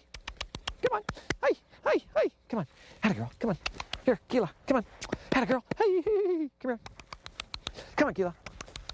Come on. Here. Come on. Atta girl. Hey, Keela. Come on. Come on. Atta girl. Atta girl. Atta girl. Come on. Come on. Atta girl. And we just keep increasing the bump until it becomes uncomfortable for the dog and they make the decision not to jump up on us. No. Hey, hey, hey. Atta girl. The dog can become wise to what we're doing and not jump up on the front of us. So if we turn and we walk away and the dog jumps up behind us, what we do is we raise our feet up like this, use our heel to make the same correction. Come on. Atta girl. Keela. Come on. Come on. Atta girl. Over here. Atta girl, come here. Atta girl. I'm gonna get you. Come on, yeah, get you. Come on. Atta girl, get you. Atta girl. Come on. Come on. Atta girl. Come on. Good girl, come on. Good girl. I get you. I get you. Come on. So she's starting to pick up on the idea that if she jumps, she will get the correction. The thing that we're looking for here is the change in behavior. If the dog makes a noise, if they're more vocal because we've made a correction, don't rely upon the response from the dog vocally, but the change in physical behavior. Have they stopped jumping up? If they're still jumping up, we have to increase the firmness of the knee until they make that decision that it's no longer worth their while. It's no longer fun anymore to jump up on you. And then you can still be just as happy to see them. You can test them by getting the high-pitched, squeaky voices. Hey, hi, Keela, oh, yeah, yeah. So that's what people do when they see your dog. Test them like that. Show them that they can experience that kind of vocalness from a person and still not jump up on them. And then we can come home, say hi to the dog.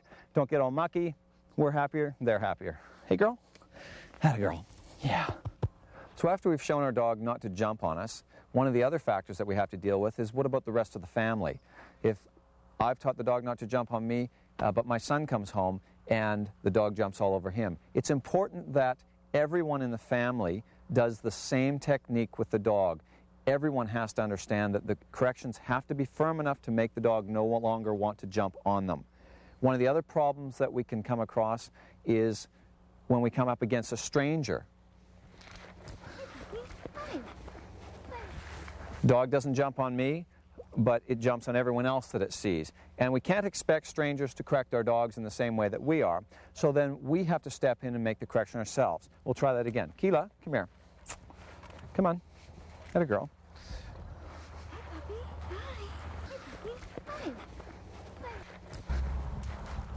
Hi, Keela. Hi, sweetheart. Each time the dog jumps up, just snap the line back. It's not even necessary to say anything at this point. The dog will understand that the correction is in combination with the behavior. Keela, come on. Let's go. Good girl. Hi, Keela. Hi. Hi. Good girl. So after a couple of times in, the dog understands that even though the stranger is not making a correction, we will make the correction in lieu of that. And the same can go if we have small children. If the dog jumps up on them, small children can't be expected to make these types of corrections effectively. So we have a line on the dog, and we will make the correction as they approach our children. No. Good girl. Atta girl. Praise the dog up when they've done the right thing. Good girl. Hey, you good girl. Try one more time. Come on. Good girl. Good girl. Hi, Keela. Hi. Hi. Good girl. And we get a better result.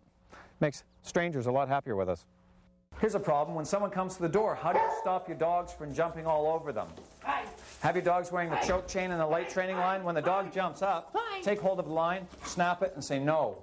Allow the dog again to go back into the situation and make the mistake. That's how they learn. Give them opportunity to repeat the behavior. See that they can be social with the people that come to the door. They just can't jump up on them. Be consistent, increase the firmness of the correction that you use, and in a matter of a day or two, you're going to have guests that are going to want to come back and see you and your dogs. When you have guests over and they come to sit down, do your dogs jump up on the furniture and snuggle up next to them? Well, your guests may tolerate it, but they may not appreciate it. The way to correct this is to have your dog wearing a line and a choke chain at all times in the house. Then, when the dog gets up on the furniture, take your line in hand, pull the dog off, off, off. Use the word off in that situation as opposed to the word down, because down is a command where the dog will lie on the ground. We want to keep things separate and easy for the dog to understand.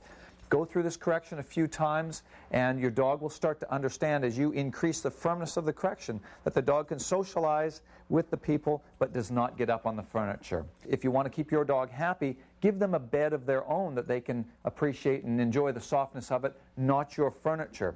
So if you want to keep your guests coming back and you want to keep them happy, best to keep the dogs off the furniture. A lot of times people have dogs that like to lick them. And they think it's an affectionate thing, which, yes, in many cases it is. I always make the joke that they're just tasting you for later if they want to eat you. But you have to think, is it something that your friends and your guests are going to enjoy or appreciate? It may be okay with you, but we've got to look at the long term. If a child walks in, they are right at the perfect height to have a dog lick them all over the face. And if you've taught your dog that licking human faces is an okay thing, then you may have some parent that's not really pleased with your dog and you for allowing your dog to lick them. We have to remember that dogs do lick areas of their body that are not that pleasant. And they do eat things that are not that pleasant. So their mouths are not the cleanest thing in the world. I remember as a child someone telling me that a dog's mouth is completely hygienic and it's one of the cleanest surfaces on the earth. And I wondered about that when I was a child. and I really doubt that. So what we want to do is correct our dog for licking our faces. We can have love and affection and get right down there like this without having a dog lick us. So if we get down and the dog is licking at us, and he's not going to do it, then the same thing what we can do is if we've got our training line, you can give a slight snap on the training line, or again, you can give the bit of the cuff in the nose if the dog is licking. And you continue to show your affection towards the dog. Oh, you're a good boy. Oh, you're a good boy. There you go. And he's not going to lick me because he knows better. So I can get down close with him. I don't have to worry about this big, pink, flexible thing here getting me in the face. So just make a couple of corrections. It's not something that takes a long time. 2 or 3 little cuffs, and it's over with. Hey, buddy! So when it comes to licking with a small dog, it's not a hard thing to correct. They're tiny little creatures. They have little tiny noses. The easy way to correct them is just to roll up your finger and make a bit of a flick, and your flick is going to make contact with the end of their nose. If this was the dog's nose, as they lick at you, just give the little flick and tell them no each time. If the correction is uncomfortable enough, they may sneeze a little bit, but they'll come back and they'll probably try to lick you again to see if you're going to be consistent with it, and that's a big part of it, consistency with the appropriate level of correction for that dog. You may have 2 puppies the same way. One is really easy to correct, the other one takes a lot more correction and a more firm correction. But if you're consistent with it, it's the right level, you'll get a change in behavior very quickly. If someone else picks it up, you can either ask them to follow through on that correction, or you can tell them, look, I'm trying to train my dog not to lick people, so I'd appreciate it if you don't let it, and if you don't feel like correcting it, please let me step in and make the correction for you, and then you can continue to pet the dog. We can't really have a situation where someone is allowing the dog to lick them all over the face, saying, oh, I love it, it's fine, if it's your dog and you're trying to teach them not to do that. You just got to be strong with some people to tell them, this is the way I want my dog to learn. I won't accept them licking you all over the face or all over the hands. So take charge. It is your dog. You got them for 15 years, and you want to solve these problems. You want to have a dog a couple of weeks from now that someone can pick it up and they're not getting licked all over the place. Little corrections works great on the small dogs. The issue of separation anxiety comes up from time to time. We may have found that our little puppy that we brought home started to whine and things, and we gave into it. We didn't know what to do. And now we've created a little monster. And if we try to leave it in the house or try to leave it in the car, it screams and cries and goes ballistic, and it just can't bear to be without us. And that's what happens. We get this very sympathetic feeling going on when we talk about separation anxiety. And we see that dogs will even be given medication to try and control this. And what I've found when people explain that that's happened to their dog, they say, well, the dog was a lot mentally slower when it was on the medication, and as soon as the drugs wore off, then it was just back to its old chaotic self. And rather than have our dogs live on drugs all the time, we just need to take a look at what's going on inside the dog's mind. And what I've found in most cases of separation anxiety, it's not that the dog can't bear to be without the owner, it's that they have simply learned to demand the owner's presence at all times. So if we look at the dog more in the sense that they are being very bossy and demanding, then we're able to take a different feel towards the situation and step in and not feel so guilty about correcting them at that point. So we would step in, work with all our other training issues, our down command, our come command, showing the dog that they're no longer in control. And then if the dog is still being demanding of our time and our presence, we would go in and make corrections based on the levels of our dogs and things. Maybe have to use your muzzle. You would use your choke chain and your little training line to make your firm physical corrections. But each time the dog is demanding of you, go in and make a correction that is uncomfortable to the dog. And if it's a very strong-willed dog, you may find it's going to take you a while to break that habit. It may take you a few weeks before you start to see the dog is a lot calmer. Izzy here is a fairly high-energy dog, and he could easily become a very demanding dog. But when he starts his whining and crying to get his way, he's always disciplined for it. And it doesn't make him any less happy of a dog because we're only dealing with him on his level. So he respects what we're doing and changes his behavior according to the way that I would like my life to be with him. So, pretty easy job. Yeah.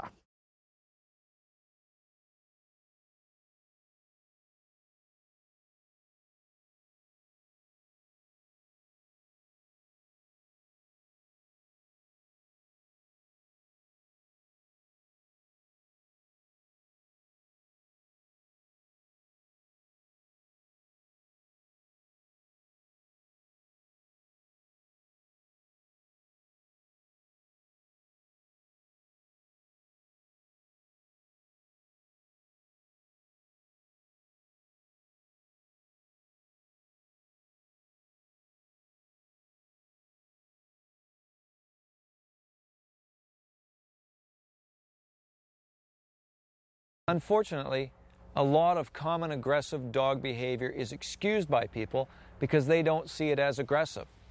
Many people feel that if their dog has not yet bitten, they're not aggressive. Many media stories about dogs that have bitten are from dogs that supposedly have never bitten before. Examination of the history of the dog would reveal a dog that has been allowed to bark and growl at people. The only reason it never bit before was because it never felt it needed to gain the desired result. Biting is simply a high level of correction by a dominant dog. Aggression needs to be taken seriously and corrected when it first shows its head in the form of barking and growling. What's it like to take Harley out for a walk? It's really hard to take him out for a walk when there's other dogs around or other people. When it's just him and I, he's fine. He can be off his leash and he'll listen pretty good, and you know, he'd chase the sticks and stuff, but as soon as I see another dog coming, it's just, I have to put him on his leash, and he just turns into this totally different dog, and really aggressive and really vicious, and it's really hard.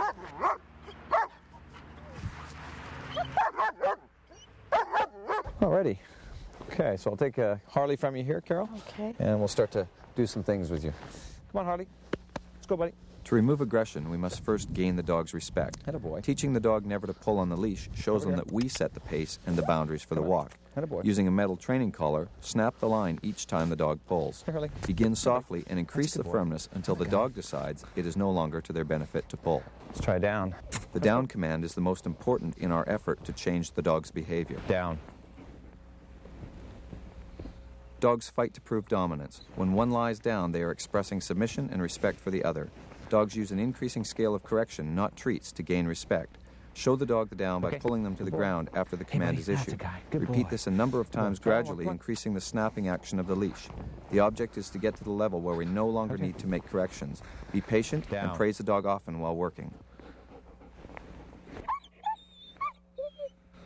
Remember that a dog will generally resist this command because it is trying to maintain leadership. Okay, good boy. Come here. One of the other things that we can use in dealing with an aggressive or even just simply a dominant, stubborn dog is a nylon muzzle. A lot of times muzzles are perceived as a last resort, which you put on an aggressive dog so it doesn't bite. But in the training process, a muzzle can be much more useful than that. That a dog's only means of being dominant or feeling in control of any situation is because they have available to them a row of teeth. In the dog world, that's how they control their environment. When we use a muzzle, the dogs are going to resist this generally. They can no longer think of themselves as strongly as they did before. It brings their thinking from a 9 out of 10 down to a 5 out of 10. It brings them more to a level where we're able to deal with them on our terms. It's a very good tool to retrain the brain to show them that they have to respond according to our rules. Hey, Harley, we're going to try this on you here. See how you like it. They generally will fight. At first, it's like putting a saddle on a horse for the first time. It is important to keep in mind that our goal here is to make our dog happier and to allow them more freedom. If aggression is not removed from the dog's behavior, they become more and more restricted in life. Though they may seem unhappy with the muzzle on, it is sometimes a necessary tool for us to gain the respect we need to move forward. Down.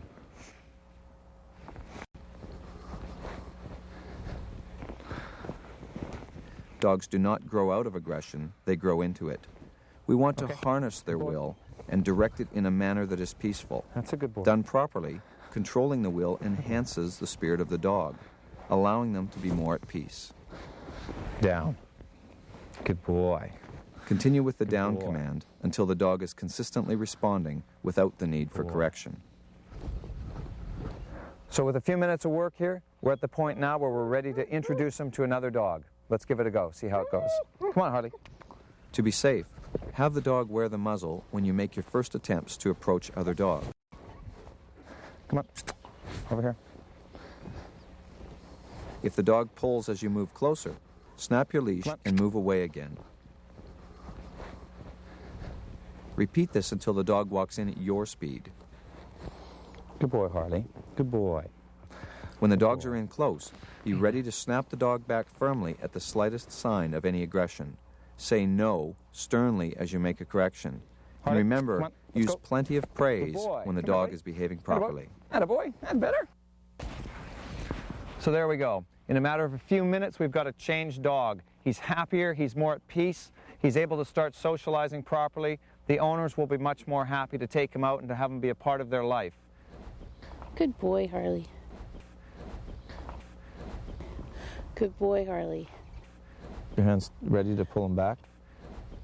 Good boy. Keep your two Good hands boy, close Harley. on the line there. Right.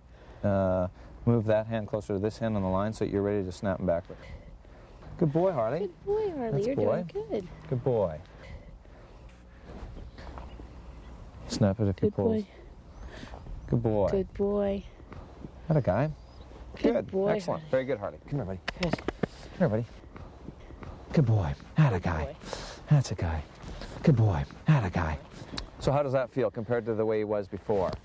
It's really good. Feels really good. I can't believe he's like that with another dog. They become what we allow them to become. He has a tendency to be aggressive. There's that propensity in him to do that, and it's not been discouraged properly when it was first shown up. But how quickly it can change just with a few corrections and a little bit of time. So there's hope that he's going to be a wonderful dog for you, and you're going to be very happy. Thanks, John. Hey, buddy, you a good boy? That a guy. Good boy, Morty. Now, it's been about 3.5 months since we did the training segment with Carol, and we're just going to see what the results have been and how Carol and Harley are doing. So, Carol, how are you? Really good, thanks. How are you? Excellent. Very good, Good. thank you. So, how has it been with Harley since we saw you last? It's been awesome. He's a completely different dog. I don't have to walk him with a leash anymore. We just walk along the goose trail and other dogs can pass and it's no problem. And Excellent. It's and great. he's a happier dog? oh, he's awesome. I think he's really happy. Yeah. Yeah. So even though you've had to step in there and discipline him and things like that, it hasn't ruined his spirit. It's actually made him a happier guy in the long run. I think so, because I think we have a different respect for each other now. Makes me enjoy him a lot more. Right. Excellent. Yeah. Well, that's good, and it's probably only going to get better. I think so. We see that aggression towards people can come from any size or age of dog. We've got your small dogs, your medium-sized dogs, and then you've got your big dogs. It's the big dogs that are usually considered a real problem because they're the ones that can do some damage. Small dogs, typically, the aggression towards people is always justified and excused and talked away. It's never really considered a major issue because they can't do much damage to people. Even if they do bite, it's usually just a small thing. Everyone apologizes for the behavior of their dog and we go our way. We pass out the Band-Aids. What we're going to see here is Lucas. He's a lab pit bull cross. He's about 3 years old. He was a stray that the people had rescued. In this case, we've got the owner that we're filming working his own dog. So I can show you the positive things he's doing and the few mistakes that he's making along the way. Now, Lucas, when I saw him one session earlier, was the kind of dog that was attempting to throw himself through a plate glass window to get at me, to attack me. I did 1 hour of training with the owners.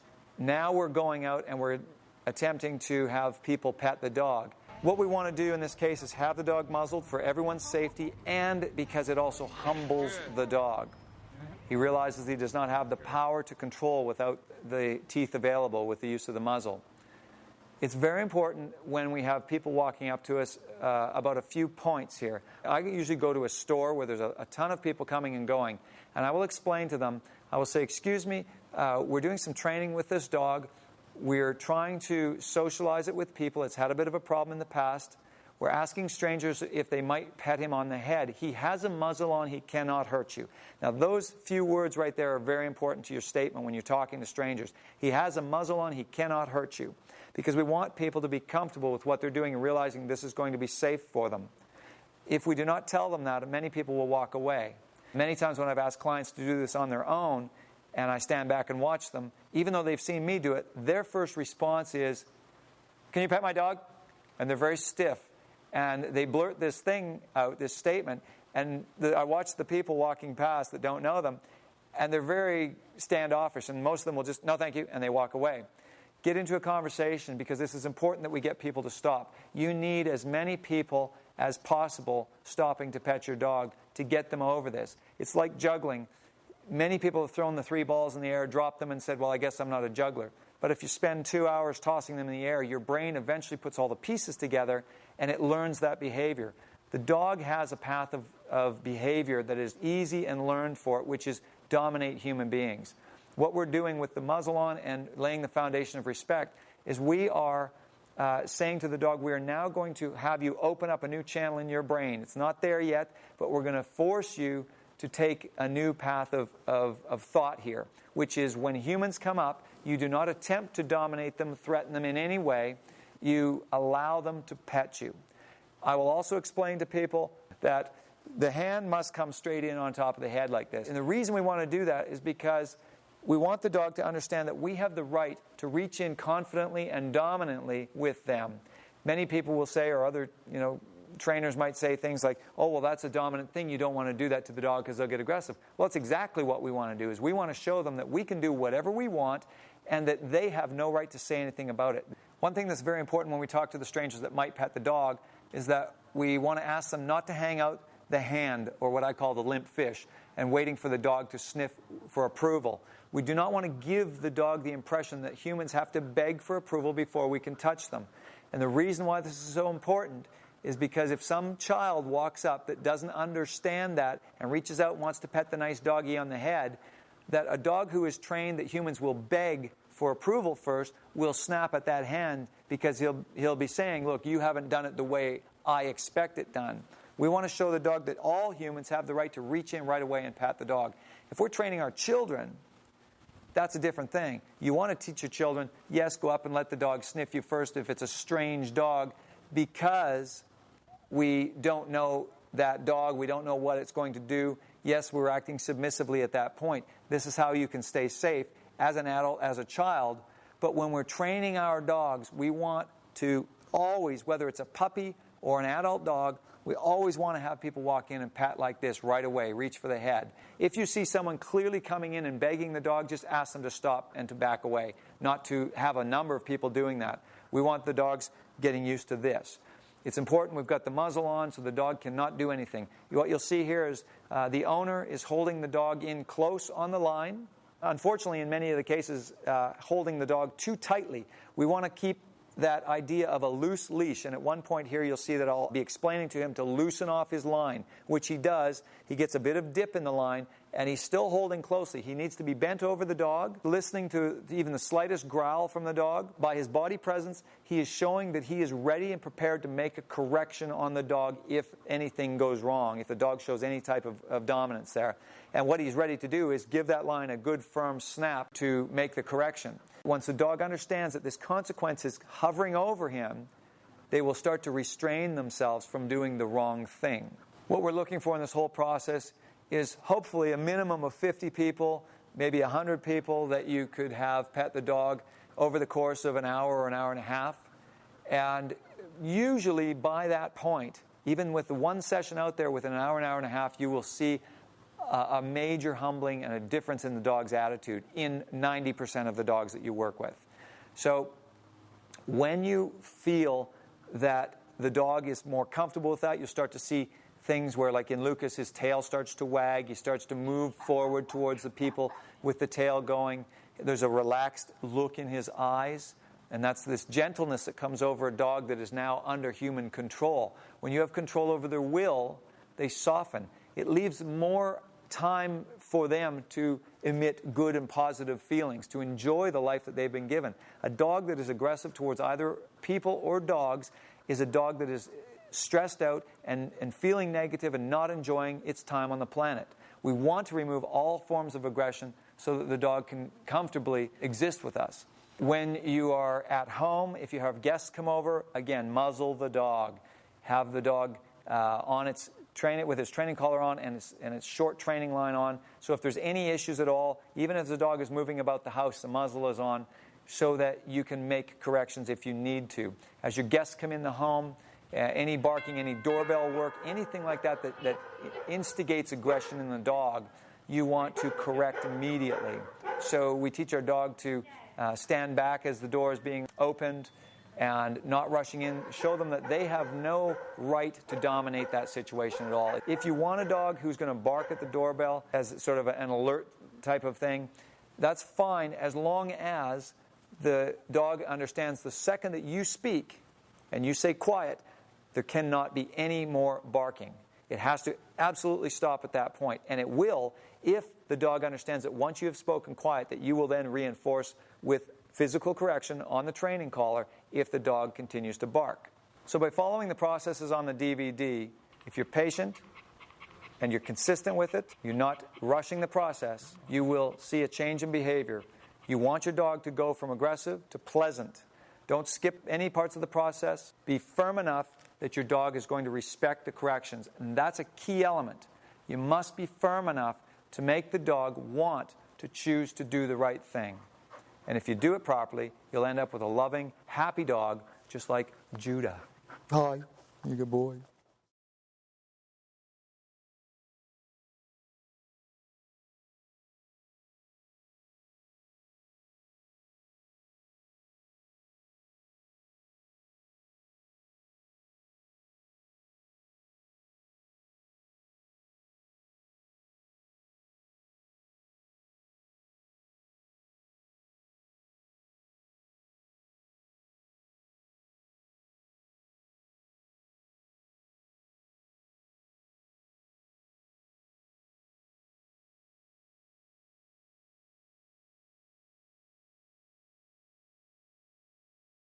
If you have a small dog, there's a few things that people typically do that can cause problems in that dog's response to other dogs. When a person has a small dog and a larger dog approaches, a lot of times what happens initially is that the person picks up their small dog because they're fearful for their small dog being attacked by the larger dog, even if the larger dog has not shown signs of aggression. Now, what happens if this smaller dog has been typically pampered and spoiled as they've been raised, and the person picks up the small dog fearful for their dog, the dog has already learned that it is in control in that relationship. It is the more dominant being.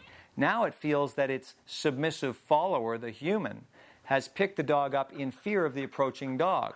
So the dog then gets into this mentality that says, my submissive follower human is afraid of this approaching dog, therefore I must protect my human, as the good pack leader would, and it will become aggressive in its response towards the other dog.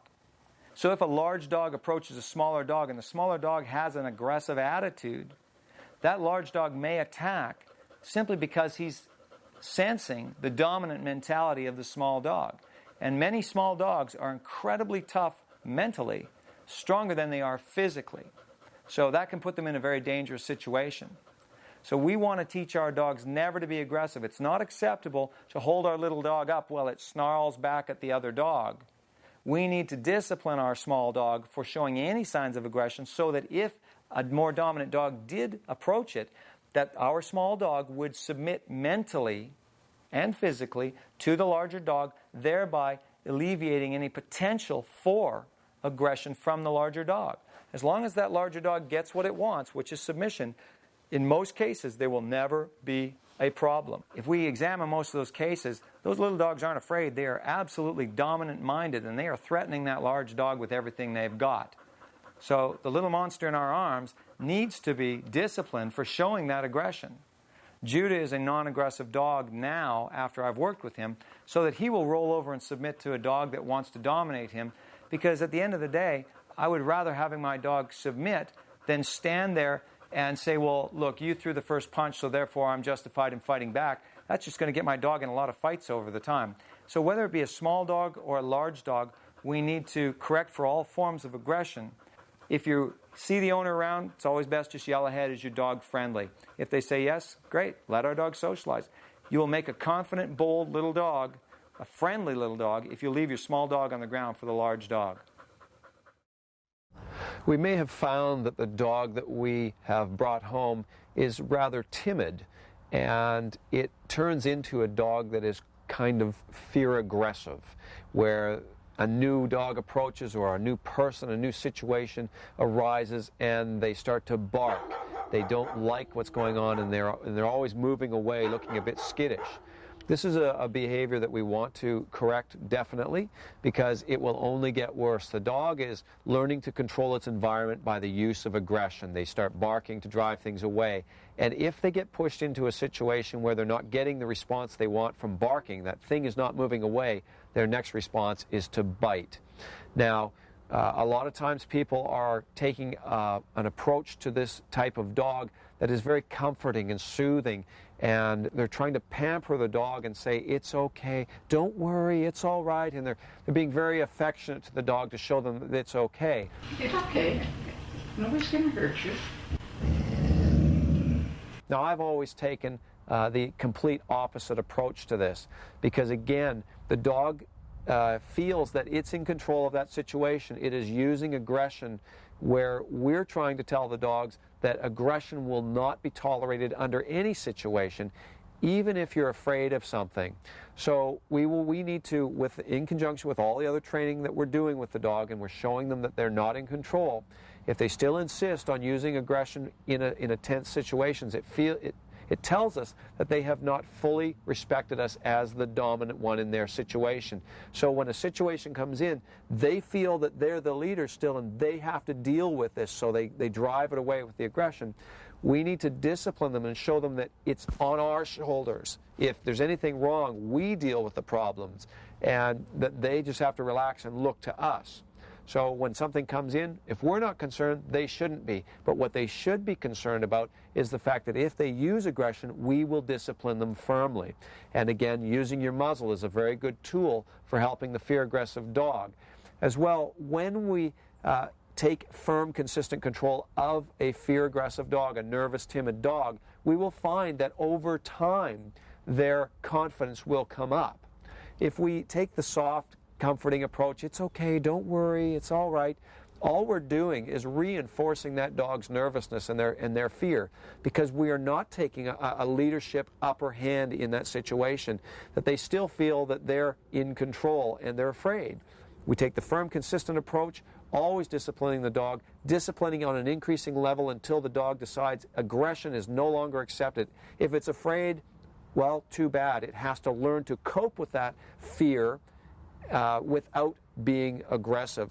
And then when it realizes over time that aggression is not an option, and it sees that the things that it was afraid of are not hurting it, it starts to learn in a more positive understanding of things.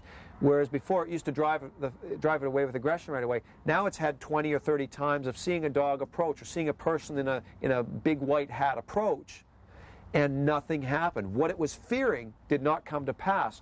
So the dog's mind starts to reprogram and say, people in white hats or other dogs or bicycles, whatever it might be, they're not something to be feared. I can cope with that, and the dog becomes calmer and more confident. So be firm and consistent with a fear-aggressive, timid dog, and you will find they'll become more stable. You may have one or two dogs in your life that are aggressive over food. Now, this is a main element of life. Dogs are willing to fight for food.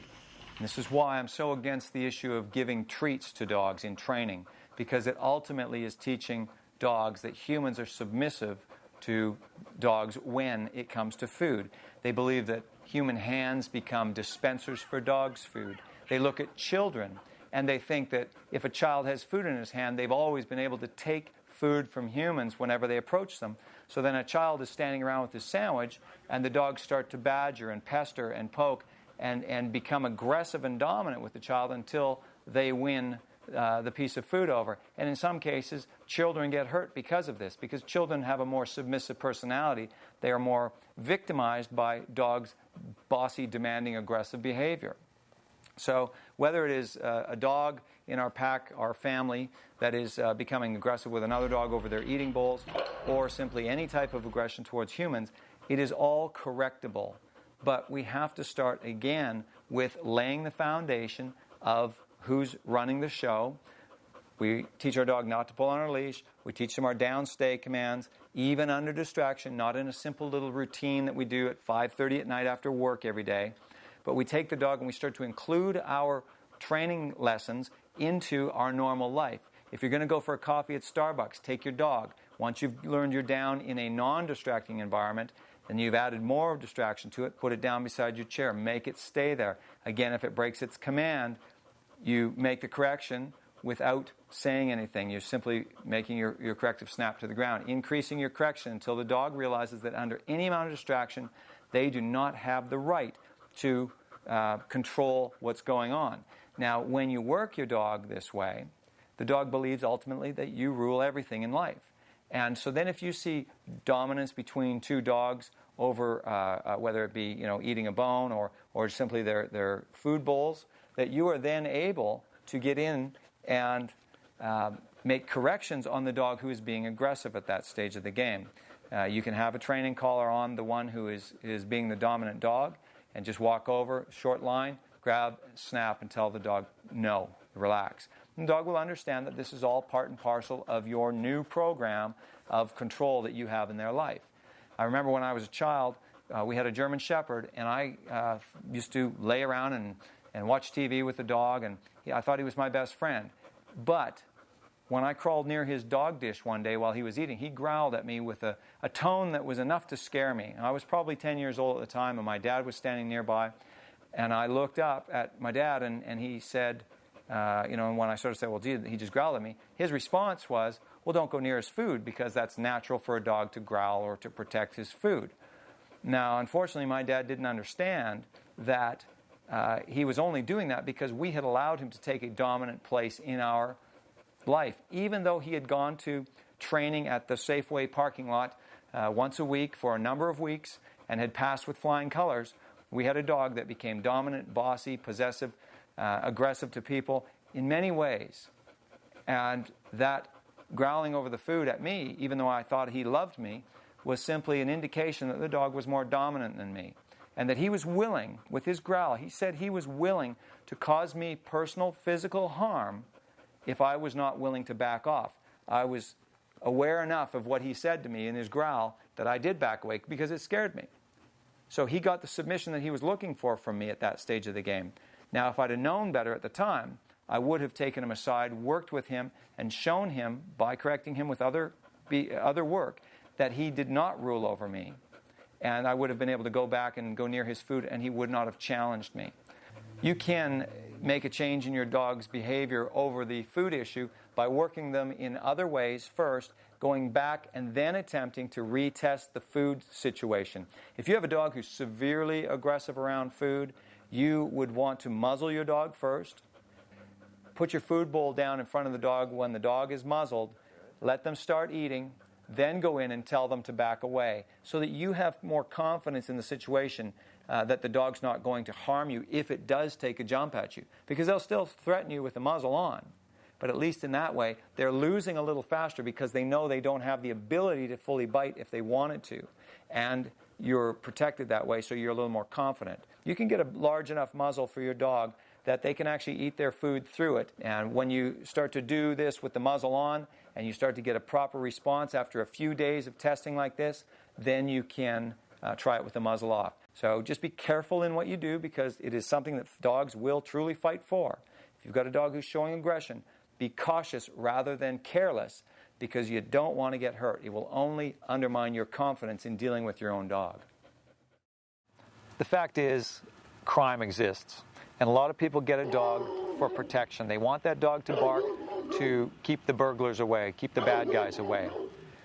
The problem is that most people will go through their life, 15 years with their dog, and they will have a dog that barks endlessly and constantly at things it never needs to bark at, so that the people are hoping that one day the dog is going to save the day from the bad guy.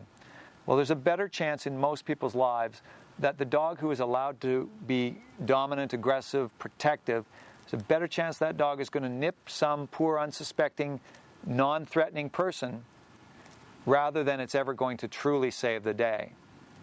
What we want to look for is that a dog who is growling, the hair is standing up, they're getting into a dominant sort of huffy stance when people come around, or the dog who is outrightly barking and being threatening, that all these types of behavior need to be deemed as aggressive, and we need to control that. Because each behavior that is dominant or aggressive, even in the most mildest forms of just a slight growl, a kind of a huffy stance, all of them typically will grow more and more as the dog progresses in life to become a greater and greater problem. A lot of times people will phone up and they'll say that, oh, my dog bit someone today. It's completely out of the blue. This has never happened before. We don't know why this happened. And I'll ask them some questions, and I'll find out that their dog, yes, it did growl at people coming into the home. It did bark at everyone walking by the fence. It did bark every time the doorbell went. And all those behaviors are aggressiveness that is growing, but the people did not perceive it as an aggressive dog because they assumed that when someone walked in the house, oh, just give him 30 seconds and let him sniff you, let him get accustomed to you, and he'll become your best friend. Well, the reason why the dog has never bitten anyone and he becomes friendly like that is because the people walking into the home are submitting to the dog. The dog is maybe barking, growling, standing off, and the people are standing there going, it's okay, buddy, I'm a good person, I'm nice. And their whole demeanor is submissive. So the dog says, that's great.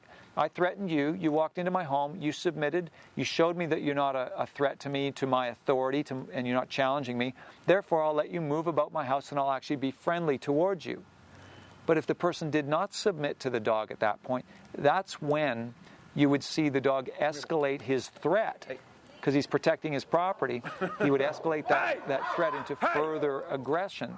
And that's why when a dog does bite someone in some situation, the people are always stunned saying, well, he's never done this before.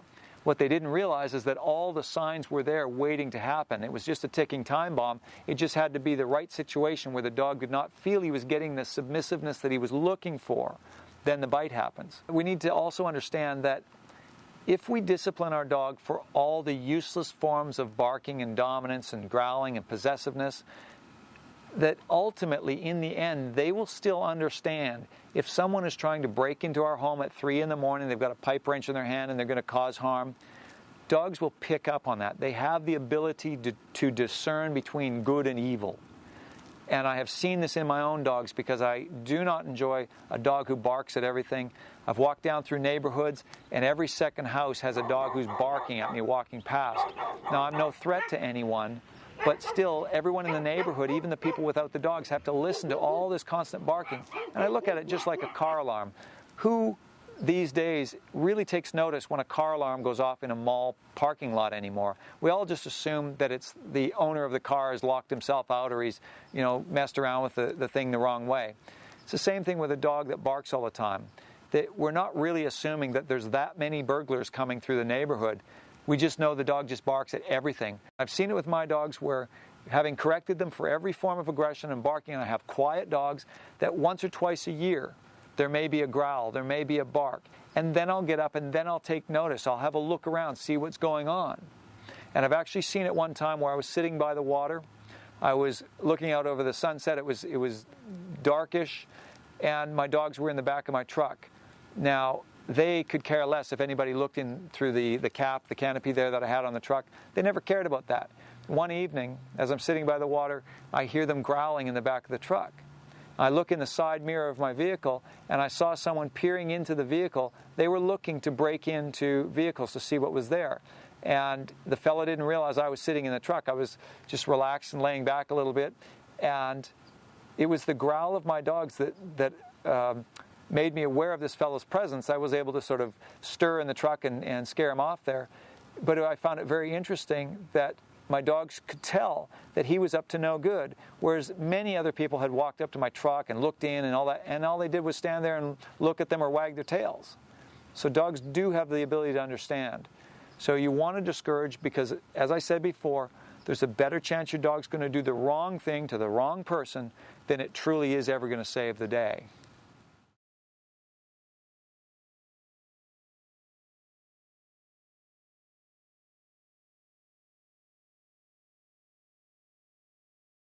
We do not give our dogs treats, but we do give them hard cow bones, the smoked knuckle bones or the full leg bone. This is not, as many would think, the postman's femur. So here you see my wife having a little fun before she puts the dog's bone on the ground for them. All 3 dogs understand that they can share this bone. They'll all get what they want out of it, have their chew time. But if they try to get dominant or possessive or aggressive over this, they will be disciplined for that behavior. And once they understand that, you can have harmony in your home. And watching those 3 dogs that I have trained sharing that bone is a warm, wonderful, fuzzy moment for me, because I've seen those dogs come from menaces to very wonderful, special animals.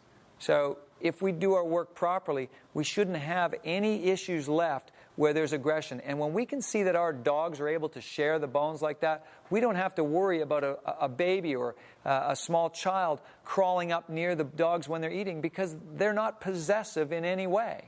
So it's so important that we truly have control over the will of our dogs so that we can experience these moments of harmony that make us all so happy. Okay, honey, I'm going to go now. We'll see you later. Okay, Tina, you stay here. Okay, I've got to go outside. You stay. You stay. No, you stay there. I got to go.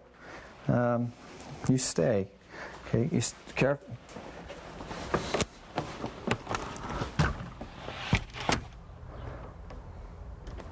Do you find that when you leave the home, it's a bit of an episode like that? You're having to sneak your way out the door so the dog doesn't squeak past and you end up running around chasing them? Well, we're going to show you a little way that you can work with the dog so that it's a comfortable thing when that door is wide open, that the dog knows that it does not leave unless it's invited to go with you. So the first thing we're going to do is put our dog on a leash and our metal training collar. Here, Tina. Good girl. Oops. So we're going to walk up to our door. We're going to say the word wait. Now as you open the door, the dog's going to rush out. Snap your line back and say wait. Close your door again. Move away, pet the dog. Good girl. Come here, Tina. That a girl. Come here. That a good girl. That's a good girl. Oh, you're a good girl. All right, let's go. Come on. Help me go. Let's go. Wait. Wait. Good girl. That a girl. Good girl. Go through the process again. Come on. Let's go. Wait. Good girl. Good girl. Tina. That a girl. Good girl. And we'll try one more time. Come on. Here, Tina. Good girl. That's a good girl. Let's go. Come on. Wait. Good girl. Tina, come on. Back here. So she's understanding that we need to stop at the doorway. Another thing that you can also add to that, Tina, come on. Let's go, is the command to get back. So you would drop your line at this point, motion backwards with your hand, so you would say, get back, and the dog, the first few times, is just going to stand there staring at you. So as you go, get back, then you're going to hook your foot into the chest of the dog and push them back and say, get back. You want to give yourself space so that you can open the door. The dog should understand that when you motion backwards, that they do. They will start to move backwards on their own. Then you open the door. If the dog rushes out or starts to move up, pick up your line, make your corrections, say the word wait. Try it again. Good girl, Tina. Hey, come here. Not a girl. That's a good girl. Not a girl. Lots of praise in between when you're working with them.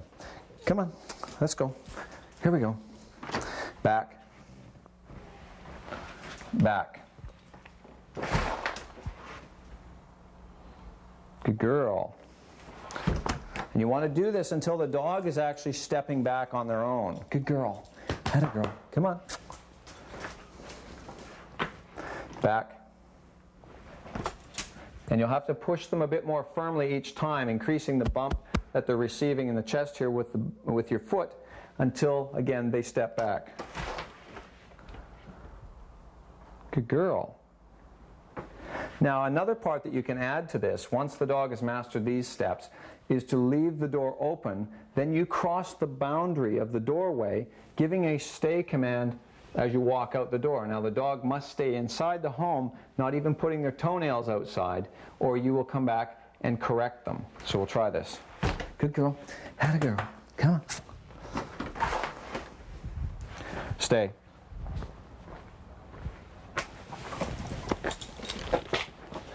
Now, when the dog moves outside the home, catch them on their leash, take them up to the door edge, pull them up like this as you stand outside, bump them back firmly in the chest and say, wait. Wait. And you do that twice. And we're using a fairly firm bump here because Tina's a very strong and muscular dog. It has to be something that they'll think about. It's not so much that we're showing the dog what it is that we want, but we want them to respect what we have shown them. And if their desire to leave the house is very strong, the correction also has to be strong. We'll try it again. Come on. That's a good girl. Oh, you're a good girl. Oh, yeah. Come on. Let's go. Whoops. Back. Stay.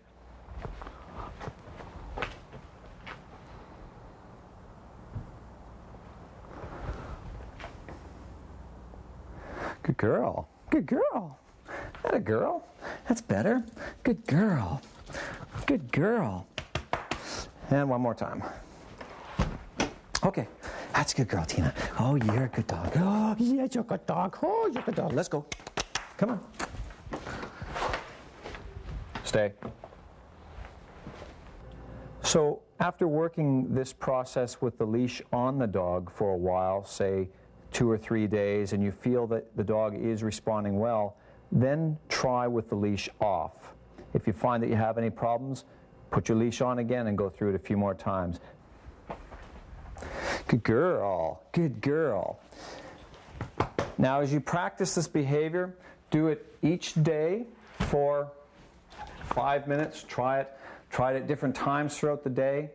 And you also want to start moving away. When you go out the door and you give the stay command, go further and further away from the dog, hide on the dog, go behind the corner of the house or behind a shrub, and stand there and wait for the dog to make the mistake.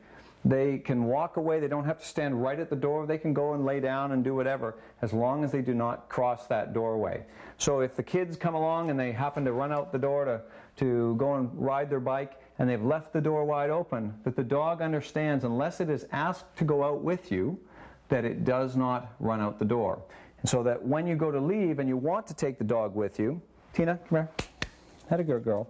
So you always do your wait as you open the door. Then when you're ready to leave, clap your hands and say the word okay as you pass the doorway. And then the dog understands that that is when they can go out the door.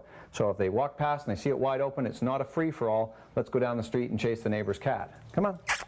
Let's go. Okay. Here's an example of how you can use this technique to enter or exit a vehicle even with a group of dogs.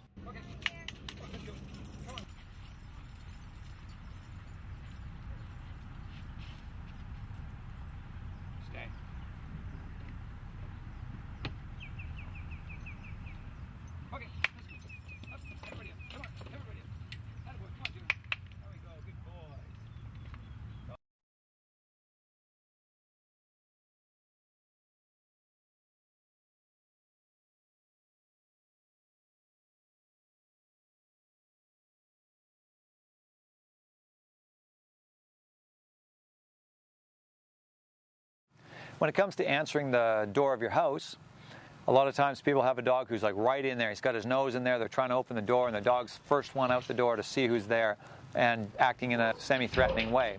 What we want to show the dog is that we own the house. We're the leaders. And thanks if you want to let the dog bark, and you're like, well, thanks for warning me that someone's at the door. But after that, when you say to be quiet, the dog should be quiet. It no longer has anything to do with them. If you allow your dog to be in that space and be right at the door, you're going to have a problem. The second that you say quiet, if the dog continues to bark, go in, grab your training line, make your corrective snap, show the dog, basically, that you will not accept any more barking once you have spoken. The best way to deal with it is to have your dog back, put them in a down position somewhere around the corner where you can see what's going on with the dog, but the people coming in the door can't see that. So you're not feeling awkward or uncomfortable correcting your dog in front of a total stranger. I always tell people it's good to put a sign on your door that says, "Please be patient while I answer the door, dog in training." Make a little card, thumbtack on the door. It gives you that confidence that you can be a little slower getting to the door while you get the dog in control. If you don't have that sign on the door, you're too worried that someone's going to leave before you get there, and you slip up in the training of the dog. In a few days, you can honestly have a dog who's lying down, staying while the doorbell is ringing, and there's no response from the dog. No barking, no getting crazy, no breaking the down command. It's a simple thing to practice if you have someone else that you live with. Get them to go out the door, wait 5 minutes, ring the bell, and test the dog. You come up, you have a spot that you've practiced with doing some down commands there. Tell the dog down, stay. You go, you answer the door, you open the door, you talk to the person, or you open the door and don't necessarily let them in, just talk and get some excitement happening there. If the dog does break the command, slowly just close the door, take the dog back, make your correction into the down position, tell them to stay, go back and readdress the door issue. Watch the down command section to see how to correct for all of those breakings of the commands, and the stay command as well, how to deal with that. If you do have a member of the family that's going out and ringing the bell, don't have them come in the door at the same time as you're doing the testing. Shut the door, say goodbye to the person as if it's a stranger, and have them come in the back door so that the dog isn't really picking up on how this game is going. If you practice with your dog a few times before you have real strangers coming to the door, then you're going to have a little more confidence that things are going to go well. If you wish to have your dog accompany you to the door to greet whoever's coming in, make absolutely certain that the dog is not jumping on someone. Watch the jumping section if your dog is still having a problem with that. Make certain that the dog is acting politely and calmly when the people are coming in.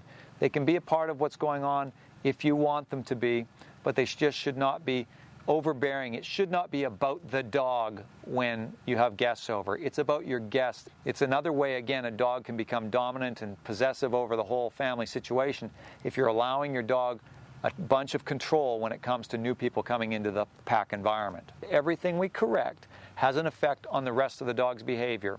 If they're being bossy at the door, they're also going to give you grief over some other issue in your life. You want to teach that dog every time there's an opportunity to put a rule in the dog's life, use that opportunity, because it's going to help when you get outside and you want to have off-leash control and your dog's not responding in a negative way around distractions. You get control in the house, you're going to have better control when you get outside. One of the big concerns that we all have when it comes to our dogs is what do we do around a road? We've found out that dogs and cars don't mix very well. There's an easy process that we can follow to show our dogs exactly what a curb means, and so that they understand that no matter what's going on, they just do not go out into that street. There's 5 things that we have to remember. The first thing is to walk our dog parallel to the curb, that we're going to stand on the road ourselves, move the dog back and forth with us so that they understand that we can be out there but they can't. That's a good boy. That's a good boy. The second stage of things is to walk the dog in a perpendicular direction towards the curb. When we get to the edge, we'll stop and say, wait. Let's go, buddy. Come on, fella. Right up here. Wait.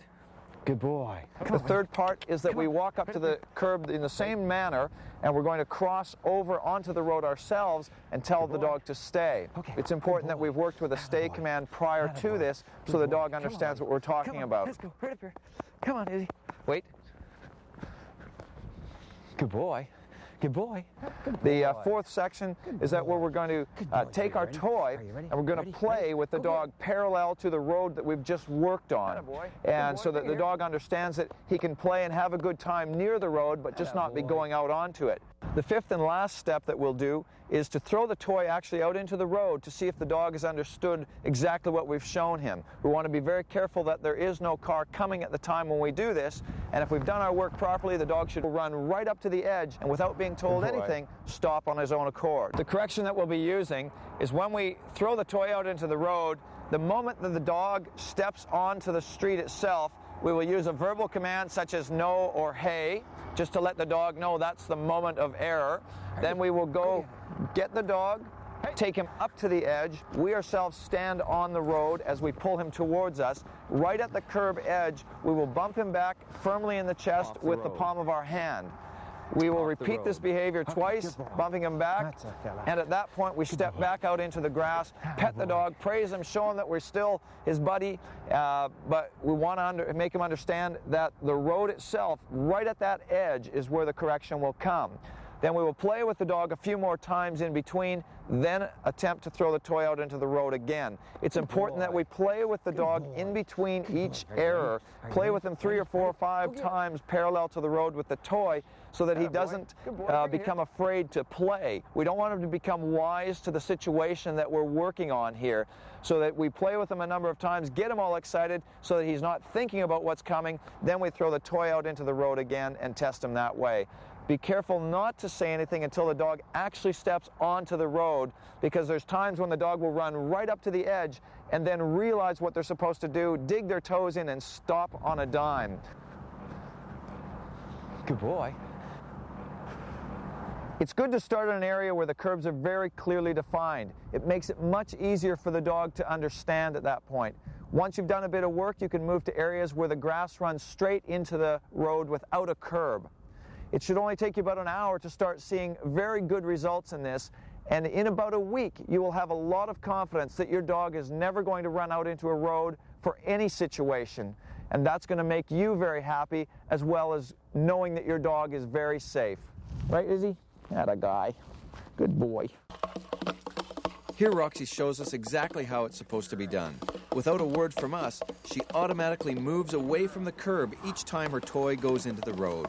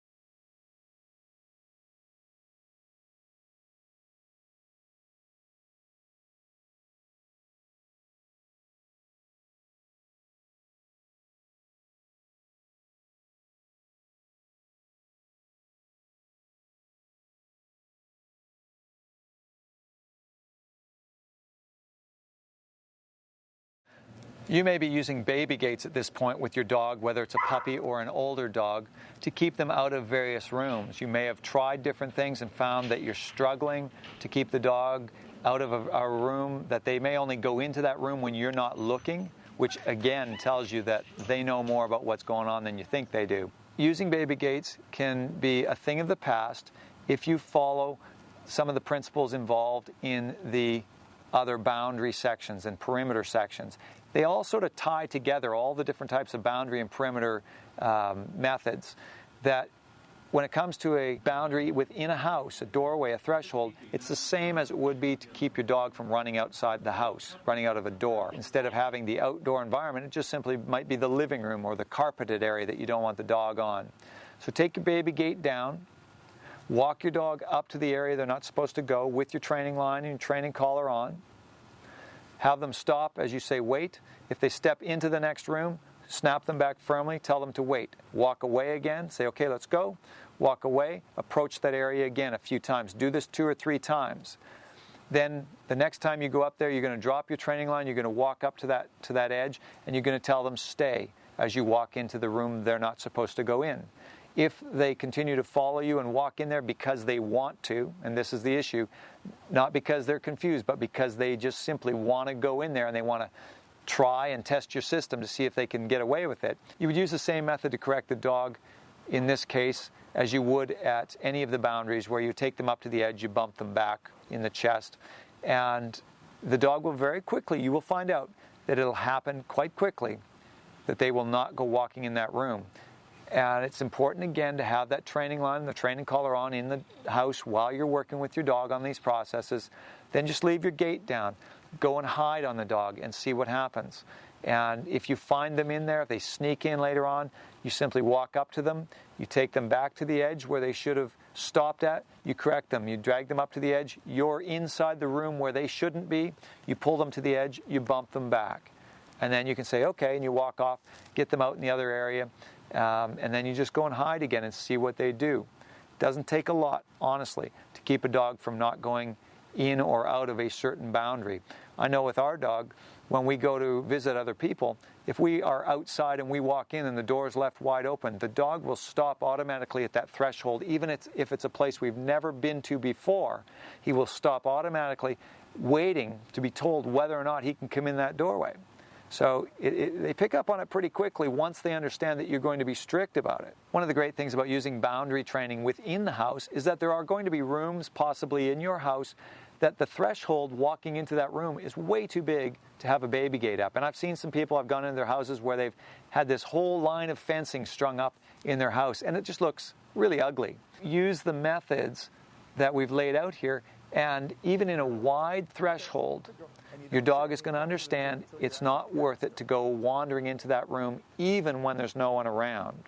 And that's what you want, is so you have confidence that you can then leave the house, go down, drive down the street, get groceries, come back, and your dog hasn't gone walking in there and got up on the couch or whatever they want to do when they're in this other room, simply because you're not around. If they respect that boundary, they're going to respect it ultimately whether you're there or not.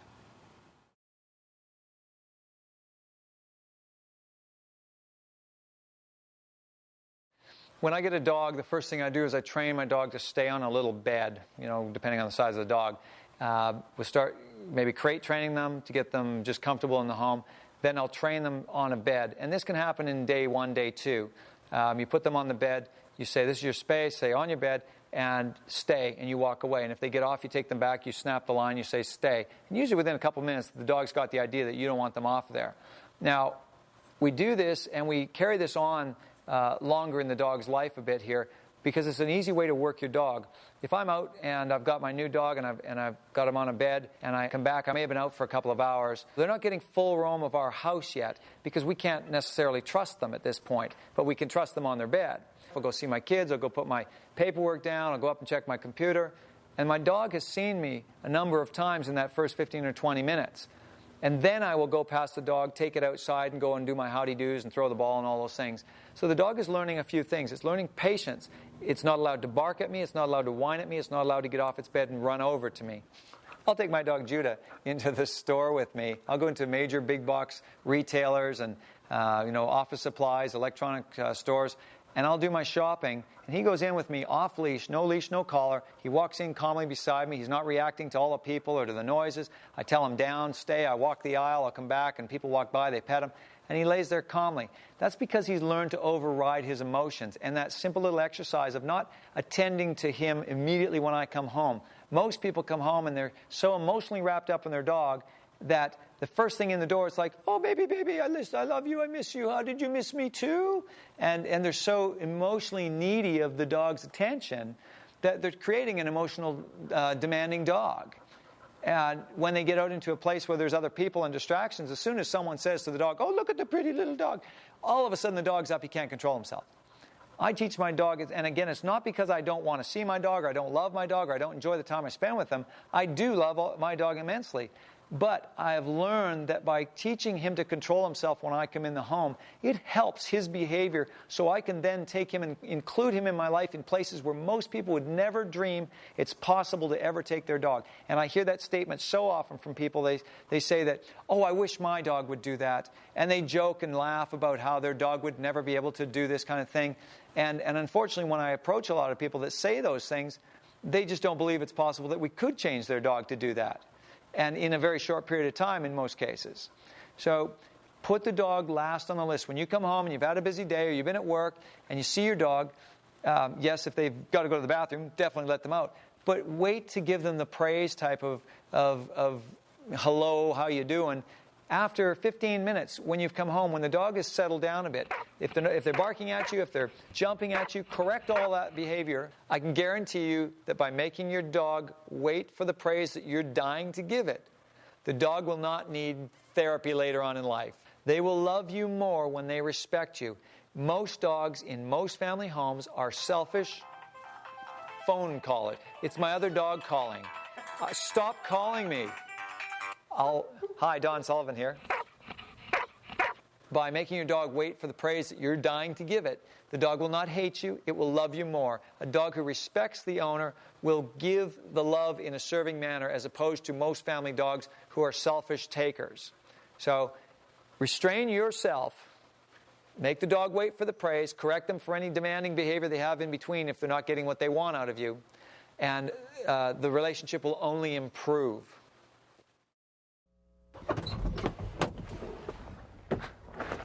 It's time for camping. One of the things that we can do that's going to make our camp experience a little better when we bring our dog is to quickly show them a perimeter that they must stay within when we get to the site.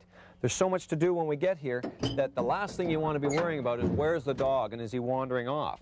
So we start off by putting the dog on a small little training lead here, and we're going to march around the perimeter. That's the beginnings. Come on, Izzy. Let's go, buddy. Whoop, good boy. Good boy. Good boy.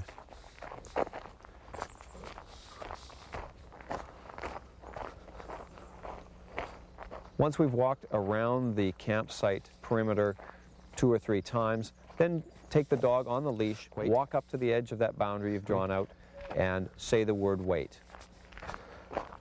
Wait. Okay, try this at various points along the circle. Then the next stage would be to continue across the boundary yourself as you tell the dog to wait. And once they've figured out that you've tried this in a few different spots, then leave the campsite and just hide on them for a moment or two.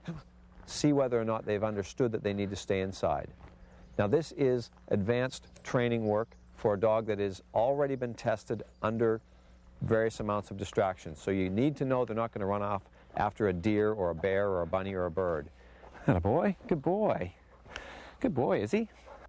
You'll want to check with your park on their particular leash laws.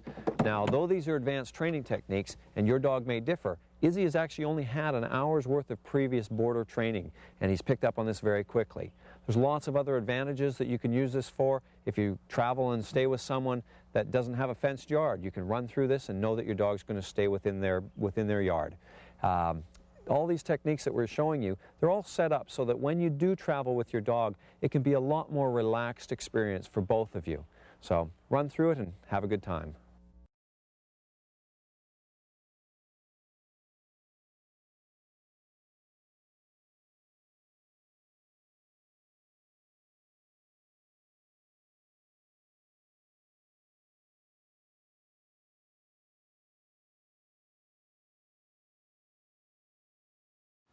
With all the work that you do with boundaries and perimeters, I just want to stress the fact that I'm not intending everyone to be able to leave their dog outside for 8 hours a day when they drive away and go to work with an unfenced yard. It is made for a supervised situation so that when you're out with your dog, you know that they're not going to run out into the street. You know they're not going to run out of your yard and take off chasing a rabbit or a bird or another dog, that they understand where their boundaries are.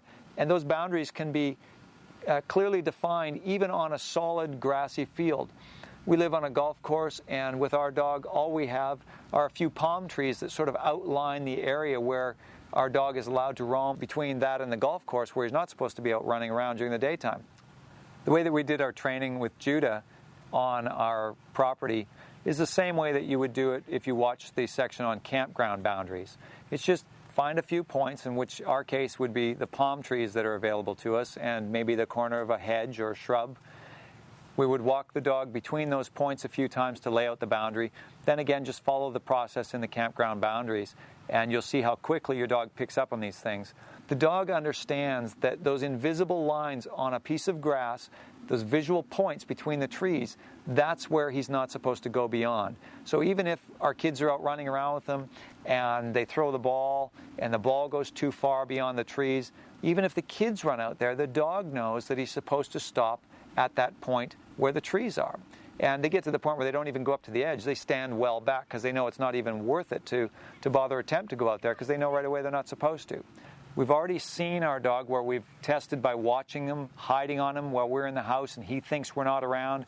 And we've seen how his response is to all the distractions he would normally come into contact with, and he doesn't care. He cares more about obeying the boundary rule. And you see that they just become desensitized to these things that the average dog, untrained by my methods, would run off willy-nilly and just go and satisfy their own personal desire to chase things. The dogs, when I've trained them, they learn to think beyond this and above this with a higher level of maturity, if you want to say, that they don't need to be a bull in a china shop just running around crazy like. They can assess a situation and say, well, sure, there's a bird or a cat or something out there, but in my old days I used to chase those things. But now in my new life, the dog would say, I don't run out across the invisible boundary, and I don't need to go chasing other creatures to entertain myself. Take your time, put a little bit of effort into it, follow the process, and make your corrections at the appropriate level for your dog, and you'll have confidence that they're going to stick around. Is your dog still expecting you to help them get into the vehicle? We're going to show you how to teach them to do it on their own. Up you go. Attaboy. Attaboy. Come on. The first thing you want to do is find something low that the dog can jump up on. You want to build their confidence gradually. In this case, we're going to use a picnic table because of the two levels that the dog can learn to overcome. We're going to first approach the bench and have them step up onto the seating part and then up onto the table. Once the dog has completed this comfortably, then we're going to move around to the end of the table and encourage the dog to jump straight up onto the table top.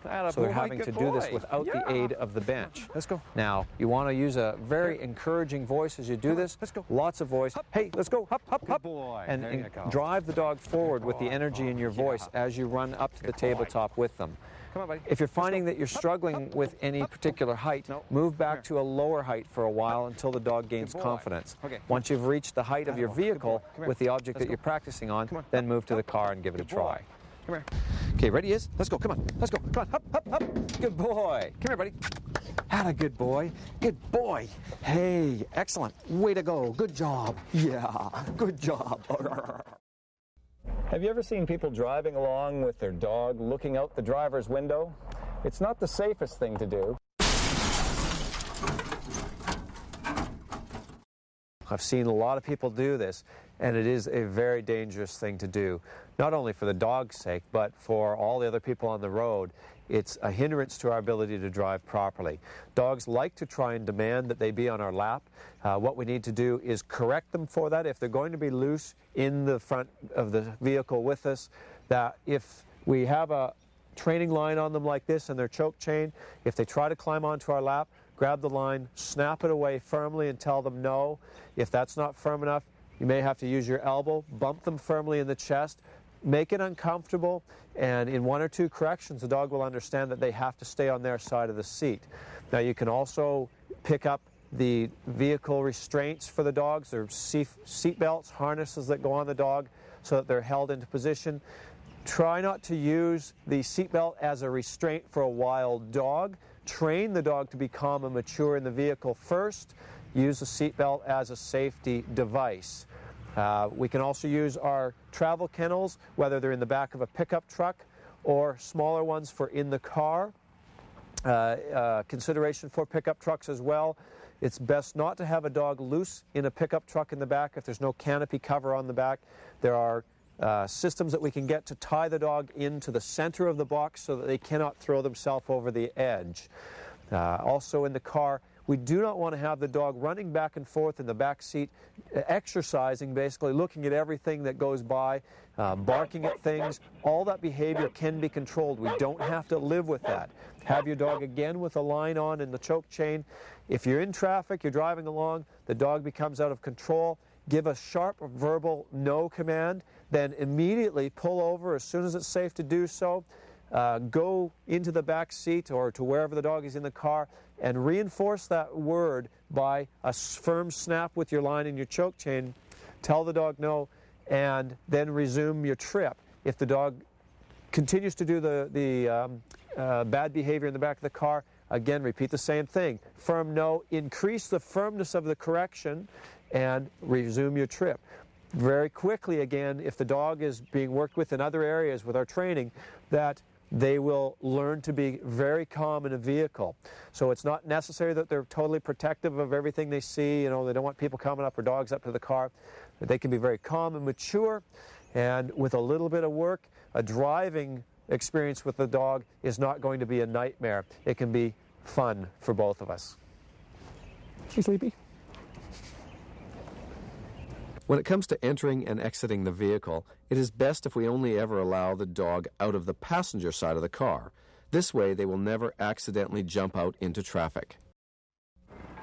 Boating is a great way to spend the day, and it's even that much better when you can bring your dog along. Now, safety is always the first consideration, and Izzy here has his safety vest on. We've put this on before we even get onto the dock so that if something happens and he slips and falls in, he's going to be safe. I've seen a dog fall between a boat and a dock on a windy day, and it's a scary situation trying to get the dog out while they're panicking and the boat is moving. So when it comes to loading our dog onto the boat, have them in a down command until everyone's ready, and then pass them into the boat if you want, or if they're good at jumping in, make sure the boat is very stable before you do so. Once on the boat, use your down command again, have them just sort of relax and let them get accustomed to the situation before they're allowed to move freely about the boat. Now, use your leash if you need to walk the dog on the decks until they get accustomed to their surroundings. So give them time to get adjusted. So one of the things we want to consider when we're out in the boat, and the boat is actually in motion, is that we remember the way our dog likes to stick their head out the car when we're driving and they have their ears flapping in the wind. They're going to want to do the same thing on a boat.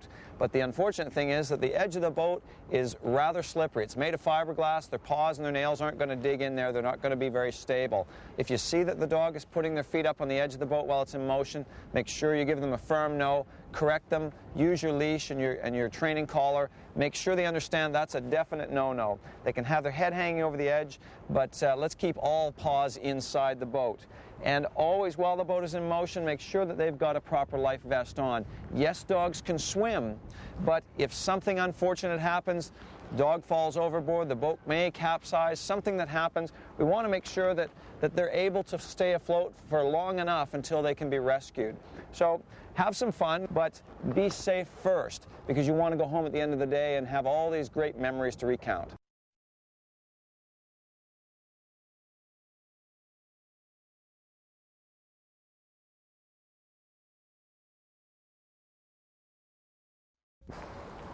One of the exciting and bonding experiences that we can have with our dog is to go hiking. There's a few things we can think of before we go that'll make it a safer day and a more joyful day. When we go, we're always concerned that we've got plenty of food and water, but do we remember that the dog needs the same? So when we go, we can get things like this, which is a backpack that'll fit our dog. They can carry their own supplies. We've got food in there, and you think, well, why would I need to have food if I've just fed my dog this morning and I'm only going out for the day? Well, if you get misguided on the trail and you spend the night outside, you want to make sure the dog has their own food so they don't end up eating all your chocolate bars. Water is a huge consideration, and make sure you've got plenty of it. On this very trail a number of years ago, people that I know took their dog for a walk to the top. It was very hot. When they got there, they didn't have water, and the dog had overheated. By the time someone came along with water, they couldn't even get the dog to drink, and unfortunately, the dog passed away the next day. So with our pack here, one of the other things that we can also include is a first aid kit.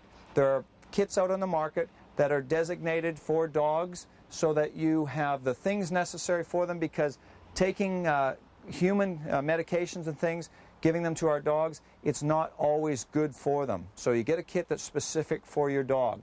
Make certain also that if your dog is going to be off the leash, that it is trained to be off the leash. So if there's game out in there in the park, if there are other hikers, that your dog is not causing problems, that your dog is not running off after a deer and you never see them again. If they're still struggling with some of those issues, make sure keep them on a leash. Be responsible that way, but work at your distraction work so that you can get them off and let them enjoy themselves and have a good run. And also, a very good thing to do, give them plenty of rest. They may not look like they're tired, but give them the rest so that you don't run into these problems of overheating. And that's what we're going to do right now, is give Tina a rest, give her a drink.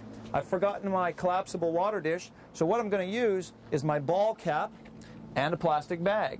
So we just pour the water into the ball cap, in the plastic bag, and she's going to have a good old drink. Hey, Tina?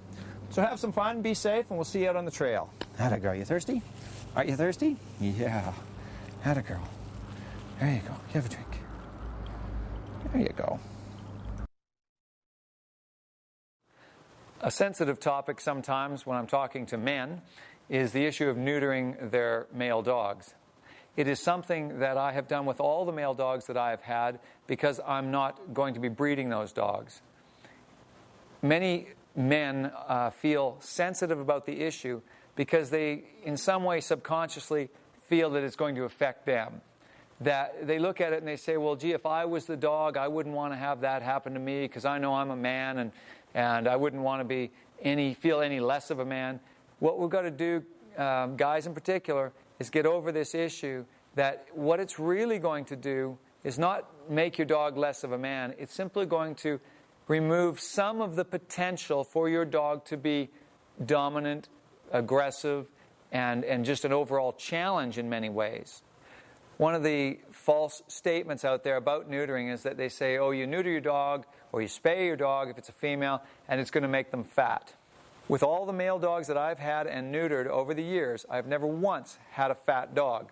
All I've done is monitor the amount of food and the amount of exercise. If ever there is a weight increase, the exercise increases a bit. If the exercise is already at a maximum, then the food is decreased slightly until we find that balance where the dog maintains its perfect physical fitness levels.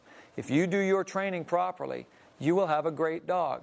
So don't not neuter your dog for the thought that one day you might like to breed him to bring in more of those special dogs. You can go to the pound and grab another stray dog and work with him in the way that I work with my dogs, and you'll have another wonderful dog. Yes, dogs have individual personalities, but training is the key issue that's going to determine whether or not you have a special dog in your life. You're better off to neuter your male dog and reduce the potential for other problems so that you can just have a more peaceful existence with your dog. Here's a few shots of some of the tricks that I've done with my dogs over the years. Now, in all of these tricks that I've taught my dog, and this is not all of them, this is just some of the video that we had around, I have never once used a piece of food to train my dog to do anything. It is very easy to get your dog to do different types of tricks once you have their respect. When they believe that they must do as you require of them, that you have control over their will, their brain immediately is focused on what you want. So they are more quick to learn the things that you're showing them. In many cases, I've taught new tricks in as little as 2 or 3 minutes. The one where I have the dog grabbing a plastic bag from the dispenser in the dog park is one of my favorite tricks because it entertains people in the park all the time. Get a little creative with your tricks. That's what I've always done. Try to think of something new, something that's different from everything else you've seen. Whatever you can conceive in your mind, if you want your dog to learn it, start off with small little steps and simply layer each part of the trick one thing upon another. Let the dog learn the first part of it first, then go to the second part, the third part, and building it until it's a larger thing that you can actually do from a distance. So when I get my dog to bring the plastic bag to me, I start by taking them up. I've already taught them what bring means in other objects. Then I'll wag the plastic bag down and get them to take it. And when they pull it out, I step back and have them bring it to me. And then I start doing this with the bag tucked up further and further and further into the dispenser as I step back further and further and further, each time telling my dog what I want. So I'm building a language with them, and I'm building that action with them. And in most cases, you'll be amazed at how quickly your dog is doing new and fun and unique things without ever using a piece of food.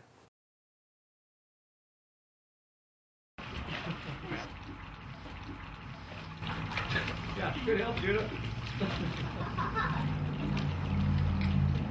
Good girl, Sarah. You saved those swimmers. You saved those swimmers, girl. Hey, girl. You saved them. You saved them, girl. Good girl. Save the swimmer. Good girl. You saved the swimmer. Hey, girl. You saved them.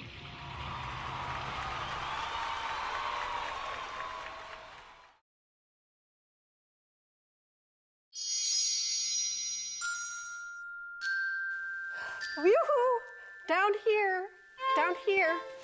So, after Megan and Peter and I finished the science project, we thought we would go out into the desert to find owls and hopefully some poop and pellets. Now, what do you think we took with us to find the poop and the pellets?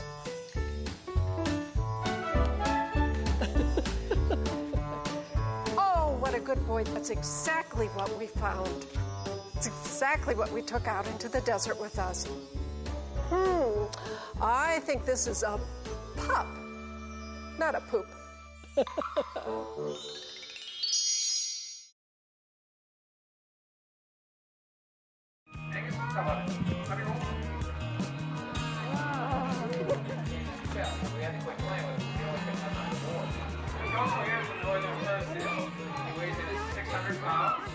despite its large size, he's a very gentle creature. How about a big kiss, Coco?